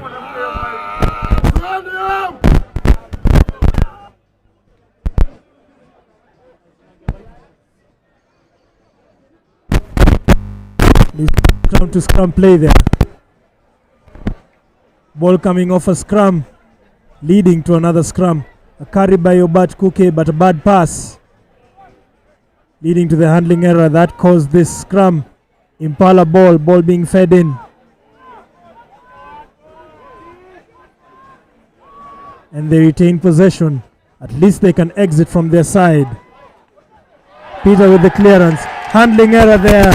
Beautiful kick. Scrum to scrum to scrum, ladies and gentlemen.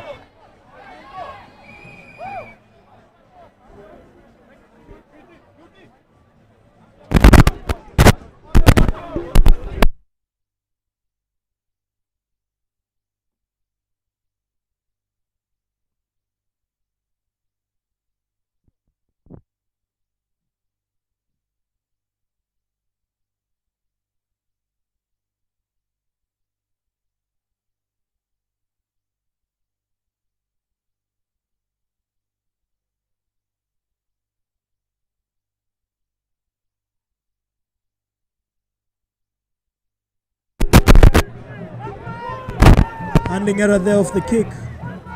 Sorry for the interruption, ladies and gentlemen. And Impala retain the scrum. A sharp line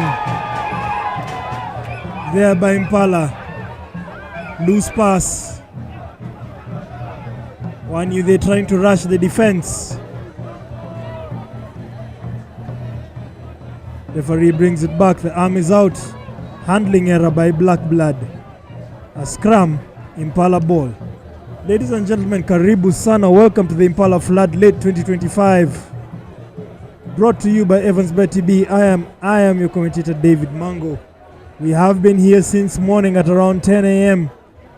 to now. Before this, we did have the Varsity Plate, where KCA won it over the Kabete Stallions.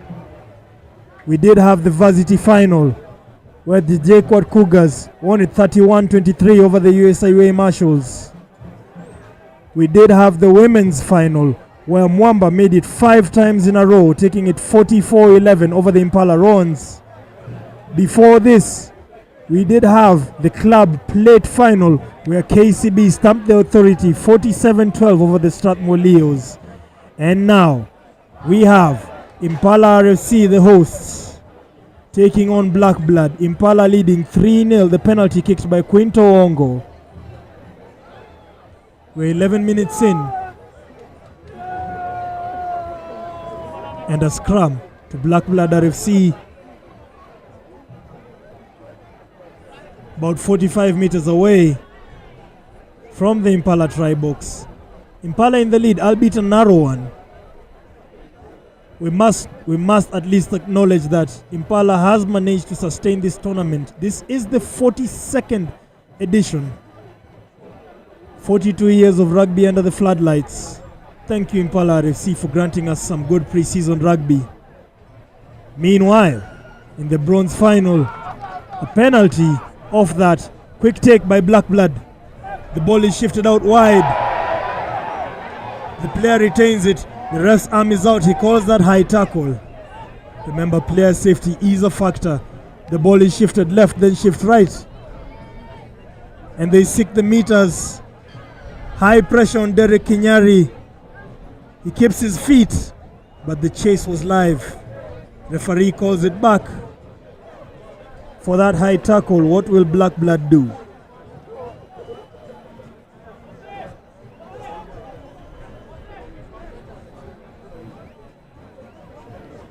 They go for the line out, having gained the meters slightly in the Impala 22. One you there looking hungry. 3 points down. A single try can put them in the lead. 13 points in the game. 3 points in the game, sorry. 13 minutes gone. And the line out fielded well by Black Blood as they run the maul. Rushing the maul. Do they retain possession? Do they have control? And they do. The ball played to the back line. Impala defense is resolute. Referee calls it back. Advantage not played.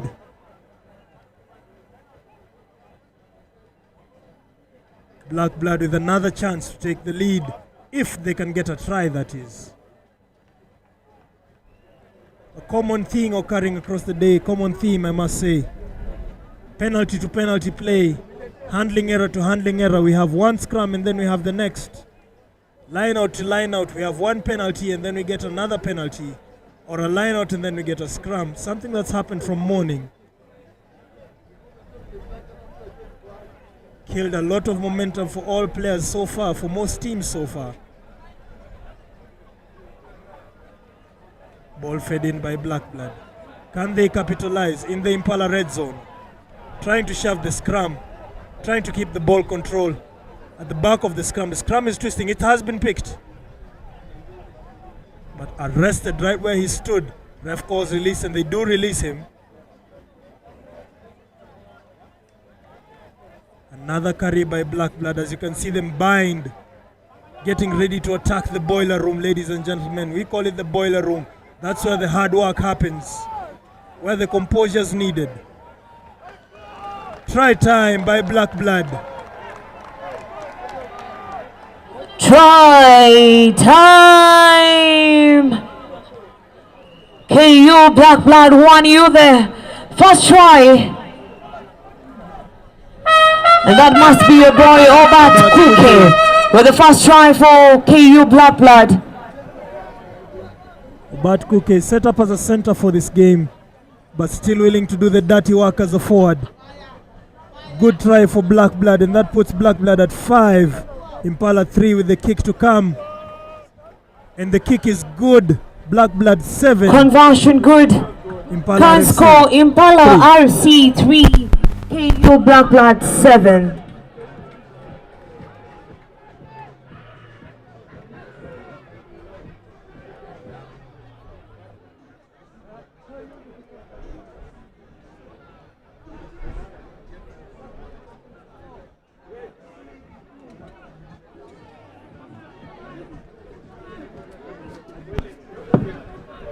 They're going to have the reset. Going to have the reset here by Impala. Now trailing in their own home tournament. It is the bronze final. Black Blood on 7. You can see the referee signal for some sort of substitute. Second last match of the day. Tyson Okoth, captain of Impala, looking like he's down. Think it's a blood bin. Quick substitute. Tobias Otieno gets on for the captain. Instantly chases the kick and it bounces out. Black Blood ball.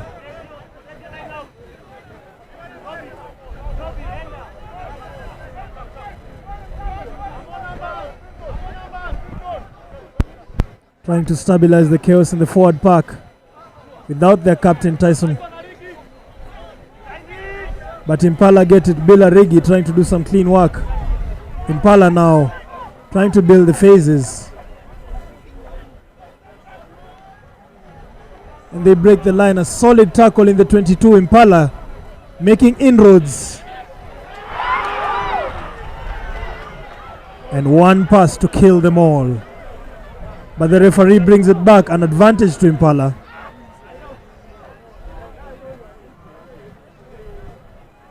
Black Blood giving the meters. What decision does Impala opt for?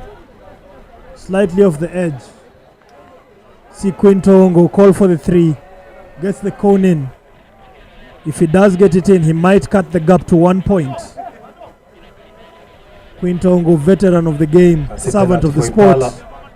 Quinto Ongo tasked with the duty to slot it in.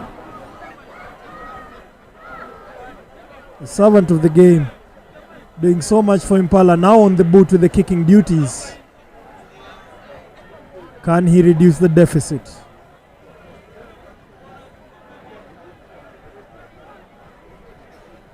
He backs up and takes the kick. A successful by one. Quinto Ongo. Impala 6. Black Blood RFC 7. It's a tight match. May the best team win. Quinto Ongo getting the 3, putting the scores at Black Blood 7, Impala 6. 1 point splitting the two sides. This is the Impala FloodLit 2025 bronze final. Remember, ladies and gentlemen, if you are joining us now, Impala in their traditional red and white stripe, coming from the left side of your screen. Black Blood, one you there with their traditional maroon, having won the ball off that rack, trying to respond to the 3 points they just conceded. About 21 minutes in this. Confusion playing in the back line. Referee calls it back.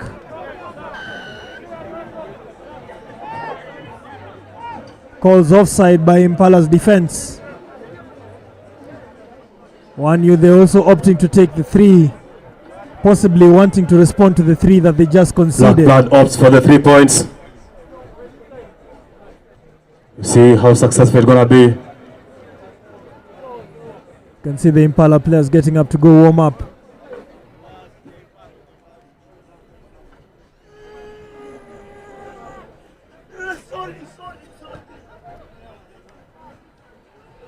And 3 points there by Black Blood. Black Blood 10, Impala 6. Setting the score at Black Walking Blood toe 10 to toe. and Impala Mundo Homundo. 6. Let's see what it is gonna give us. We have so much in waiting in store for the rugby fanatics on the ground at Impala.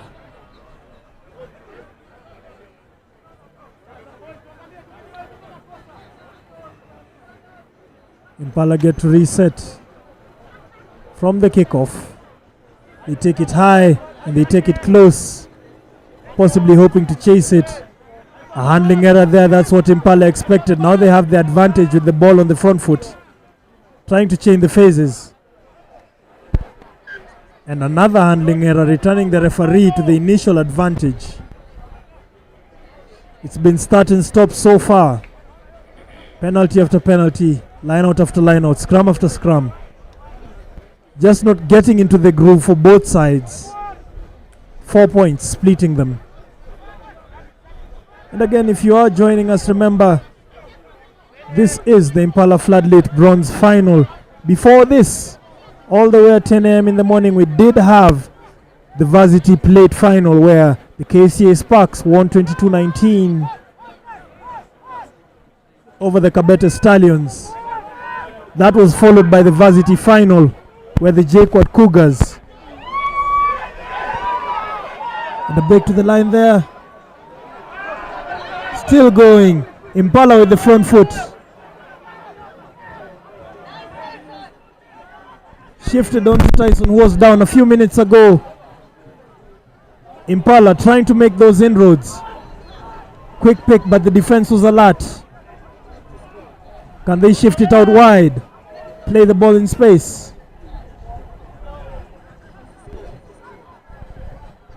Quick pick, and it's taken out, but the first man is taken down real quickly. Black Blood defense. Quick reaction from them. You can see the set of forwards waiting for the ball to get played. Handling error, they're killing them. Seems to be a theme across the day, a theme for Impala, a theme for a lot of teams playing today. When it gets hot, that's when the handling errors show up. As I was saying, earlier in the day we did have the Varsity Final, JKUAT being crowned the Varsity champions over USIU. After that we did have the women's final, Mwamba going 5 times back to back with a convincing win, 44-11 over the Impala Roans. Just after that we did have the club plate final. And well, ladies and gentlemen, karibu sana. If you're joining us, welcome once again. Remember, this is the FloodLit 42nd Impala tournament happening right here at the Impala FloodLit ground. Call it the Impala Sports Club, and currently on the pitch, the host Impala taking on Black Blood. Black Blood leading 10, Impala 6. Remember to join the conversation online. Use the hashtag FloodIs2025. Tag at Impala RFC. Tag at Kenya Rugby Union. Tag me at Cycling Rasta. Na unajua kibamba tufanye nini? Tuendio. The MC's call there. While Impala get a penalty within kicking range, about 15 meters in front of the H. You can see Quinto Ongo quickly put himself in position. Instantly point for the post. The score is 10-6 to Impala, 6 being the 2 penalties kicked by Quinto Ongo so far, and he does get a concede one more penalty. Tasked with slotting it home is Quinto Ongo. Quinto Ongo with the duties. 2 out of 2 so far.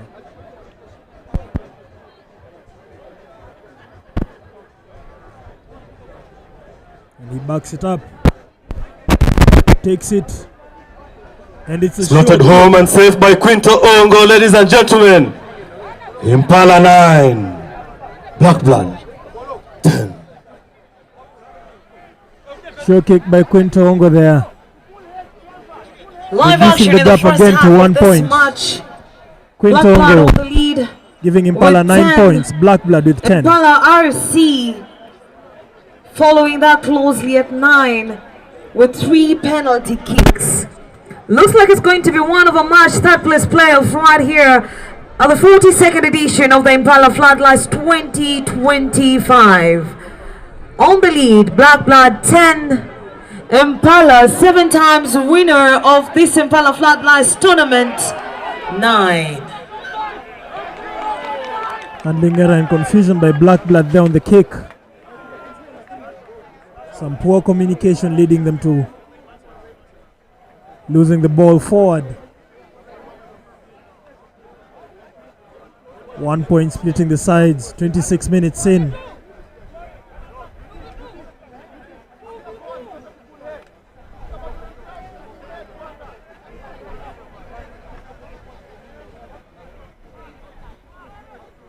Narrow lead by Black Blood.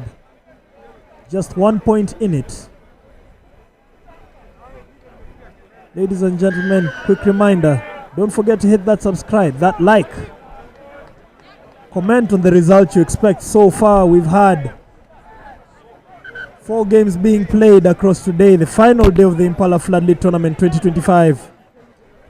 We've had the Varsity Plate final being taken by KCA. We've had the Varsity final being taken by JKUAT Cougars. We've had the Mwamba ladies secure the 5-peat title over Impala Roans. We've had the KCB Lions RFC stamping the authority over the Strathmore Leos in the club plate. And now we're having the bronze final with the hosts Impala RFC trailing by only 1 point to Black Blood. 1 you there. Plays the second line there. Black Blood trying to gain some meters. It's set. You can see the Black Blood forwards trying to put themselves in position, trying to make sure they gain those so crucial meters. Number 9 there with a bit of indecision. They play the second line again. The ball is put on the boot. Bounces in. About 10 meters gained, but it will be Impala ball. Can Impala punish Black Blood from about 60 meters out?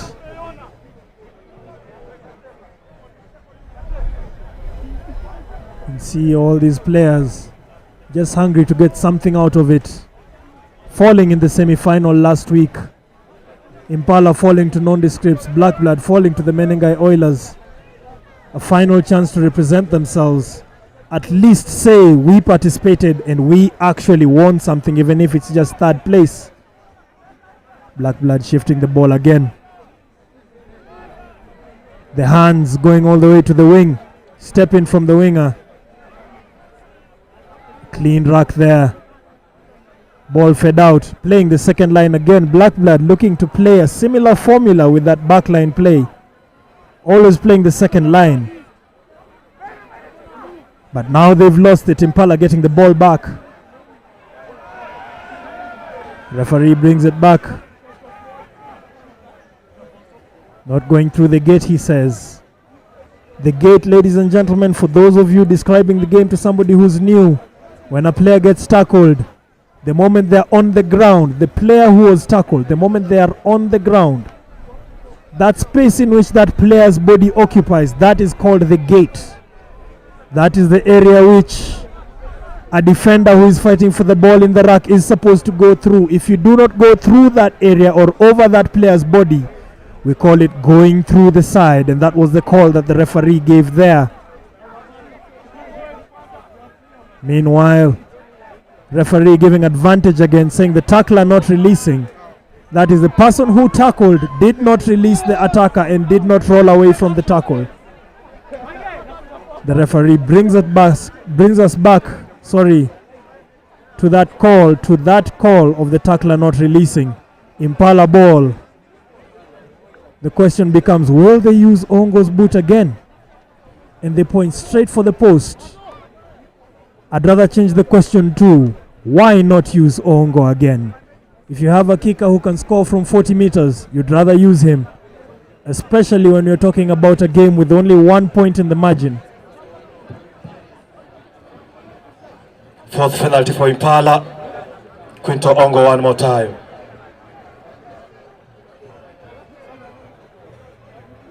He lines it up. Watches the post. Backs it. Takes the kick.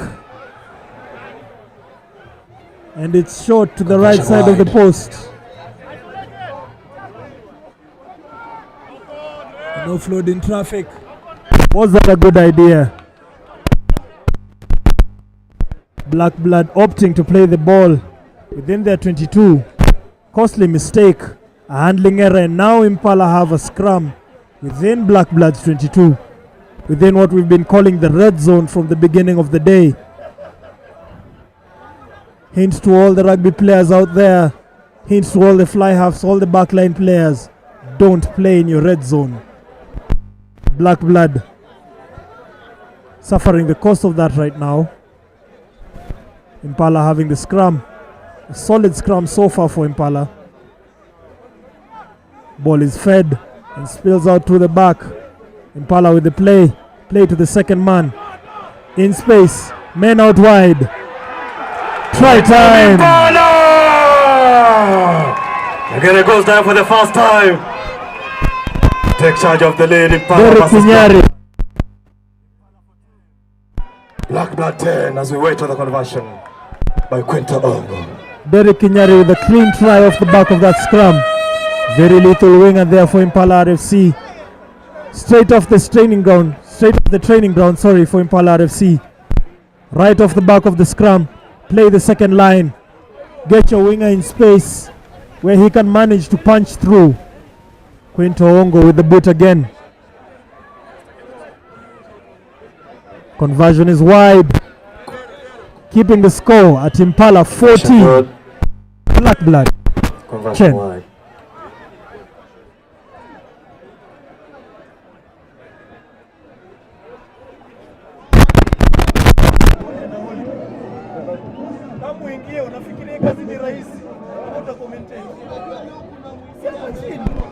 Conversion good. Impala with a 9-point lead. Taking the war to them.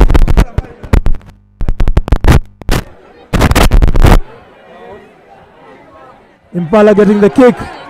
Impala punishing it.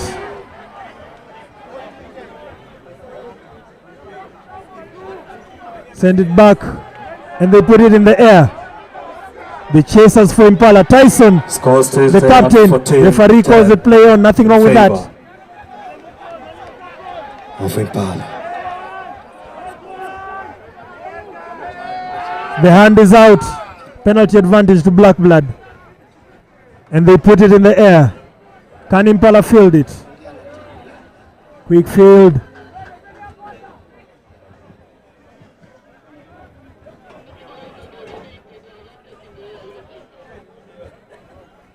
Referee consulting with his AR.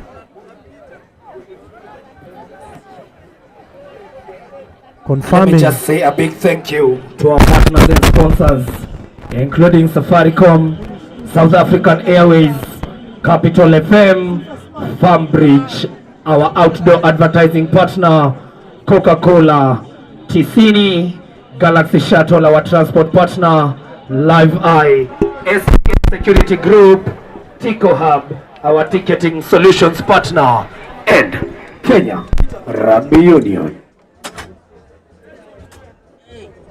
We currently have the Zambezi Sevens tournament that is ongoing. There will be a live stream. Kenya Morans will be battling it out with Pitbulls in the next 4 minutes.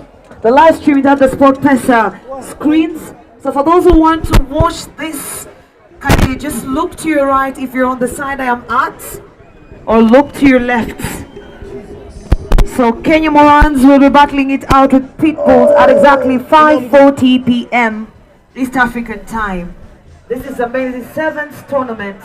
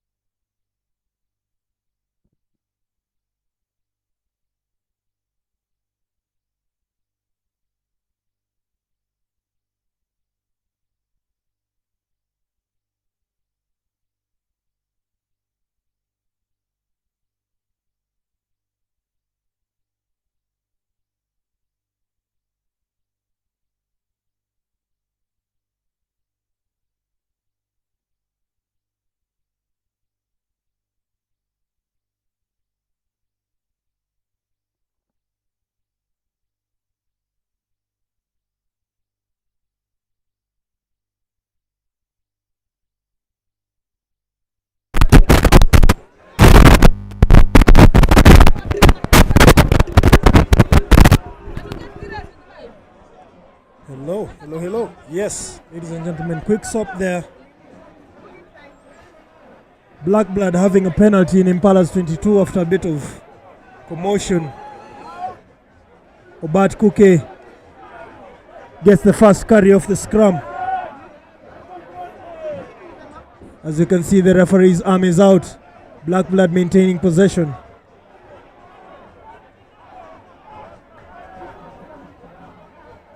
Playing the phases, trying to punch one through, looking for those 4 points.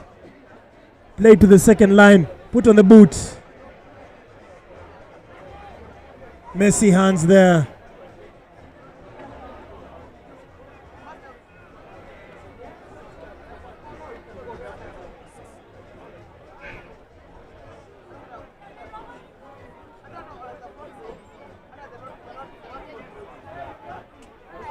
And the referee brings us back, calling for that handling error by Impala RFC.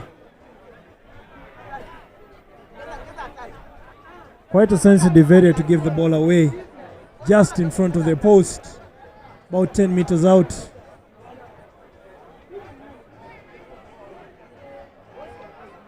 Black Blood trying to pile all the pressure. Remember, it is Black Blood 10 and Impala with 14. The boot of Quinto Ongo.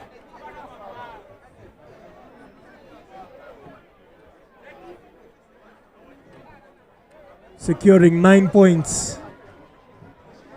And a try there, giving Impala the lead.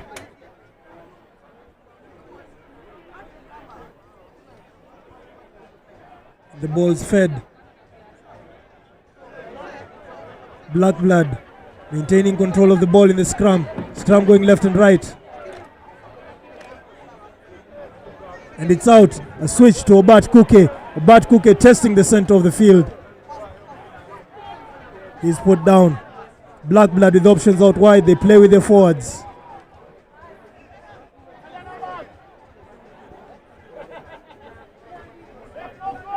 More phase play by Black Blood, carrying it right off the base of the rack. Testing the opponent, asking the questions. Referee brings it back. And he calls out the Impala discipline, calling an offside. Black Blood take it quick.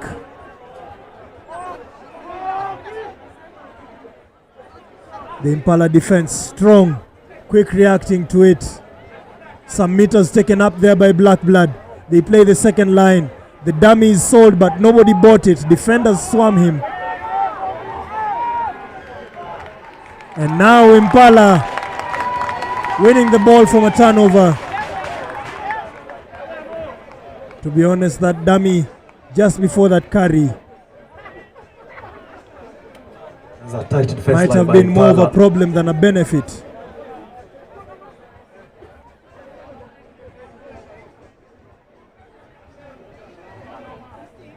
And the ball is kicked. Few meters gained, but less pressure so far. Let's see Joshua Matasi asking for the ball in the line out.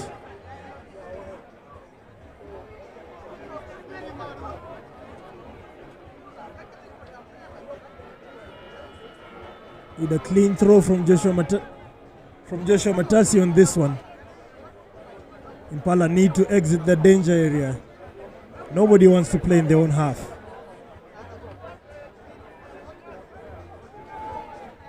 The throw, the lift, scrappy ball. Black Blood get it off of them. Now on the front foot. And they throw it wide. The pass to Obat Kuke, who quickly tests his defender. Wide again, ball to the back line.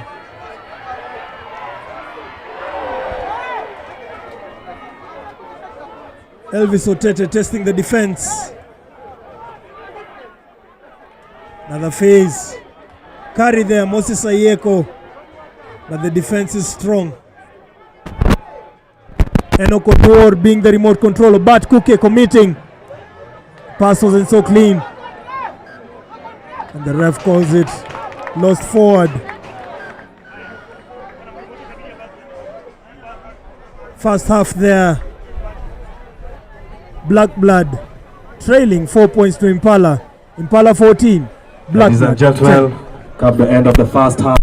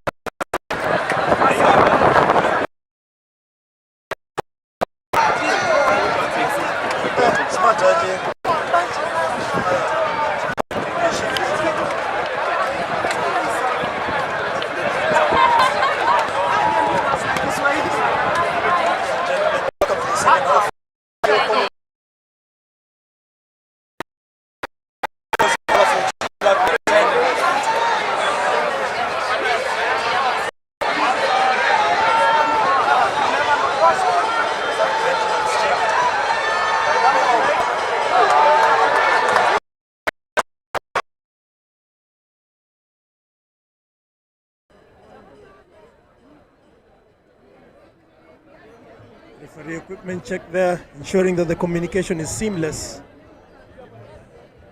If you are joining us, this is the bronze final. KU Black Blood. KU Black Blood taking on the Impala RFC, the hosts. Before this, earlier in the day, we did have the varsity plate. The KCA Sparks getting one over the Kabete Stallions. That was followed by the varsity final, where the JKUAT Cougars were crowned the champions of the varsity category with a win over the USIU Marshals. That was followed by the women's final, Mwamba making it 5 times back-to-back with a sure win over the hosts, the Impala Roans. Just after that, KCB Lions RFC taking the varsity boys to school, Strathmore Leos securing their plate. And now we have it, the bronze final. Impala RFC in the red and white kit towards the right side of your screen. Black Blood, 1U there in their traditional maroon to the left side of your screen. A scrum, 10 meters in, Impala ball. About 3 or 4 minutes in. Referee ensuring that the bind is good and they're set. Ball is fed. And it's out. Quick control there. Meters being taken up. What a run. He tears through the center. Try time. Try time. Try time. Right time, Impala!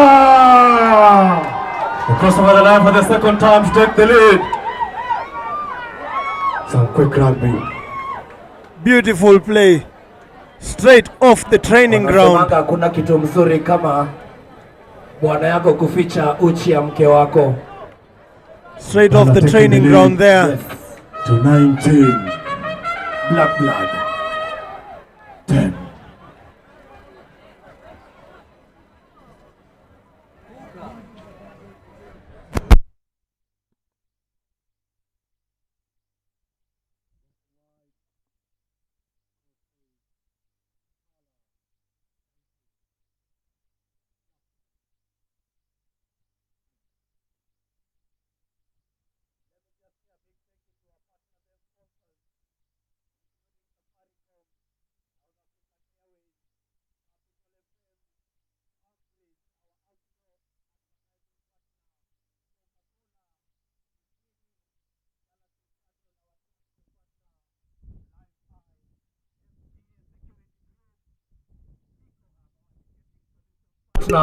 Ed, Kenya, Rugby Union.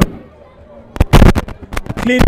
They're straight off the scrum. Not forgetting you, the fans, for being here since match day 1. Remember, you can join this conversation online. Putting the scores at Impala 19, Black Blood Use 10. the hashtag Floodis 2025. Tag at Impala Rugby. Black Blood meanwhile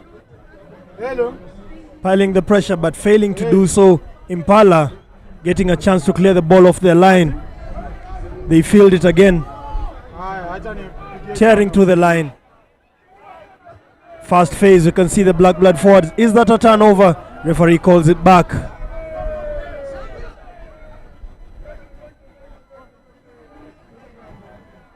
A handling error by Impala in that turnover.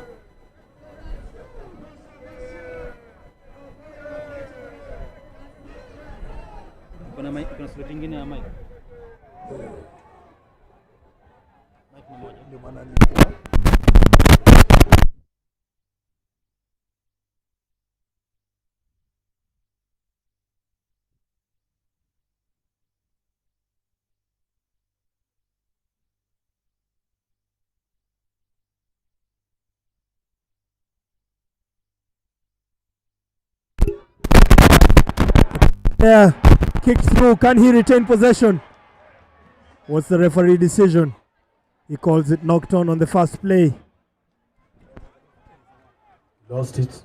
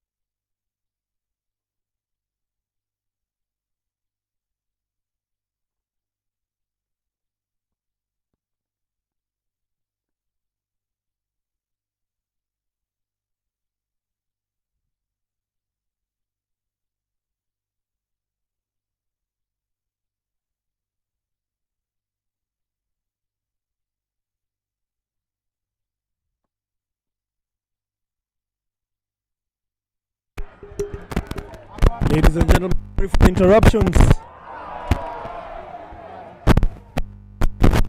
Black blood. That's right.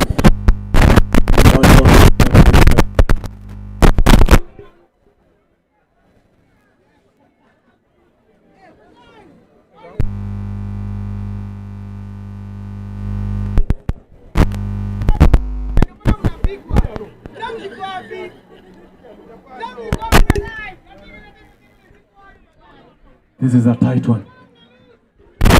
No flinching, no snoozing. You snooze, you lose.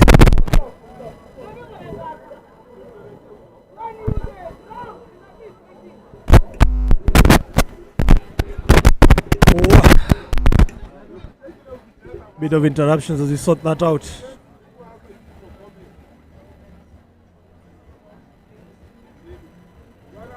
Black blood biting it back. Black blood biting it back. Cutting the gap back to 4 points. Impala 19, Black blood 15. I think we're settled now, so it's about time to introduce myself. I am your commentator for the day, David Mango. Welcome to Evertsbet TV. Sorry for the confusion for those who have been there. We're just trying to sort our audio part. Ball straight out. Impala trying to carry in. Obat Kuke holding him up. What will the ref call? Still Impala ball. And he calls it taken in. Ball is unplayable in that track with everybody competing on top of it. One more time, I just want to remind you, you can win big with Safaricom. Celebrating Shangwe at 25. Buy any bundle, pay with Mpesa, or use your bonga points and stand a chance to win shillings 1 million, courtesy of Safaricom Shangwe at 25. Na kwa wale mafans of Ladies 2025, we would love to hear from you. Pali umekaa unaweza scan SMS code iko hapo ama dial *377*3 hash. Fill the form. Strong Write scrum your from comments Impala or FC. complaints and help us make Impala FloodLit Referee. even a more memorable. Referee calls that Impala was not driving the ball straight. Remember, Like you may Ibaka be sana strong, but you tufanye still have to nini? do it right. You still have to do it right. Impala being strong in the scrum, but not doing it right, pushing Black blood off the ball. A penalty to Black blood within kickable reach. 4 points splitting the hosts. Impala RFC and Black blood. Impala 19, Black blood 15. Karibu sana. I am your host David Mango. During the final game after this, I will be joined by Sullivan Japaso, fresh off playing a game. KCB versus Strathmore in the plate. He did feature in the second half, and he will join us in commentating in the final game. A penalty by Black blood. The kick is off. And it's Penalty in. good. Black blood narrow down to 18. Bringing Impala the game 19. down This is a hot to one. 1 point Sound hot. By between hot Impala teammates RFC and hot opponents. and Black blood.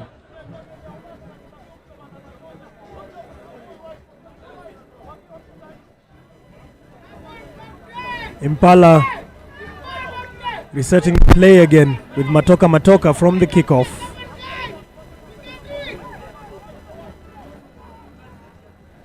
As the sun sets, we can see that Black blood maroon going up the meters, and it's a break. The experience there, taking up the meters, another dummy, and he brings it back to the 10. Trying to maintain Matoka with the tackle there. Otete gets it, kicks it through. Will the bounce be good for him? He's chasing. Some soccer skills here to come through.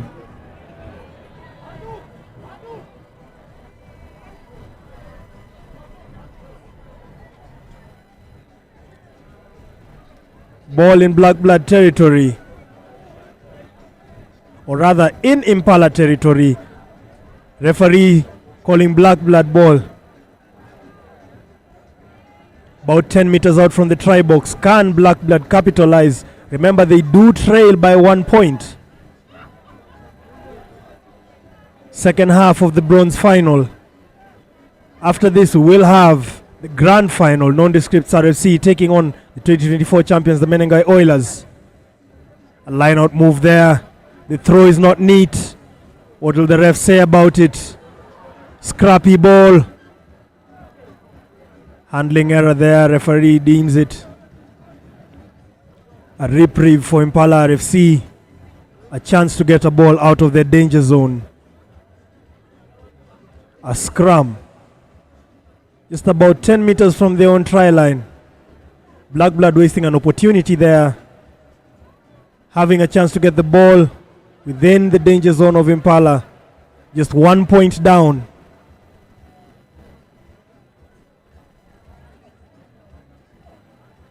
Ladies and gentlemen, nimependa kuwakumbusha, there is an Mpesa number there. Don't mind a hi. We don't mind a thank you. We're just trying to get this thing right here.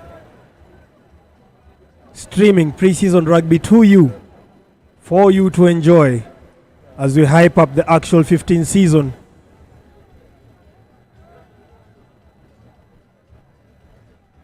Ref asking for the scrum to be reset. Didn't like the first set.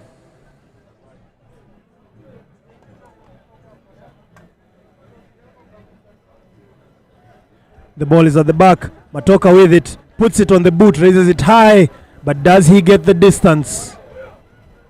Obat Kuke fielding it, but it's knocked out of his arms, and it's a break. The offload is there in traffic. What will the ref call? Calls handling error there.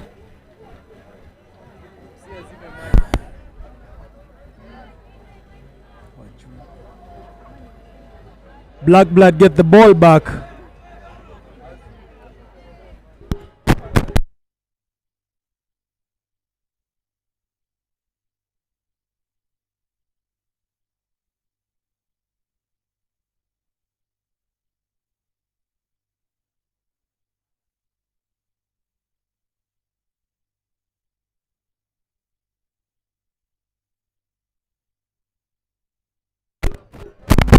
Black Blood getting the penalty.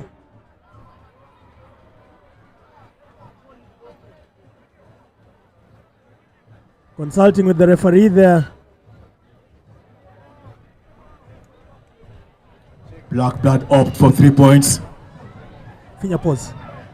Finger pause. It's a tight match that everything counts.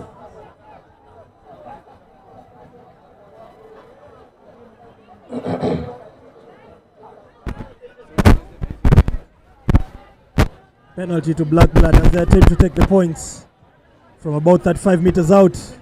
The kick is drifts wide to Penalty the right goes side wide. of the post. The scores stay the same. Impala 19, Black Blood 18. Enoch Oduor there with the attempt. He has been lethal. Matoka, some clever play just above the 22. There goes Elvis Otete, steps into Matoka, that same gap that Matoka left. A solid carry, and the same Matoka does make the tackle on Otete. Carry after carry, and we can see them swing some arms. Emotion on the far side of the pitch. Players getting to know each other, a bit of jersey grabbing. My MC. As I did say Ati earlier, wanasema mambo ni the game is emotional. mambo ni moto. Once you put everything on the line, Remember ladies and natural gentlemen, to hii get hata si emotional. final. Final inakuja after this match. Watu wanasikia joto. Nani? Black Blood building the phases. You can hear the drums of Black Blood. Some tough defense from Impala. Black Blood retaining possession against a very stout defense. Still playing phase after phase. Victor Wakongela trying to control the pitch. And the ball spills out at the back of the rack, but the referee says bring it back. Impala win a penalty. Seen emotions running high in this match. It's tightly contested, and therefore we expect such. It's a matter of competition. sometimes have hung on the brink.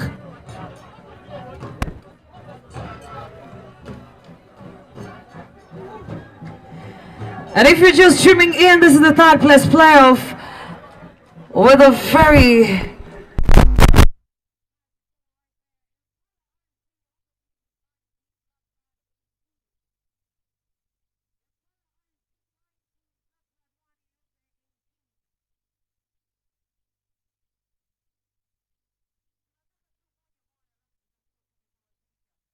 This is the weekend finale of the Impala FloodLit's 42nd edition. We are live, jolly, happy, and bringing you this energy right at the Impala Club. Kama mwingia jamani, karibuni sana. Mambo bado. Right after this, we'll proceed to the finals, where Menengai Oilers from Las Vegas, they will be battling it out with Nondis. Black Blood getting a yellow card. Down to 14 men, while Impala get a line out within their territory, about 40 meters from their own try box. Seen a lot of drama and emotion in this game. Remember, 1 point splits them. We are live also on our live stream, and if you're on social media, Facebook, Instagram, Twitter, and X, the hashtag for the day is hashtag Impala FloodLit 2025 42nd edition. We already had our women's playoff here, finally, where Mwamba RC ladies have been crowned as the champions of the 42nd edition of the Impala FloodLit's triplet category. KCB have been able to take home the Impala FloodLit's plate for the 42nd edition. And in the varsity category, JKUAT have been crowned as champions for the 42nd edition of the Impala FloodLit's. And in the runners-up was the USIU martial arts. Handling error there, Derek Kinyari gets it on the wing. Tries to keep it on the field, succeeds in doing so, but can he keep a clean rack? Impala recycling the ball. A carry straight through, beating the first man.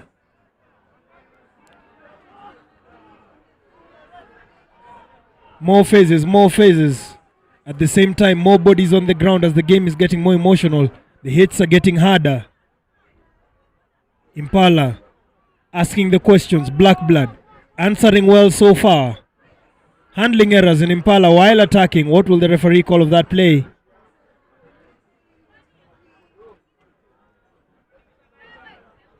Handling error to Impala has been a theme across the day. From the first game, gaining yards, getting into the crucial position just when you get there, just when it matters. That's when the handling errors start showing up.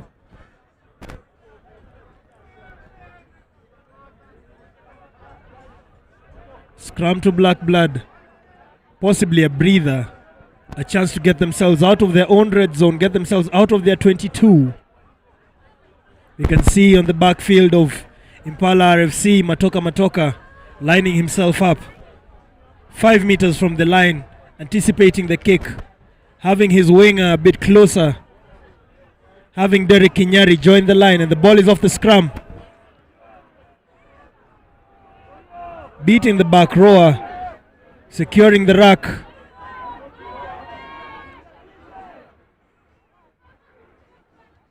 The ball is out and put on the boot. Matoka right under it. Otete chasing. Matoka beats Otete. Beats the second. Beats the third. Can he beat the fourth? Offload in traffic. And what will the referee say about that? Handling error. Black Blood with the advantage. Elvis Otete trying to beat his man. Losing the meters though. Scrappy ball, as has been the theme so far across this game. Remember, this is the bronze final with the host Impala taking on Black Blood. Impala with a striped kit. Black Blood with their maroon. The scores are Impala 19, Black Blood 18. 1 point separates these two sides, as we can see Black Blood marshalling their substitutes on the bench, possibly wanting to do changes in their front row.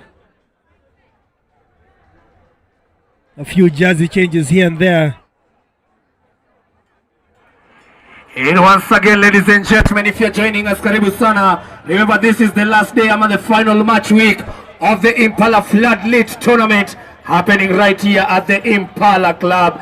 Remember, we want to say a big thank you to our partners and sponsors, starting with Safaricom, South African Airways, Capital FM, Farmbridge, our outdoor advertising partner, Coca-Cola, Kissini, Galaxy Shuttle, our transport partner, Live Eye, SGA Security Group, Tico Hub, our ticketing solutions partner, and Kenya Rugby Union. With this, ladies and gentlemen, I am inviting you officially to the Rugby African Women's 7th tournament happening next weekend on the 15th and the 17th right there at the RFUEA grounds.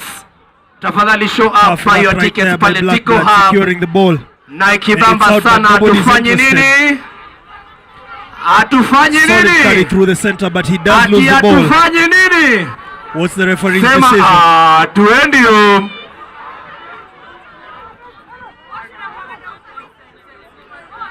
Referee consulting with his AR.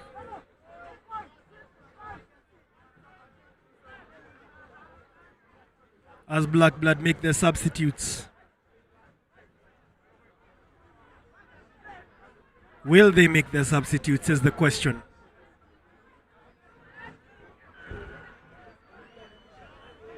Calls for penalty. Seems to be collapsing a mole.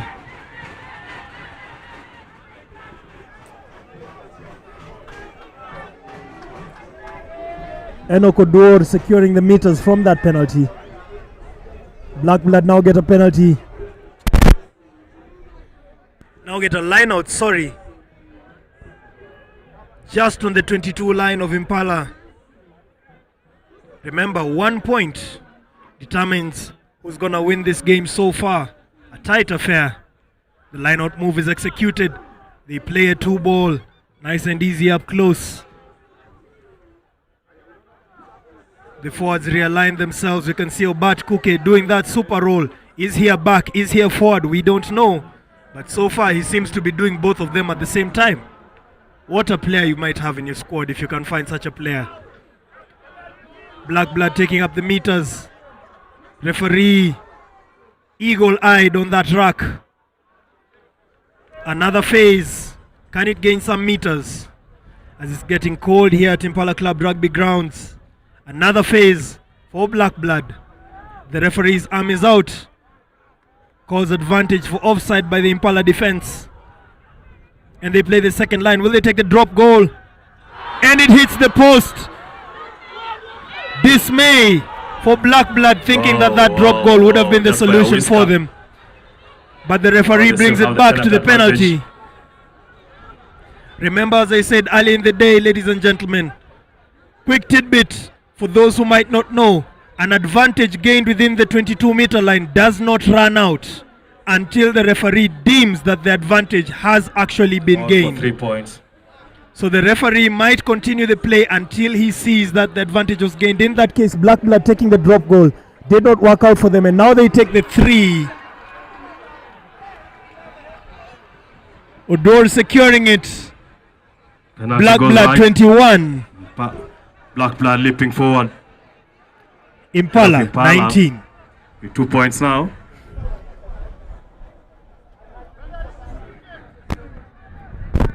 It's not over until it's over. It's a tight match.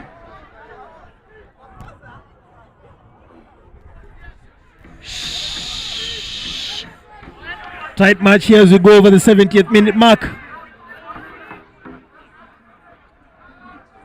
2 points. Now splitting the sides with Black Blood taking charge. Solid take, but an even more solid tackle by Impala RFC. Impala trying to shift the momentum their side. Remember, they are the hosts of the tournament. They are in front of their home crowd, if not more than most. That Iraq, their referee, trying to call for some sanity. The ball is transferred, quick hands. Can it keep going? They call it straight to the center. Numbers out wide for Impala. Black Blood defense scrambling, and they get the turnover. Some resilience by the varsity side. One you there not letting it go. Just getting a penalty a few minutes ago. Half times require tough measures. You see tight defense line there, winning the ball for Black Blood. As Odror secures the meters for Black Blood. Now giving them a line out about 35 meters away from their own line. Can they capitalize and improve on the 2-point gap?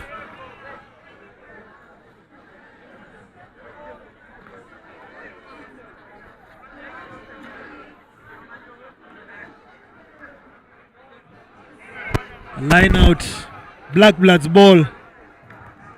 They currently lead 21 to Impala's 19. Getting the ball off the line out, taking up the meters. Fast carry, beating the first man, beating the second man, gaining the meters. Now on the 40-meter line of Impala. Black Blood taking the meters. Obat Kuke showing why he's playing at center this weekend. Taking up so many yards, eating up all the space. Now within the Impala's red zone. Otete steps in, beats one, beats two. Can he keep possession of the ball? Yes, he does. Referee's arm is out, calling an advantage for Black Blood. Infringement by the Impala on defense.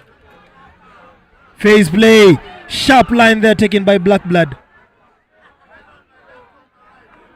Trying to capitalize, and they lose it. Referee brings it back to that initial infringement by Impala. About 10 meters out, what will Black Blood choose to do? Remember, 2 points splitting these two sides. 74th minute or so.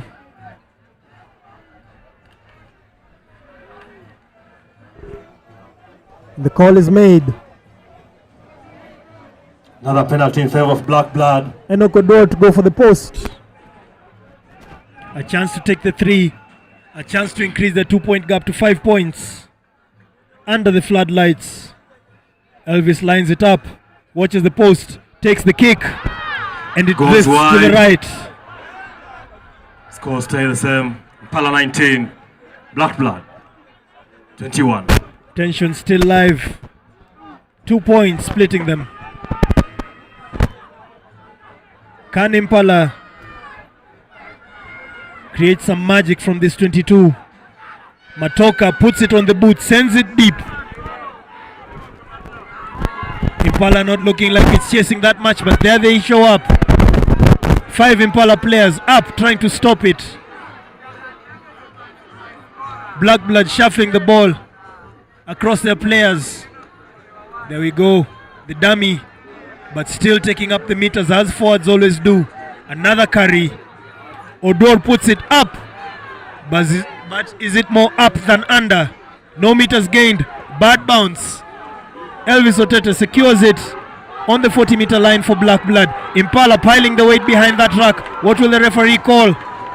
Turnover by Impala. Now on the front foot. Miss one. They transfer it. Something we've seen so far in the game, Impala, is the ability to transfer the ball within traffic. Their forwards transferring the ball out wide, albeit standstill.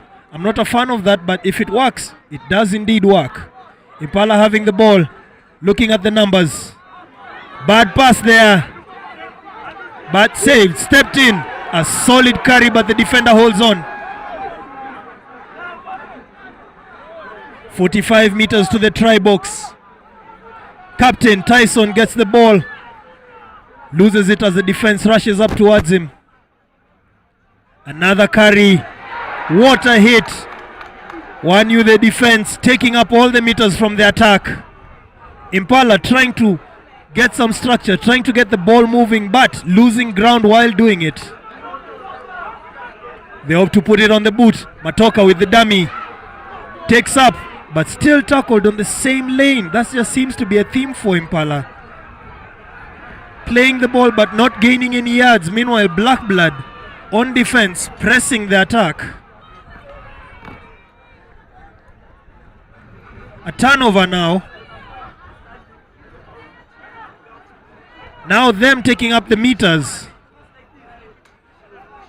A comparison of the two. While Impala have the ball, you can see the Black Blood defense rush up.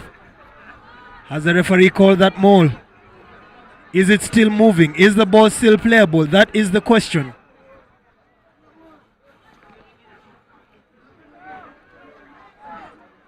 And another turnover as Impala get the ball. You can see the Black Blood defense realign. And it's put in the air, but who is chasing it?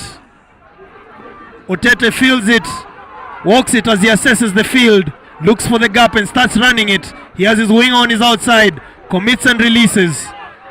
Steps in, beats one, beats two, through the line. Now up the 50-meter line by Black Blood. Impala seem to be just losing possession and not also gaining yards. But now they get the ball back to their side. A chance for them to get out of their half. A bit of reprieve.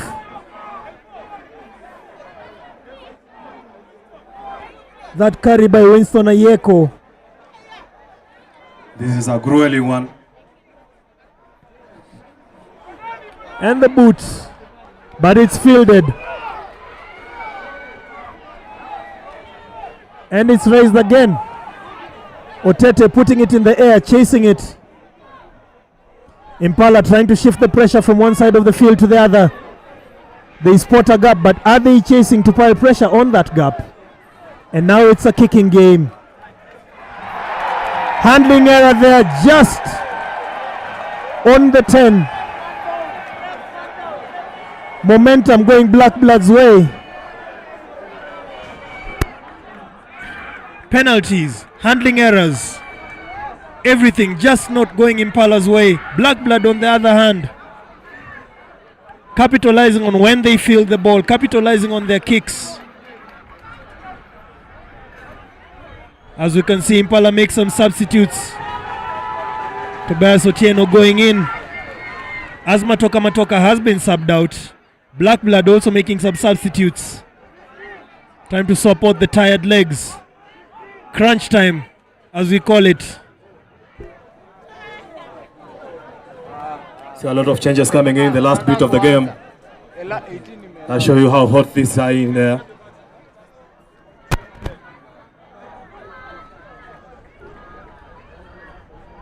Scrum. Black Blood's ball. 40 meters out. 2 points. The lead above Impala's 19 as they have 21. So it's what we call that moment of truth. Remember, this is the bronze final.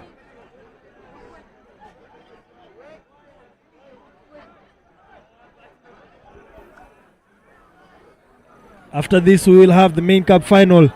That Impala scrum. My lord, dominance on it, and they get the penalty.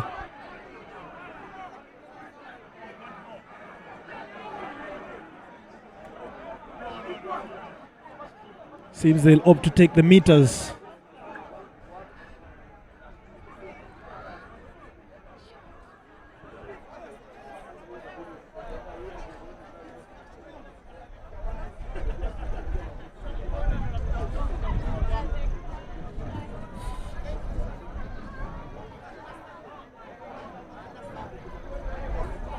About 10 meters away from their 22.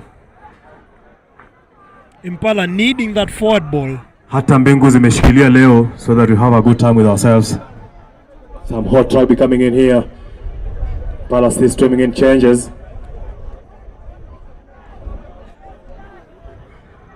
Milton Omondi coming out. Impala making a few more substitutes in the front row as they go for the line out. Loose throw, but do they still have it? Toby Otieno, first carry, second carry, straight off the bench. Right off that track, building the phases. Was that a loose ball? What will the referee call there? He takes us back. Ladies and gentlemen, as I promised earlier in the day, the sun will set and the floodlights will switch on. Here we are, the floodlights are on. The sun has set. The breeze through Impala Club rugby grounds. If you are joining us via the live, I hope you're warm wherever you are. If you are watching us earlier and you have come to watch the games at the Impala Club Rugby Grounds, I hope you are warm as the nighttime checks in.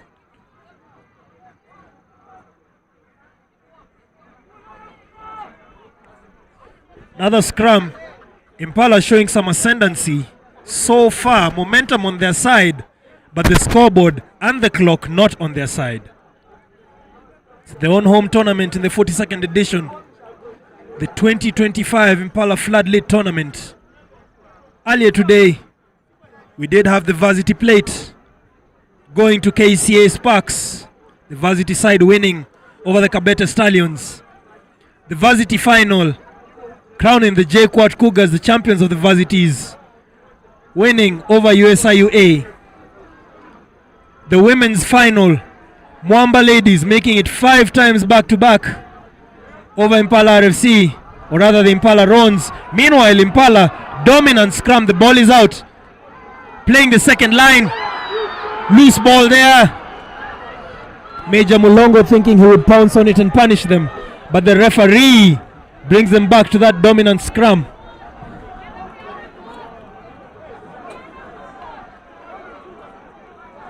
Impala dominating on the scrum so far, just seeming to shove Black Blood straight off that ball, regardless whether it's theirs or Black Blood's ball. Impala showing a very solid scrum so far, but can the solid scrum result in points? That is the question, as they have opted to do now.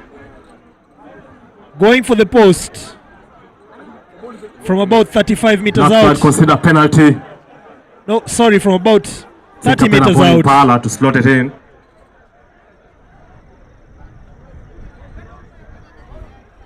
The kick is lined up.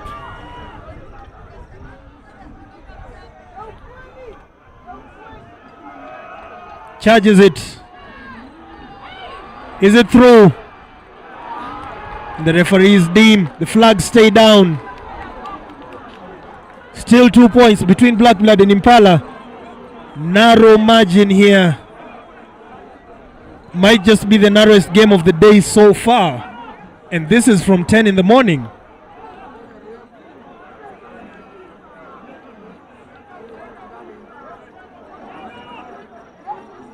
Black Blood dropping the ball from their 22. Impala field it. As the darkness checks in, that ball starts looking invisible once it goes up. Tough contact area there by Impala. They retain the ball, trying to build the phases. Hard carry as they pierce the Black Blood defense line. Still retaining possession, 40 meters out. Anything will do at this point when you're trailing 2 points. The dummy and the carry by the forwards there. Another dummy and another carry. But he does run into a pair of warm shoulders and he is held up. Can they fight to keep the ball? Referee calls the tackler to release it. Impala ball. Captain Tyson takes it in, leading from the front there. Tobias Otieno commits and releases. Referee's arm is up. Impala with the advantage, just out of the Black Blood 22. referee takes us back to that penalty. Black Blood starting to pick up the errors on defense. Another penalty in favor of Impala.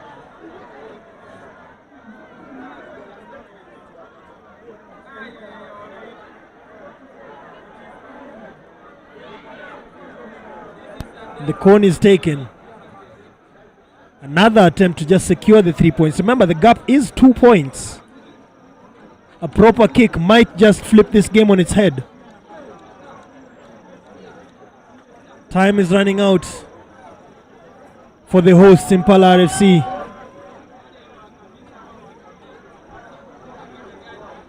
Eyes the post.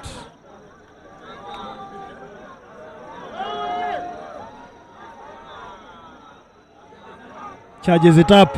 Kicks. and it drifts to the left. The gap is still 2 points. Goes wide.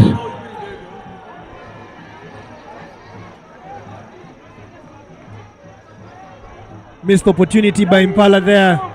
Black Blood. A lot of temperatures in the dying moments of the game. Black Blood having a chance to clear their line. You can see the referee in the air consult each other. Seems there might be something that has happened in that play. Black Blood getting a chance to play out of their own danger area.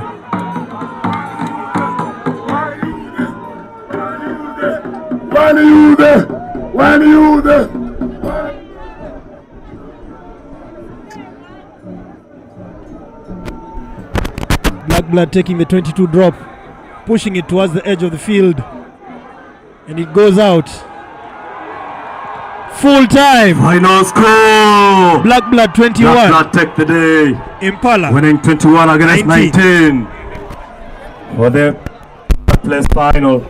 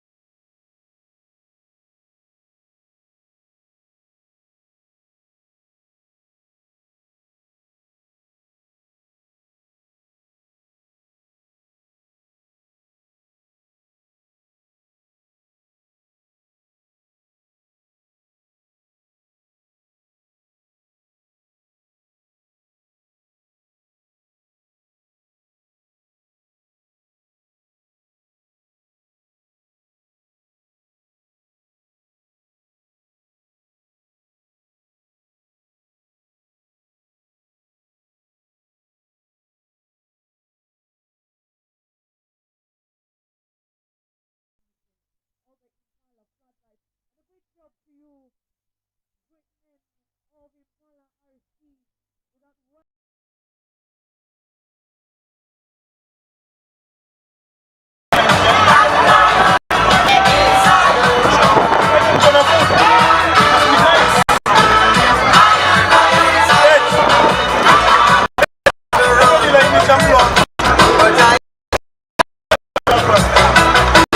Congratulations to third place for the edition of the Impala FloodLights.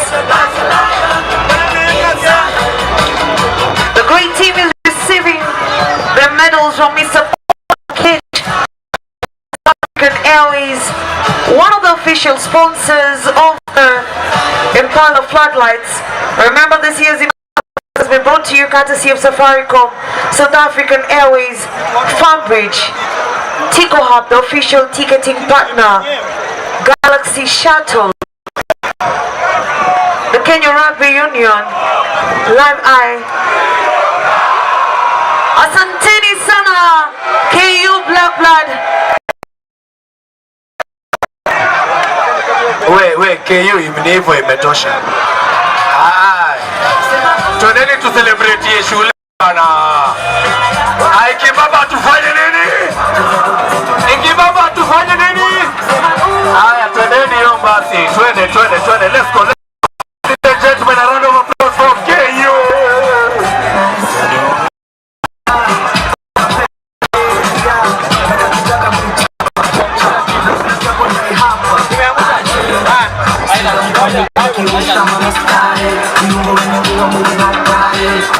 Watch me,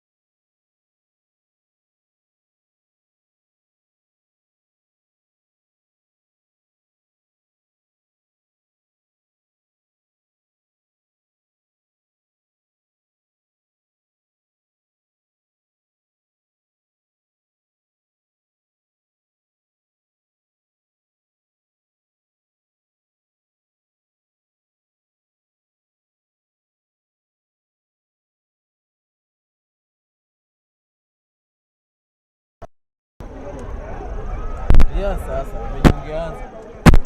Kwani nani tuko mbele?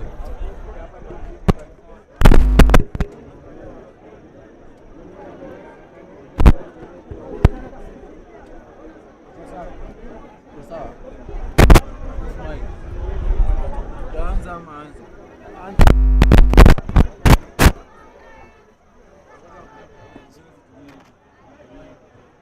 Sasa lazima mtumie yeye tu watu wanaona. Unajua mbona Evans Western hata alikuwa ananiambia niko feedback zenye nilipata. Current match ongoing between Menengai Oilers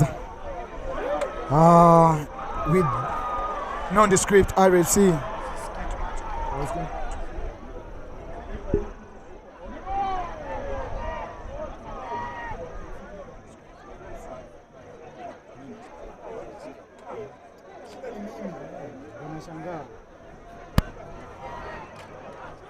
The sun has gone away here behind the clouds at Impala Club. The ground is a little bit wet, but this won't stop us from having some very good rugby football. The ground was a little bit softer earlier today as we saw matches like KCB versus Strathmore. KCB having that lead there against Strathmore Leos. JKUAT having a swift one against USIU as host Impala take on Black Blood before this match that we are seeing here current today.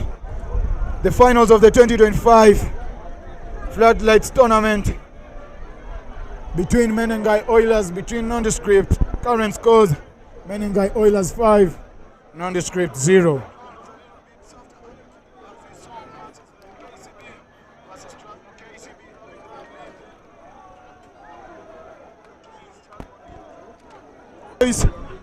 Once you've decided, the captain has to make the decision.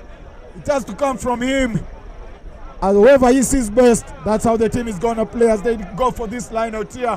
The back line forming wide as we see John Mark Owiti forming straight with his number 10 there, Bruce Odhiambo, who featured last week at center. Now featuring here today as flyer as he gets the bread, as it tend to be the bread and butter from for this Kenya Cup side. Menengai Oilers defending their own try box there as Nondis. What is the referee's decision on this? Nondis winning that penalty there against Menengai Oilers, putting Oilers under a lot of pressure. Is nondescript RFC.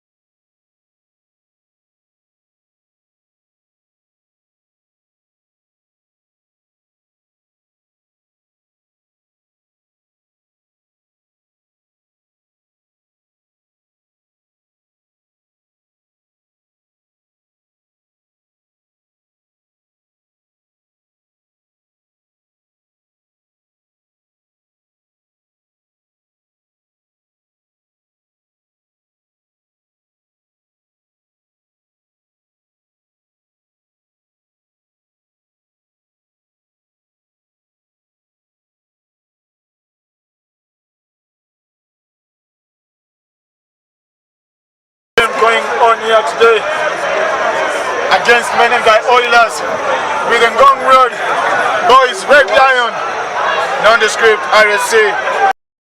They're getting their composure in these 20 minutes of the game as we enter the 30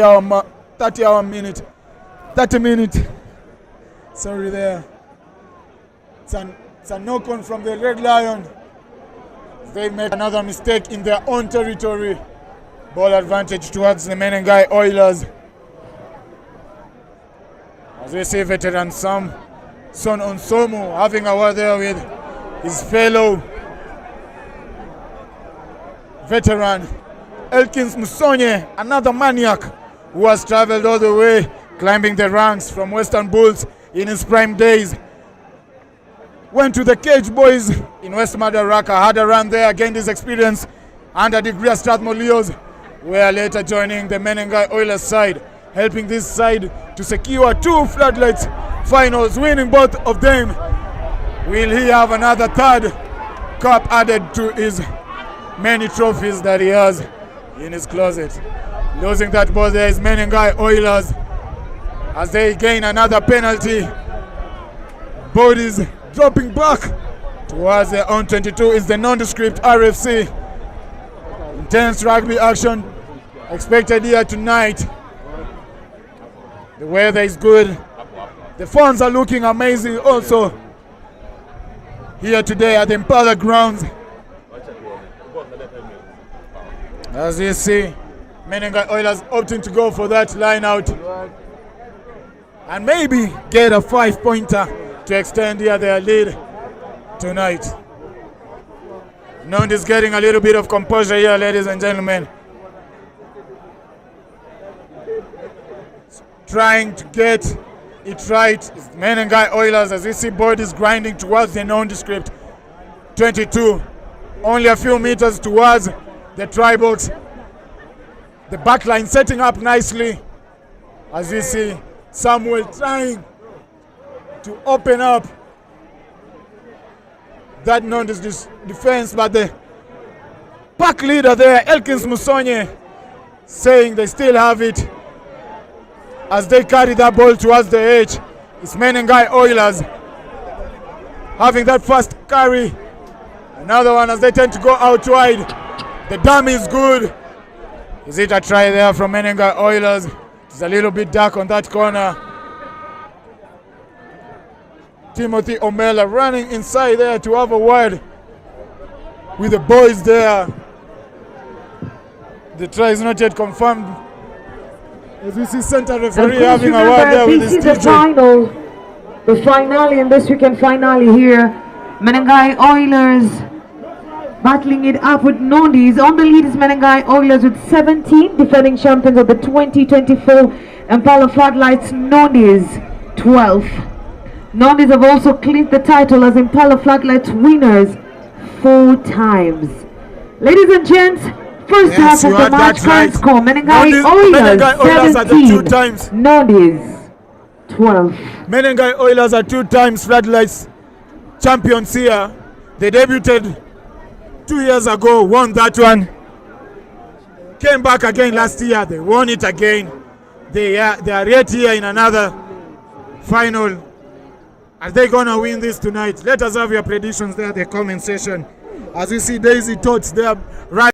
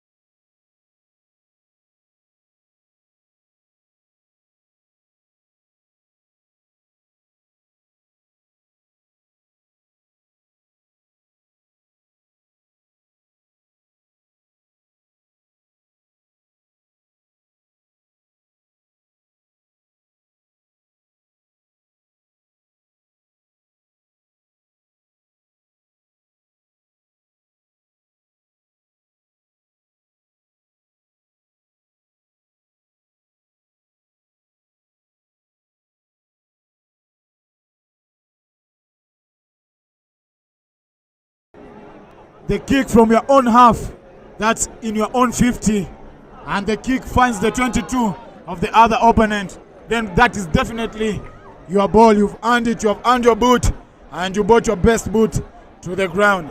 And I urge all those young players there who are training to be the best of the number 10s in the Menengai country. Oilers. As Menengai Oilers put yet Do it another again. score in the This is the line for the nondescript third time. rugby. Oilers. Oilers extend that 22. lead. 22. Nondis. 12 for waiting on the conversion. Nondis 12 for waiting that conversion. Yeah, you can see the importance of the 50-22 and the benefits that it brings. Yeah, it has awarded Menengai Oilers their try, I can say so. As we see this rule now helping out here tonight.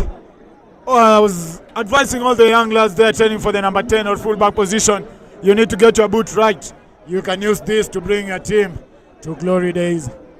Menengai Oilers with that conversion to come through the one and only Timothy Omela, the 2024-2025 Kenya Cup top point scorer with an average of 206 points.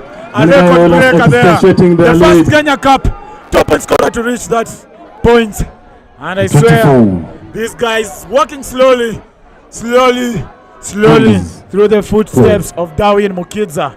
Congratulations there, Timothy Omela. Chipu class of 2019.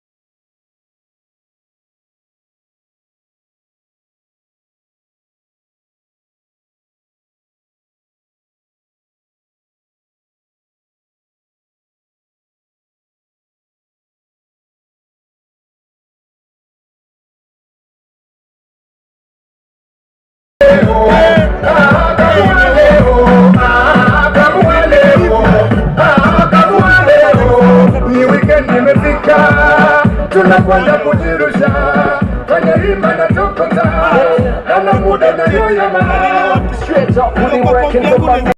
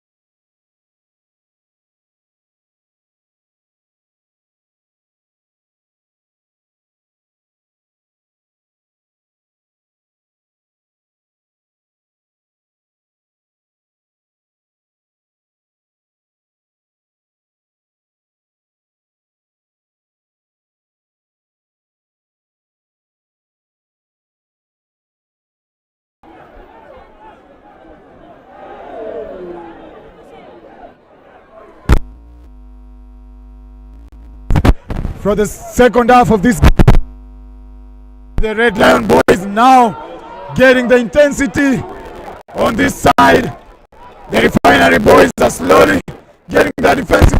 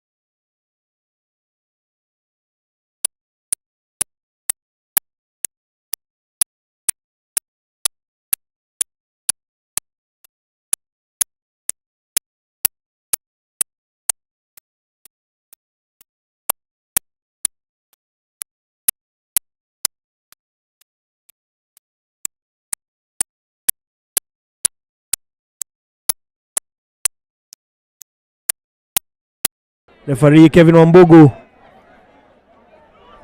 unsatisfied with how the Menengai Oilers bound into that scrum. Quick take there. Another hard carry by the Nondis. Remember, if you are joining us right now, the Nondis in white and red.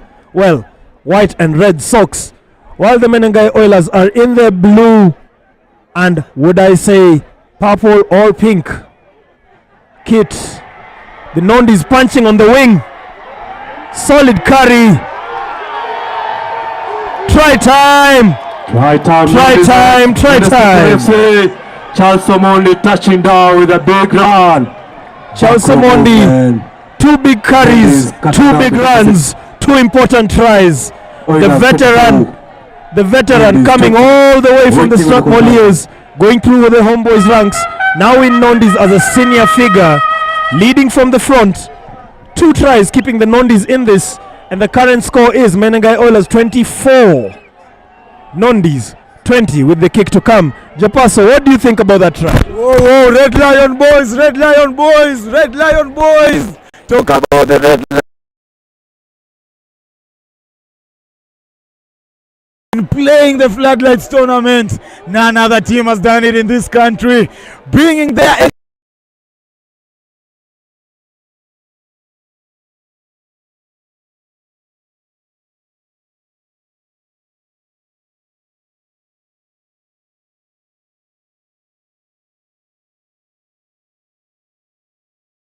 as they try now to look on that kick from the Nondis side as they get to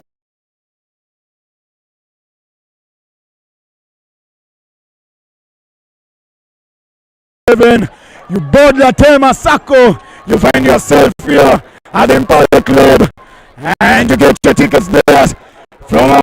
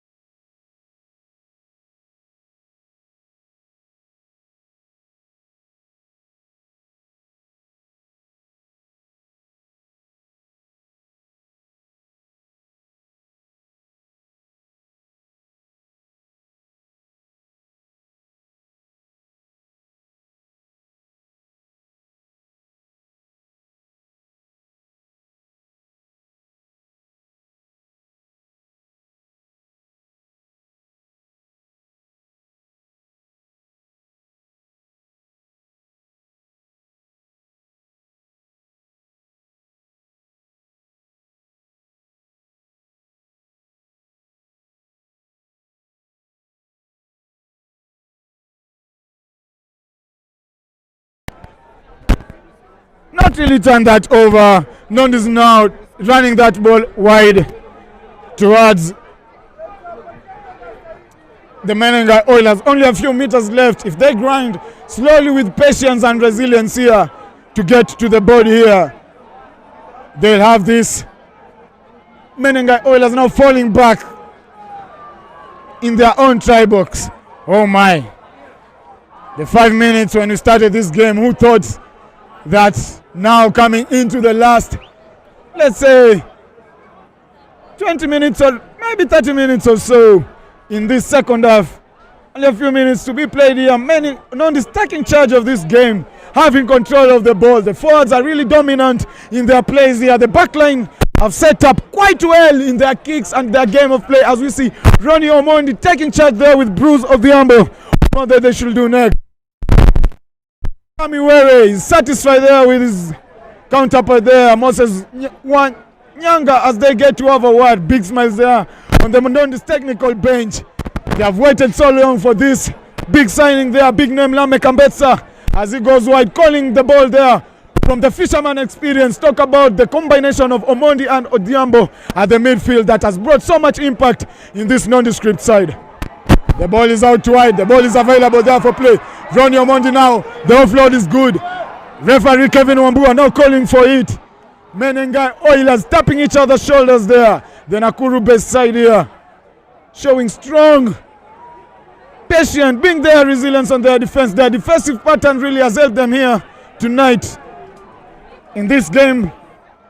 As we see another scrum down here. A lot of entering errors from this game.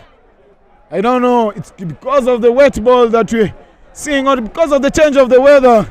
It's a little bit cold here. The weather is chilly here at Impala Club, but the fans are excited as well. I can see all smiles out as nondescript here, putting a lot of pressure in the Menengai Oilers 22. And to those who are streaming live, action back at home or wherever you are in your offices, shout out to you. Thank you sana. Tunawapenda wote. Back to XIX.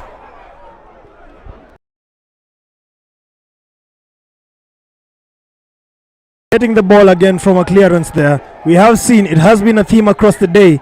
Getting to the sweet spot, then the handling error killing the potential of the entire play. But at this very moment, the nondescripts, momentum on their side, having scored the last try, building phase after phase. Kevin Wambugu saying that advantage was not played. Returning the Nondis about 2 meters up from where the ball was initially. 4 points to decide who's going to be the Impala FloodLit 2025 champion. Ladies and gentlemen, earlier in the day, as I keep repeating, we've already had lots of rugby. This is the final match of the day. We did have the varsity plate. KC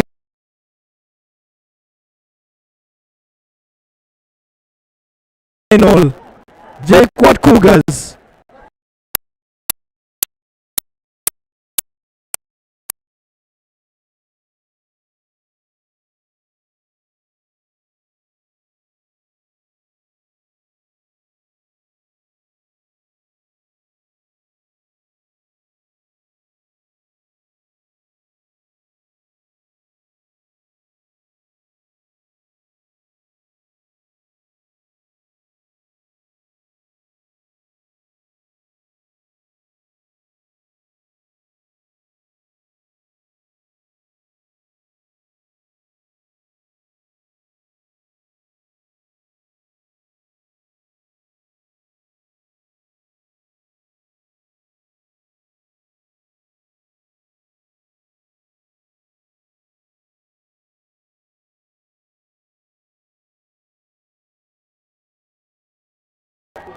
Four points deciding as Ronnie Omondi decided.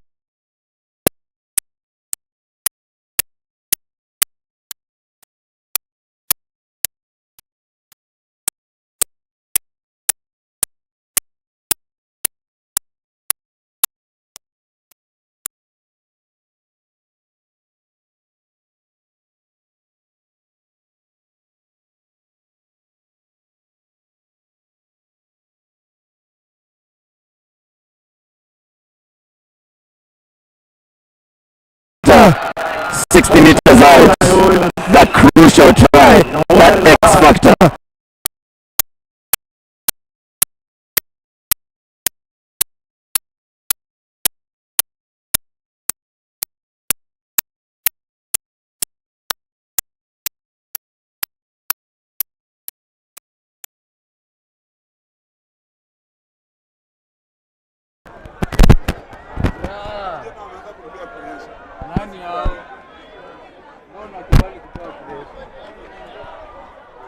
It is a dogfight here.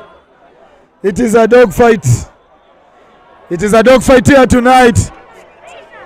As we see now, Menengai Oilers bringing that back, responding to that earlier,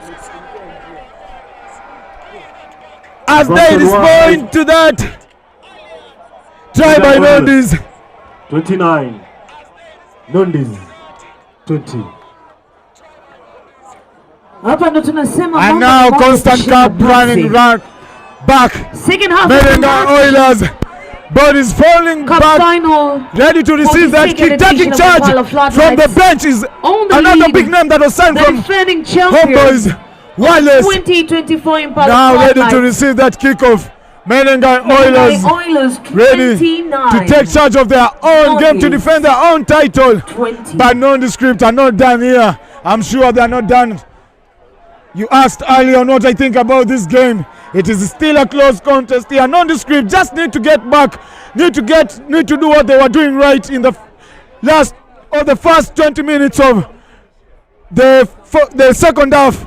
As we see Menengai Oilers exiting that play, he spotted the cup going the kick found goes in their own 22, in their own 40, in their own 40. As we see Nondescript winning that line out. Billy Odhiambo coming out. Big names now coming Billy in. Omondi, sorry. Billy Omondi coming out from that midfield. Remember Billy Omondi, a big name that has featured also in the Kenya rugby. Played for the Impala side, went to KCB, had a good run with the champions back in his days. Now has come to the Red Lion. Played his good 60 minutes. And now he's out here tapping the badge. As we see now red and white bodies piling on those purple and blue, or rather pink. As you can see, the flashy Menengai Oilers in their new kit for the 2025-2026 season. For the Kenya Cup League, there's a little bit downpour now. We experienced the drizzles here. The weather gets chilly. A lot of intense rugby action. 20 minutes to play on the clock, as we expect Nondis to get one back on the Oilers side.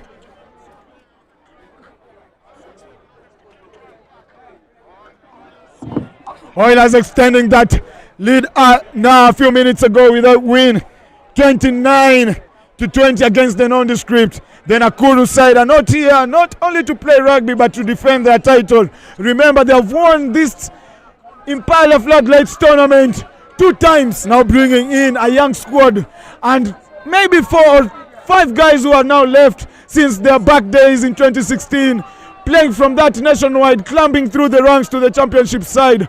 First win on their first season in the championship side, climbing to the Kenya Cup side, playing 2 semi-finals against the mighty Cabras, bringing in the mighty, all the young lads.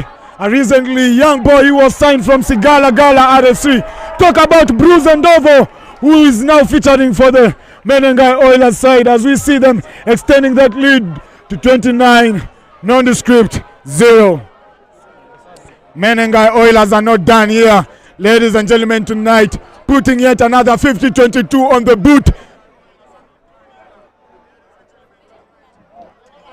As we see the prop, they are taking charge of what is to be called on the line out. Talk about the tall boy, Big Wallace, taking charge of that line out as they overthrow. There's experience. There comes the boot from the big flanker as he gets to chase that. Do we get to see another 50-22? That is the experience we are talking about from not another than Abutwali Bwesonga, another Upper Hill School alumni who is also a 2018 national champion and also a 2019 East African champion. Abutwali Bwesonga, who got his injury, missing out in that Chipu squad in the 2019-2020 season. Another notorious name, another young tag that has climbed through the ranks, now becoming one of the best fullbacks in the country. Talk about Abutwali Bwesonga. Just a quick quiz for the day. What do you know about Abutwali Bwesonga? Any nickname, or rather, who is related with in terms of Kenya rugby? I want to get those answers in your comment section. Those who are watching us live, as we shout out to you here as we experience intense rugby action. None is getting that penalty there. Menengai Oilers not utilizing that break earlier on from that smart play from Abutwali Bosonga. And as I get to challenge you on the comment section, you have up to 10 minutes to get to decide who is the brother of Abutwali Bosonga. Maybe if you get that right, you can get a shout out from Evansbet TV. RXIX Sport here today, bringing you live rugby action straight from Impala grounds as Menengai Oilers run it in their own 22 here. This is a danger zone. Now, there comes the box kick. Referee says went back. Ball is yet to be played. Nondis keep putting a lot of pressure on the Menengai Oilers side. I wonder why they're playing on their own half as they get to that exit play. Setting up for that ready to receive kick is nondescript. On the open side is open, but the defense is good from the Menengai Oilers. As we see now, bodies fighting hard, running hard into each other. This is now becoming a tight contest here tonight. Nondescript there. Bomb squad bringing in big name, fresh legs there.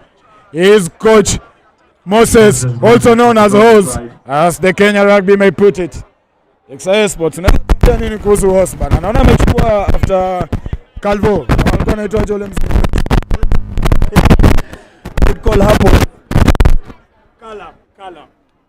Horse taking over after Callum. Of course, Horse, I think, captaining the Chipu squad of Kenya 2006.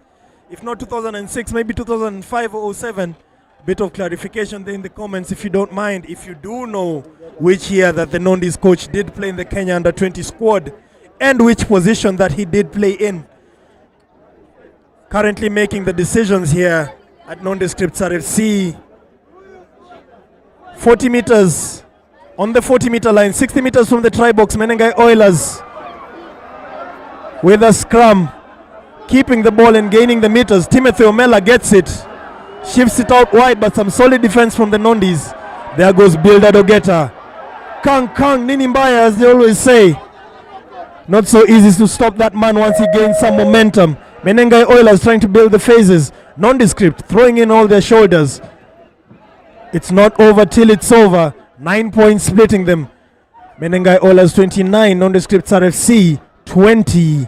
Let us remember, the Menengai Oilers are the current holders of the FloodLit title. The Nondescripts wanting to bring back the glory. I think their last title being, was it 2011 or was it 2015? I'm not really sure. But it has been more than a decade without the title in their hands. Kevin Wambugu, arm out, advantage to the Menengai Oilers as the phases keep going. Loose ball, but a handling error. We can see Samuel Mora trying to get the quick play, the quick tap. Seems not to be the case. Kevin Wambugu calling tackler not releasing. Another penalty considered by the Nondis. Decision made by the Menengai Oilers. They're going to take the 3 points. Cone to Timothy Omela. And as I did say earlier in previous games, if you have a certain kicker, the question changes from what will you do, from why won't you do what you're supposed to do. If you have a kicker like Timothy Omela, why won't you take the 3 points? He kicks. And ladies and gentlemen, Menengai Oilers extending their lead to 32. Nondis 3 points to the Menengai Oilers. Timothy Omela with a 3. Still at arm's length. Comparison to the time available. 32 points to the Menengai Oilers, 20 points to the Nondis. It's looking a bit bleak. A 12-point gap. Can they close it? It's gonna be very hard to close it here because, as I told you earlier, remember those 3 points that Nondis opted to go for a line out earlier. They had it just straight in front of the post. They could have taken the 3 points. Now talk about the big decisions made by the one name that I had mentioned earlier, another notorious name, very dangerous at boot, football skills, top-notch level, Timothy Omela. And I will continue saying it, the 2024-2025 Kenya Cup top-point scorer with a phenomenal there. Points of 206 points. I don't know those who are there before me and those who will come after me. I don't know who is there to break this record that has been set with your one and only Timothy Omela. And back to our game here tonight. Nondescript having that scrum towards the Menengai Oilers 22. Only 30 meters into the try box as we see that midfield bringing a lot of action as that shot ball is bringing into the nondescript number 13 as they try to run that Gregan. Is the notorious substitution that came through Alex Devirex. Talk about another big name from nondescript. Sijui wanatoanga hawa wazungu wapi, lakini Alex Devirex will remind us of our very own legend Oscar Dennis. Those who remember Oscar Dennis, the white mamba, who also was the only white person who featured for the Black Mambas back in the days in his prime, playing with the likes of Akina, Jeffrey Okwacha. Talk about Andrew Amonde, who is now the technical or the assistant coach of KCB back in his days in Kenya Sevens. Now nondescript bringing back another familiar name, Alex Durex, in their squad, who had a very good run on the first half, composed his teammates there. Now in a set of plays, they now set it early as the physio tend to attend on their players. Menengai Oilers going to the bin through their hard runner there, or rather he has played his turn. Sorry ladies and gentlemen, that's a substitute being made by Menengai Oilers. The hooker there has made his day, he has made his cups, he has earned his chums there, and now he has gone to the bench after earning those cups. Now bringing in the young tag I was talking about, Bruce Ndovo, a fresh name that has climbed through the ranks from Sigala Pirates, TTI, Sigala RSC, another notorious name in the Nationwide League, having featured in 2 semi-finals that they beat the two Marines, the Technical University of Mombasa, but losing to Kabete Stallions in that finals. Now Bruce Ndovo representing that Shamberere, or rather Sigalagala TTI in this final here tonight. At only 22 years of age, Bruce Ndovo earning his cup and the first final. Shout out to the young tag, kubwa sana. It is now a wet ball here as we see Menengai Oilers losing that ball once again. Nondescript now tend to play it. The forwards want it for themselves. Remember, rugby is a winter sport. The game won't stop, however the ball is wet. That's the interest part. That way it gets interesting. Forwards love it, the backlines love it, and nondescript run it out wide. There comes the dummy from the second center as Menengai Oilers try to hold that up. The ball is not available to be played. It is a maul set for the Menengai Oilers as we see Samuel Were, another notorious name from Laser Hill Academy. Also a 2017 East African champion and also featured for the 2019 Chipu Cup. And that we can say is a Bahates Cup champion back in his days.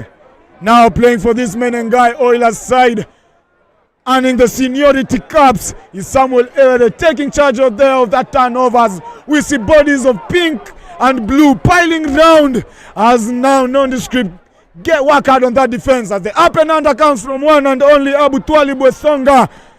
Does he find grass? The kick is good. The chase is good. The chase is good for Menengai Oilers.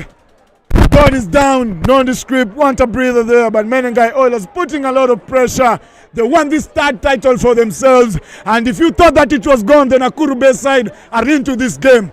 Karibu sana, Coach Lewis Buyachi on the technical bench.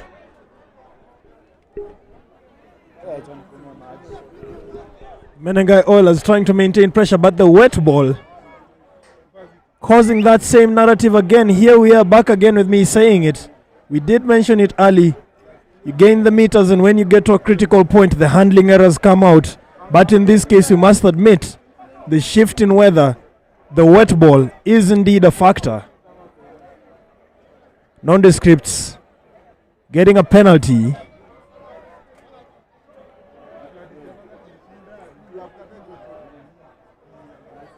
Opting to go for the line out.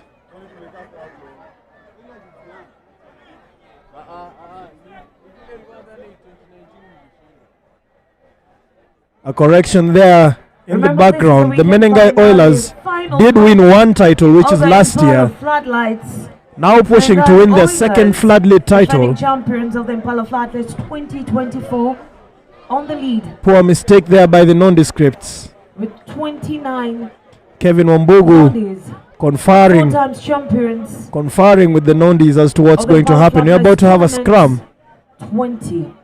about 35 meters away from the nondescripts try Unless you box. can do it big, we do it quick. Nondi's ball. Right after this is going to be Ian party Mabwa about to after feed the ball party. into the scrum. Watu wa Nakuru ambao wamekuja kushangilia 9 Oilers, points tunasema splitting these two sides. Let's masaa remember, bado. Karibuni. as the Masaa drizzle gets bado. down, gets cold on Gong Road, the Oilers Of course, remember this is the 42nd edition piling of all the Impala pressure into that FloodLights. scrum. If you were taking 40 But videos, as we have been hashtag said Impala earlier, you may be FloodLights strong, but you still have to do it right. And a big thank you The for Oilers creating winning the such physical game, an event, and of but course, losing the rule tonight, game. tunasema As asante referee Kevin sana. Wambugu is not satisfied with that Second scrum half bind of from the match. Nondis. The Current Nondis score, opts to kick the Menengai ball, Oilers, take themselves out of their own half, 29. Nondis 20. put themselves within the Nondis red zone in the 22. Ladies and gentlemen, if you're joining us now, well, I must admit, you have missed quite a lot across the day. But at this very moment on the field, there's the Menengai Oilers with 29 points in what you would call the blue and pink kit, and the 100-year Nondis in their white strip. The Nondis coming from the left side of your screen and the Menengai Oilers on the right side of your screen. A line out there by the Nondis. 20. Current score, Menengai As they Oilers go over the line, a hard carry by the Nondis. 20. Another phase as they try to take up the meters. Some hard running by nondescript Lions. We can see their forwards form their pods, try to take up the meters, meter after meter, meter after meter. It's all about grinding at this point. We are lagging behind a little. Mabwa trying to marshal his forces. Nondis breaking into the Menengai Oilers 22. And there we go again, ladies and gentlemen. The recurring theme has been mentioned from the first game at 10 a.m. till now. It all looks good until when it matters. Then we get the handling errors. And now with the drizzle, well, the drizzle that was there right now seems to have settled. Bit of a wet ball causing a bit more errors. The Menengai Oilers getting a chance to breathe. The Nondis were trying to apply some pressure, trying to gain the yards, but as usual, the handling error will be the killer of a lot of plays in this country. Nondis doing some changes. Bit of composure. The Nondis doing some quick substitutes, sorting out their forward pack. Tired legs, ladies and gentlemen. Being in there is always another story. To those who have been there, you understand at this point in the game, 77 minutes or so in, gets a bit hard to carry the tired legs. Menengai Oilers opting to boot the ball, but the ball bounces still in the center of the pitch. Can the Nondis capitalize this? We can see Bruce Odembo calling it, but the ball gets missed. Cabra swinger Lame Kambetsa trying to dance his way out of it, maybe dancing a bit too much, going from trying to step to trying to do a break dance and losing his feet. The ball gets kicked again and fielded. No, not fielded well, but fielded nonetheless. The tennis games begin. Kicking the ball in the darkness. It's a matter of who's kicking it, who's catching it, and who's chasing it. The Nondis decide to run the ball. Kevin Wambugu with the eagle eye there. Thought he would have ignored that handling error, but here we go again. Seems to be the bane of Kenyan rugby. Handling error after handling error after handling error. Killing all the momentum that teams are getting. You may be on the front foot, you may have the momentum, you may have the stronger players, might even have the better players. But if you can't catch the ball, there's no way you're scoring. Current scores. The Menengai Oilers 31 after the scoreboard has been corrected to the Nondis 20. 11 points splitting these two sides. We have had about 8 hours of rugby so far. At the beginning of the day we had the Varsity Plate. The KCA Sparks getting one over the Kabete Stallions. 22-19 to them. The game that followed was the Varsity Final. The JKUAT Cougars stamping the authority of the Thika Road Derby 31-23 over the USIU A Marshals. The game that followed that was the women's final. Mwamba going 5-peat over the hosts 44-11 in a very confident win. The one that followed that, the club plate, KCB 47-12 over varsity side Strathmore Leos. As the ball gets kicked straight out and assistant referee Constant Cap returns them to the mark. Quick conversation with center referee Kevin Wambugu, think just to check the time. As I was saying, number of games have been played, and the one just before this, the tightest game of the day, the hosts Impala RFC falling to varsity side Black Blood 21-19 in what was a very narrow encounter. And now in the final, 31-20, minutes to go. A line out to the Nondis, 50 meters to the try box. Can they work up something? The line out move is called. Is the throw good? Overthrow, and they do lose the ball. A line out, the set piece just not working for the nondescript so far. The Menengai Oilers now with the ball, with the front foot, taking on meter after meter, and the handling error gets them. Nondis with the ball now. A blessing on their side. A carry, but can they offload it? Can they benefit off that mistake? Another carry just off the base of the rack, opting to snipe. Will they snipe the ball worth 50 meters? Ian Mabua raises it up and under, asking questions of the Menengai Oilers back three, but they answer correct and they tear through. The ball is back to the 50-meter line. Well, about 5 meters away from the 50-meter line. We can see Samuel Moura taking the 9 duties as the questions now begin to get asked.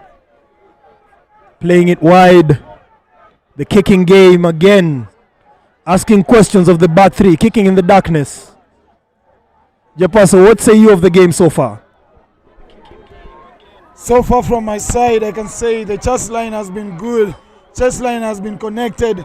The defensive pattern from both sides has been outstanding. Turned it over a couple of times from both sides. We've seen a lot of turnovers. This is the evolution of Nakuru rugby at its best. We can see Lawi Buyachi was brought into the technical staff. Bleeding, bloody, tough, skillful. It has been almost a complete performance.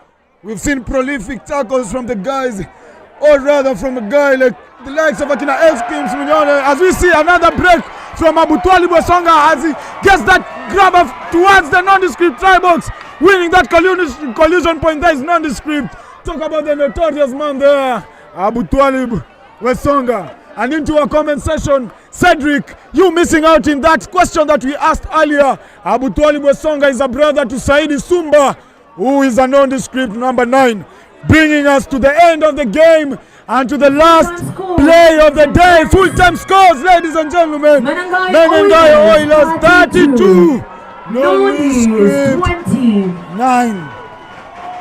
Yeah, that is where Abutwali Bwesonga get his booting skills from. All those who know Saidi Sumba, who is also number 9, who was featured for the nondescript couple of times today. Here, Abutwali Bwesonga has shown in the last play what he can do, breaking those lines. And until we meet again, the champions of the 2025 FloodLit tournament, proudly brought to you by KRU. Proudly brought to you by KRU, your media partners, XIS Sport, ever. Menengai Oilers retain the 2025 champions, and Oilers, the refinery boys, are up. And what is it? Yes, ati nasema kuna wale wakushinda na kuna wale wakushindwa. And of course, right after this, we will be proceeding to the award ceremonies. And a hearty congratulations. Utapata watu kama Oilers ni wale wale wa ushindi.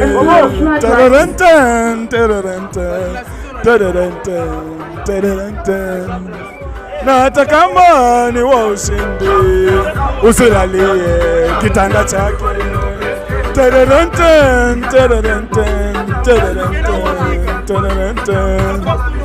Congratulations to Menengai Oilers for winning that one here.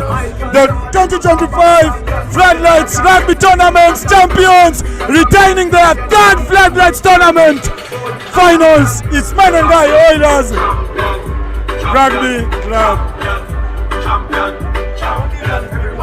And shout out to you who is live streaming us from wherever you are. Continue supporting us in each and every way as we bring you live and intense rugby action brought to you by Evansbet TV through the entire Kenya Cup season. He will be streaming all live Strathmore games, Kenya Cup rugby games, as we continue to bring you live rugby action in each and every way possible. Shout out to St. Mary's. Shout out to St. Mary's School for winning that East Africa and bringing the trophy back home. Shout out to Constant Cup. Shout out to you, our live stream partners. Shout out to you, our sponsors. Shout out to you, our host, Impala. Until we meet again, I have been your one and only commentator of the day, Sullivan Jampaso. As the winners of the Impala Floodlights 2025 42nd edition. We have had a full day of In the rugby. couplet category KCB. We have had a full day of rugby. We've been here from 10 a.m. We've had the varsity plate. We had the varsity final. We had the women's final. We had the club plate. We had the club third place bronze final. Now we've had the club final. 3 weeks of rugby, and we appreciate you being here for every single minute of it. I am your host, or rather your commentator, and have been your commentator for your day, David Mango, joined by Sullivan Japaso in the final match called Evening over on Gong Road. Be so far. We ask you to hit that subscribe button. We ask you to hit that like. We ask you to commentate on how the experience has been today. We do apologize for the audio issues. We are working on that. The champions, Menengai Oilers RFC, sealing their second 15th title in the pre-season. 2024-2025, back-to-back winners. I have enjoyed this day. I truly do hope that you have too. Some fantastic talent on display. Have a good night and take care.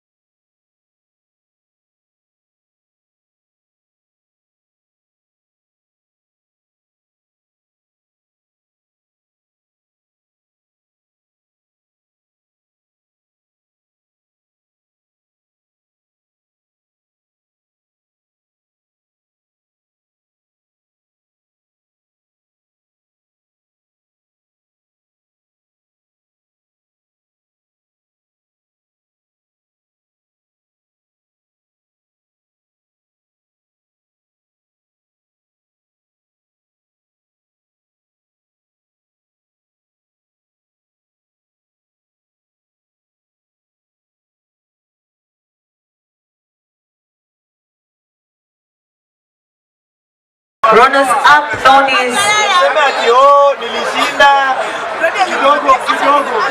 The runners up for the 42nd edition of Impala FloodLight.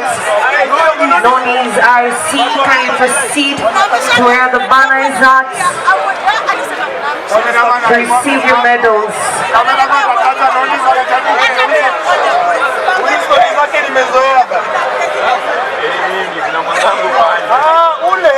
Ule akona experience, hebu mcheka. Wewe hata zianza kukucheka. Mungu ashanizoea. Sipige nanga pressure. Nondies. Ungeona Mungu 2021.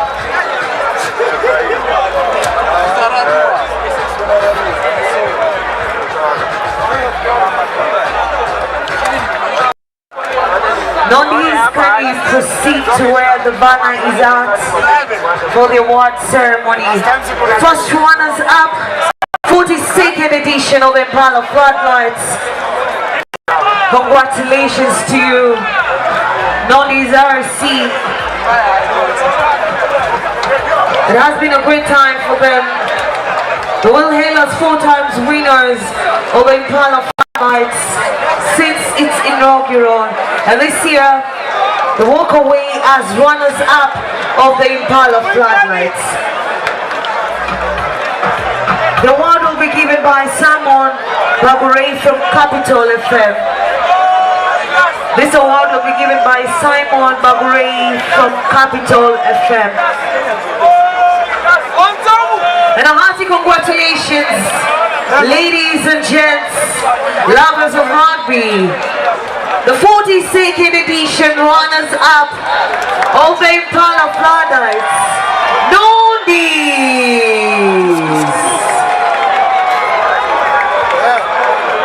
This award will be given by Simon Bagure from Capital FM, one of the major sponsors of the Impala FloodLights 2025.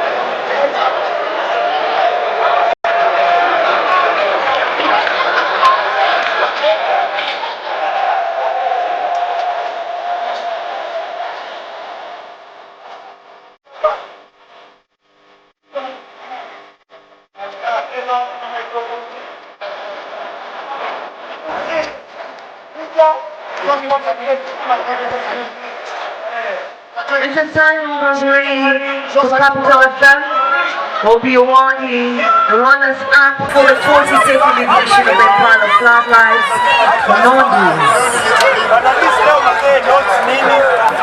It is one of the oldest clubs, rugby clubs to be specific, in the country. Nondies, runners-up of the Impala FloodLights 42nd edition. And they also hail as 4 times winner of the Impala FloodLights. Ama better go closer to you. Pia yako na games. Una watch game ukicommunicate. Sasa hivyo ndio kwenye mfano sense ile game. Na silent. You are with the noise, the background.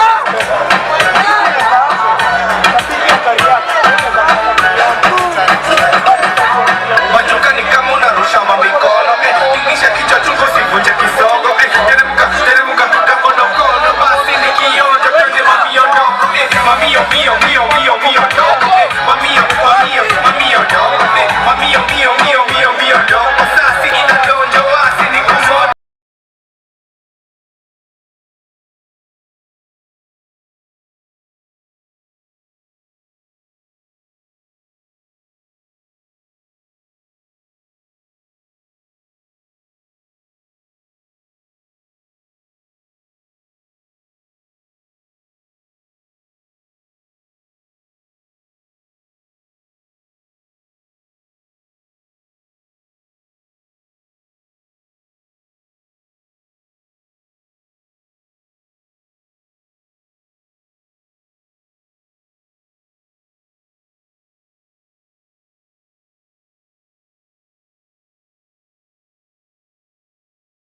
Amon Bwambo,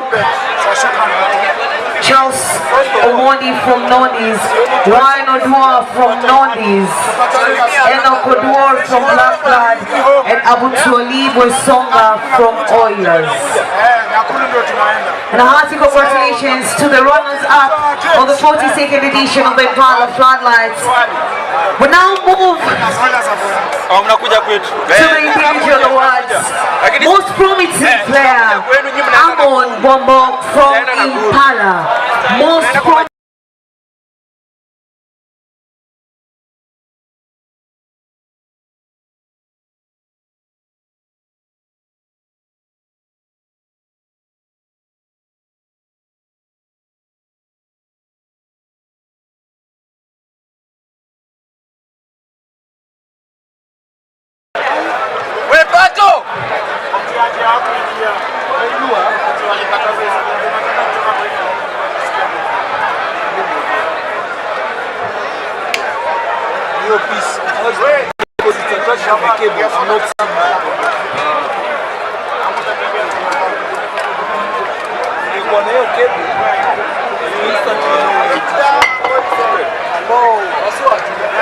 Top try scorer.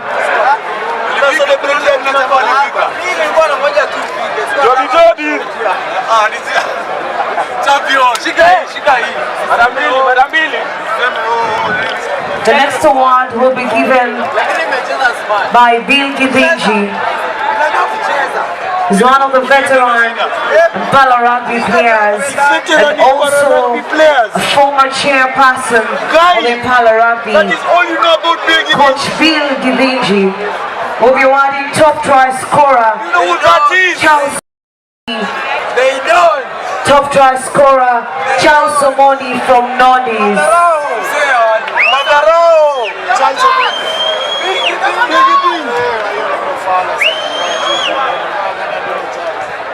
Bana mko serious. Sasa hizo ndo data yenye nilikuwa naambia wase, hizo ndo data yenye nafuatilia.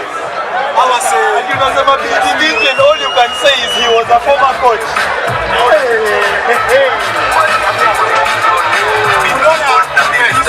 Mr. Bill Gibinji, I will ask you to remain there as you have two top try scorers. Ryan Odua from Nondis. Ryan Odua from Nondis.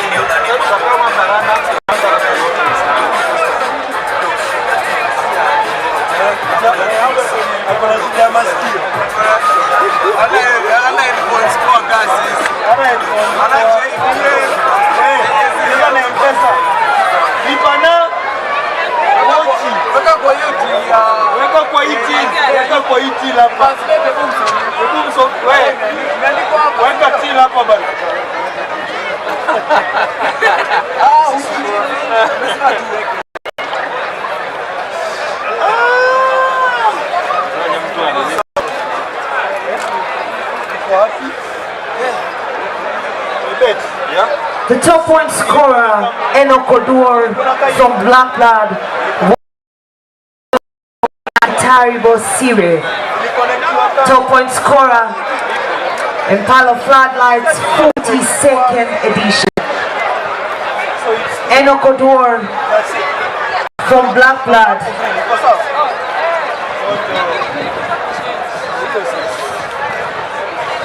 Done.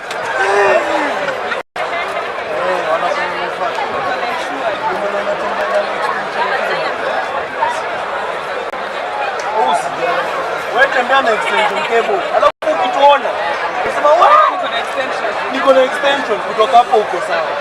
Kutoka hapo uko sawa. As fika home safe. I load. Player of the final, Abutuali Wasonga from Menengai Oilers.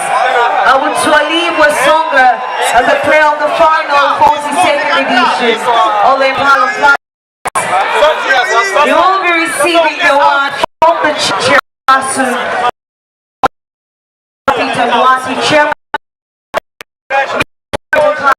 chairperson of the Kenya Rugby Union, from Capital.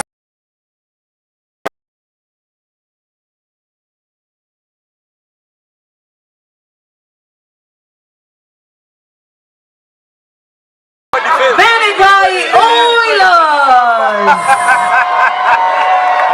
And today, they want to have a beautiful history. They want to defend champions. Leading right there is Captain Ibrahim Ayo. We'll be receiving the award from Mr. Peter Nwati, chairperson of the Impala Rugby, Miss Harriet Okach, chairperson of the Kenya Rugby Union, Simon Babuei from Capital FM.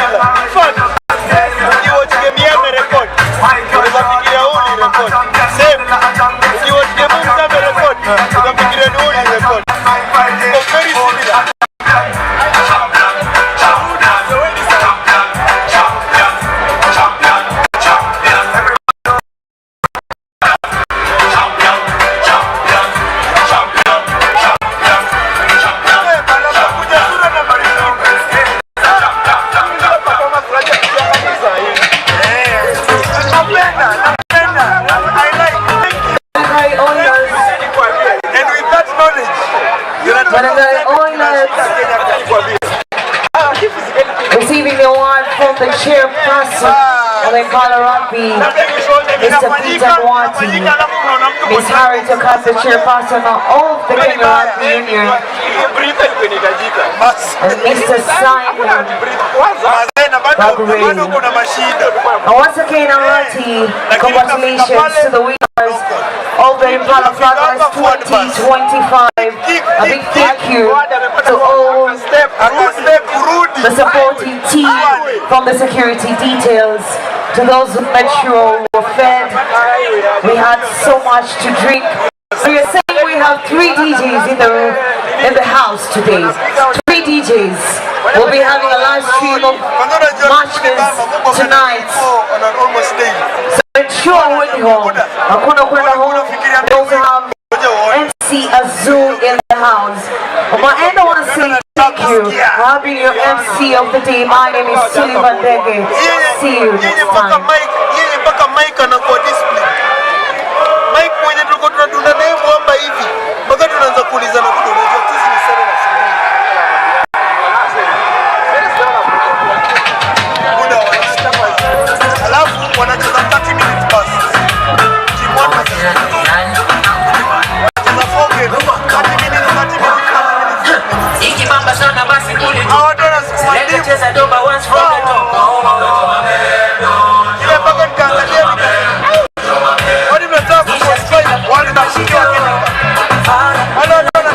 Ladies and gentlemen, show some love for Menengai Oilers.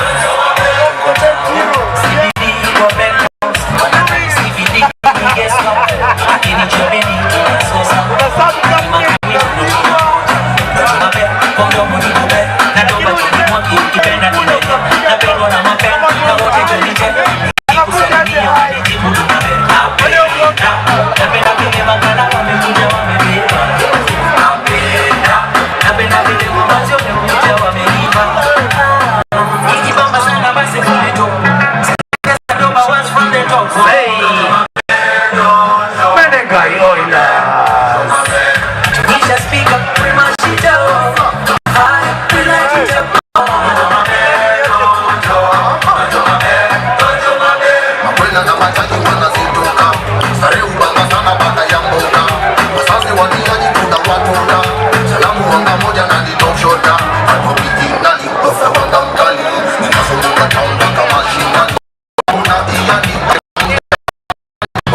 Menengai Oilers, say napenda.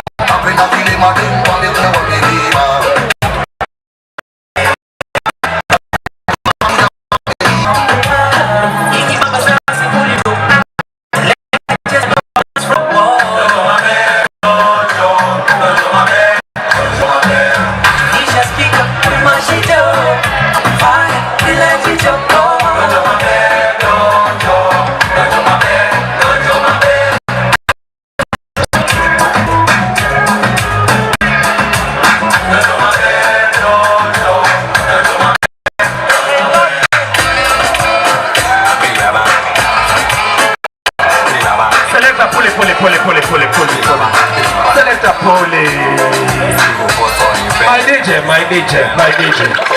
Tuwapatie Menengai Oilers dakika moja wapige sherehe yao alafu waende home. Kwa sababu ikibamba sana hatufanye nini? Dakika moja tu. Tuende home. Nacheza 3 weeks alafu mnapewa 1 minute kushangilia. Shwari. Wangabadi. Vai kwa badi hivyo mshashinda.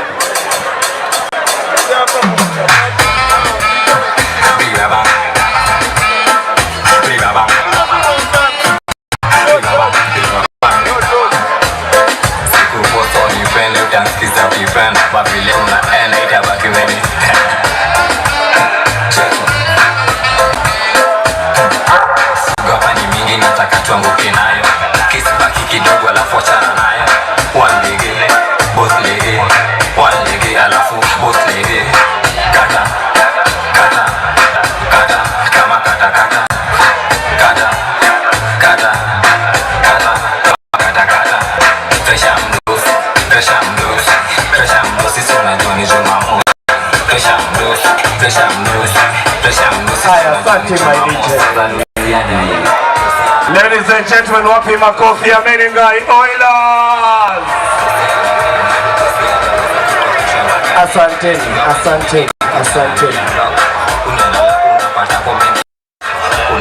Unapata kumbe ni popo. Aliachiliwa sayani rudi kwa soko. Ngapa ni mingi nataka tuanguke nayo. Kisipa kidogo alafu achana nayo. One leg, both leg, one leg alafu both leg. Kata kama kata.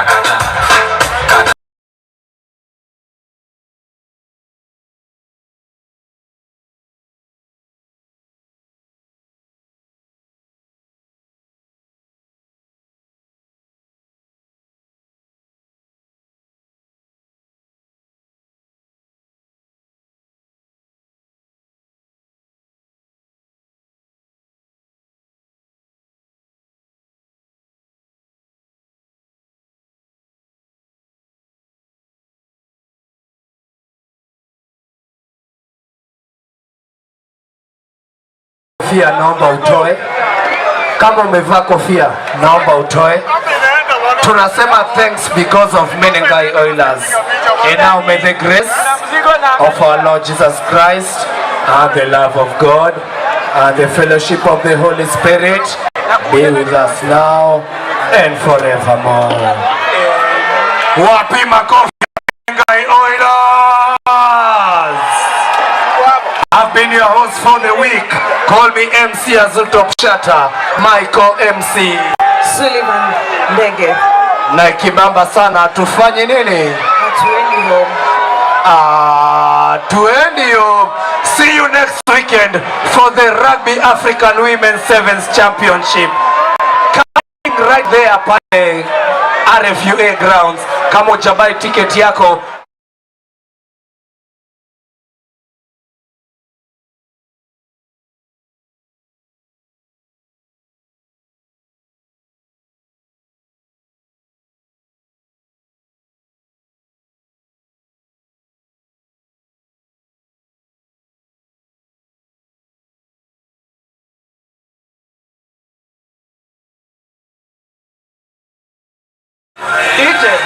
DJ, ngoja. Kama umepoteza ufungu yako ya gari, hii ni Nissan iko na kiholder ya Kenya, hapa nyuma imeandikwa Kenya. Tafuta MC. Na ikibaba tufanye nini? Tunaenda na Nissan. DJ beba.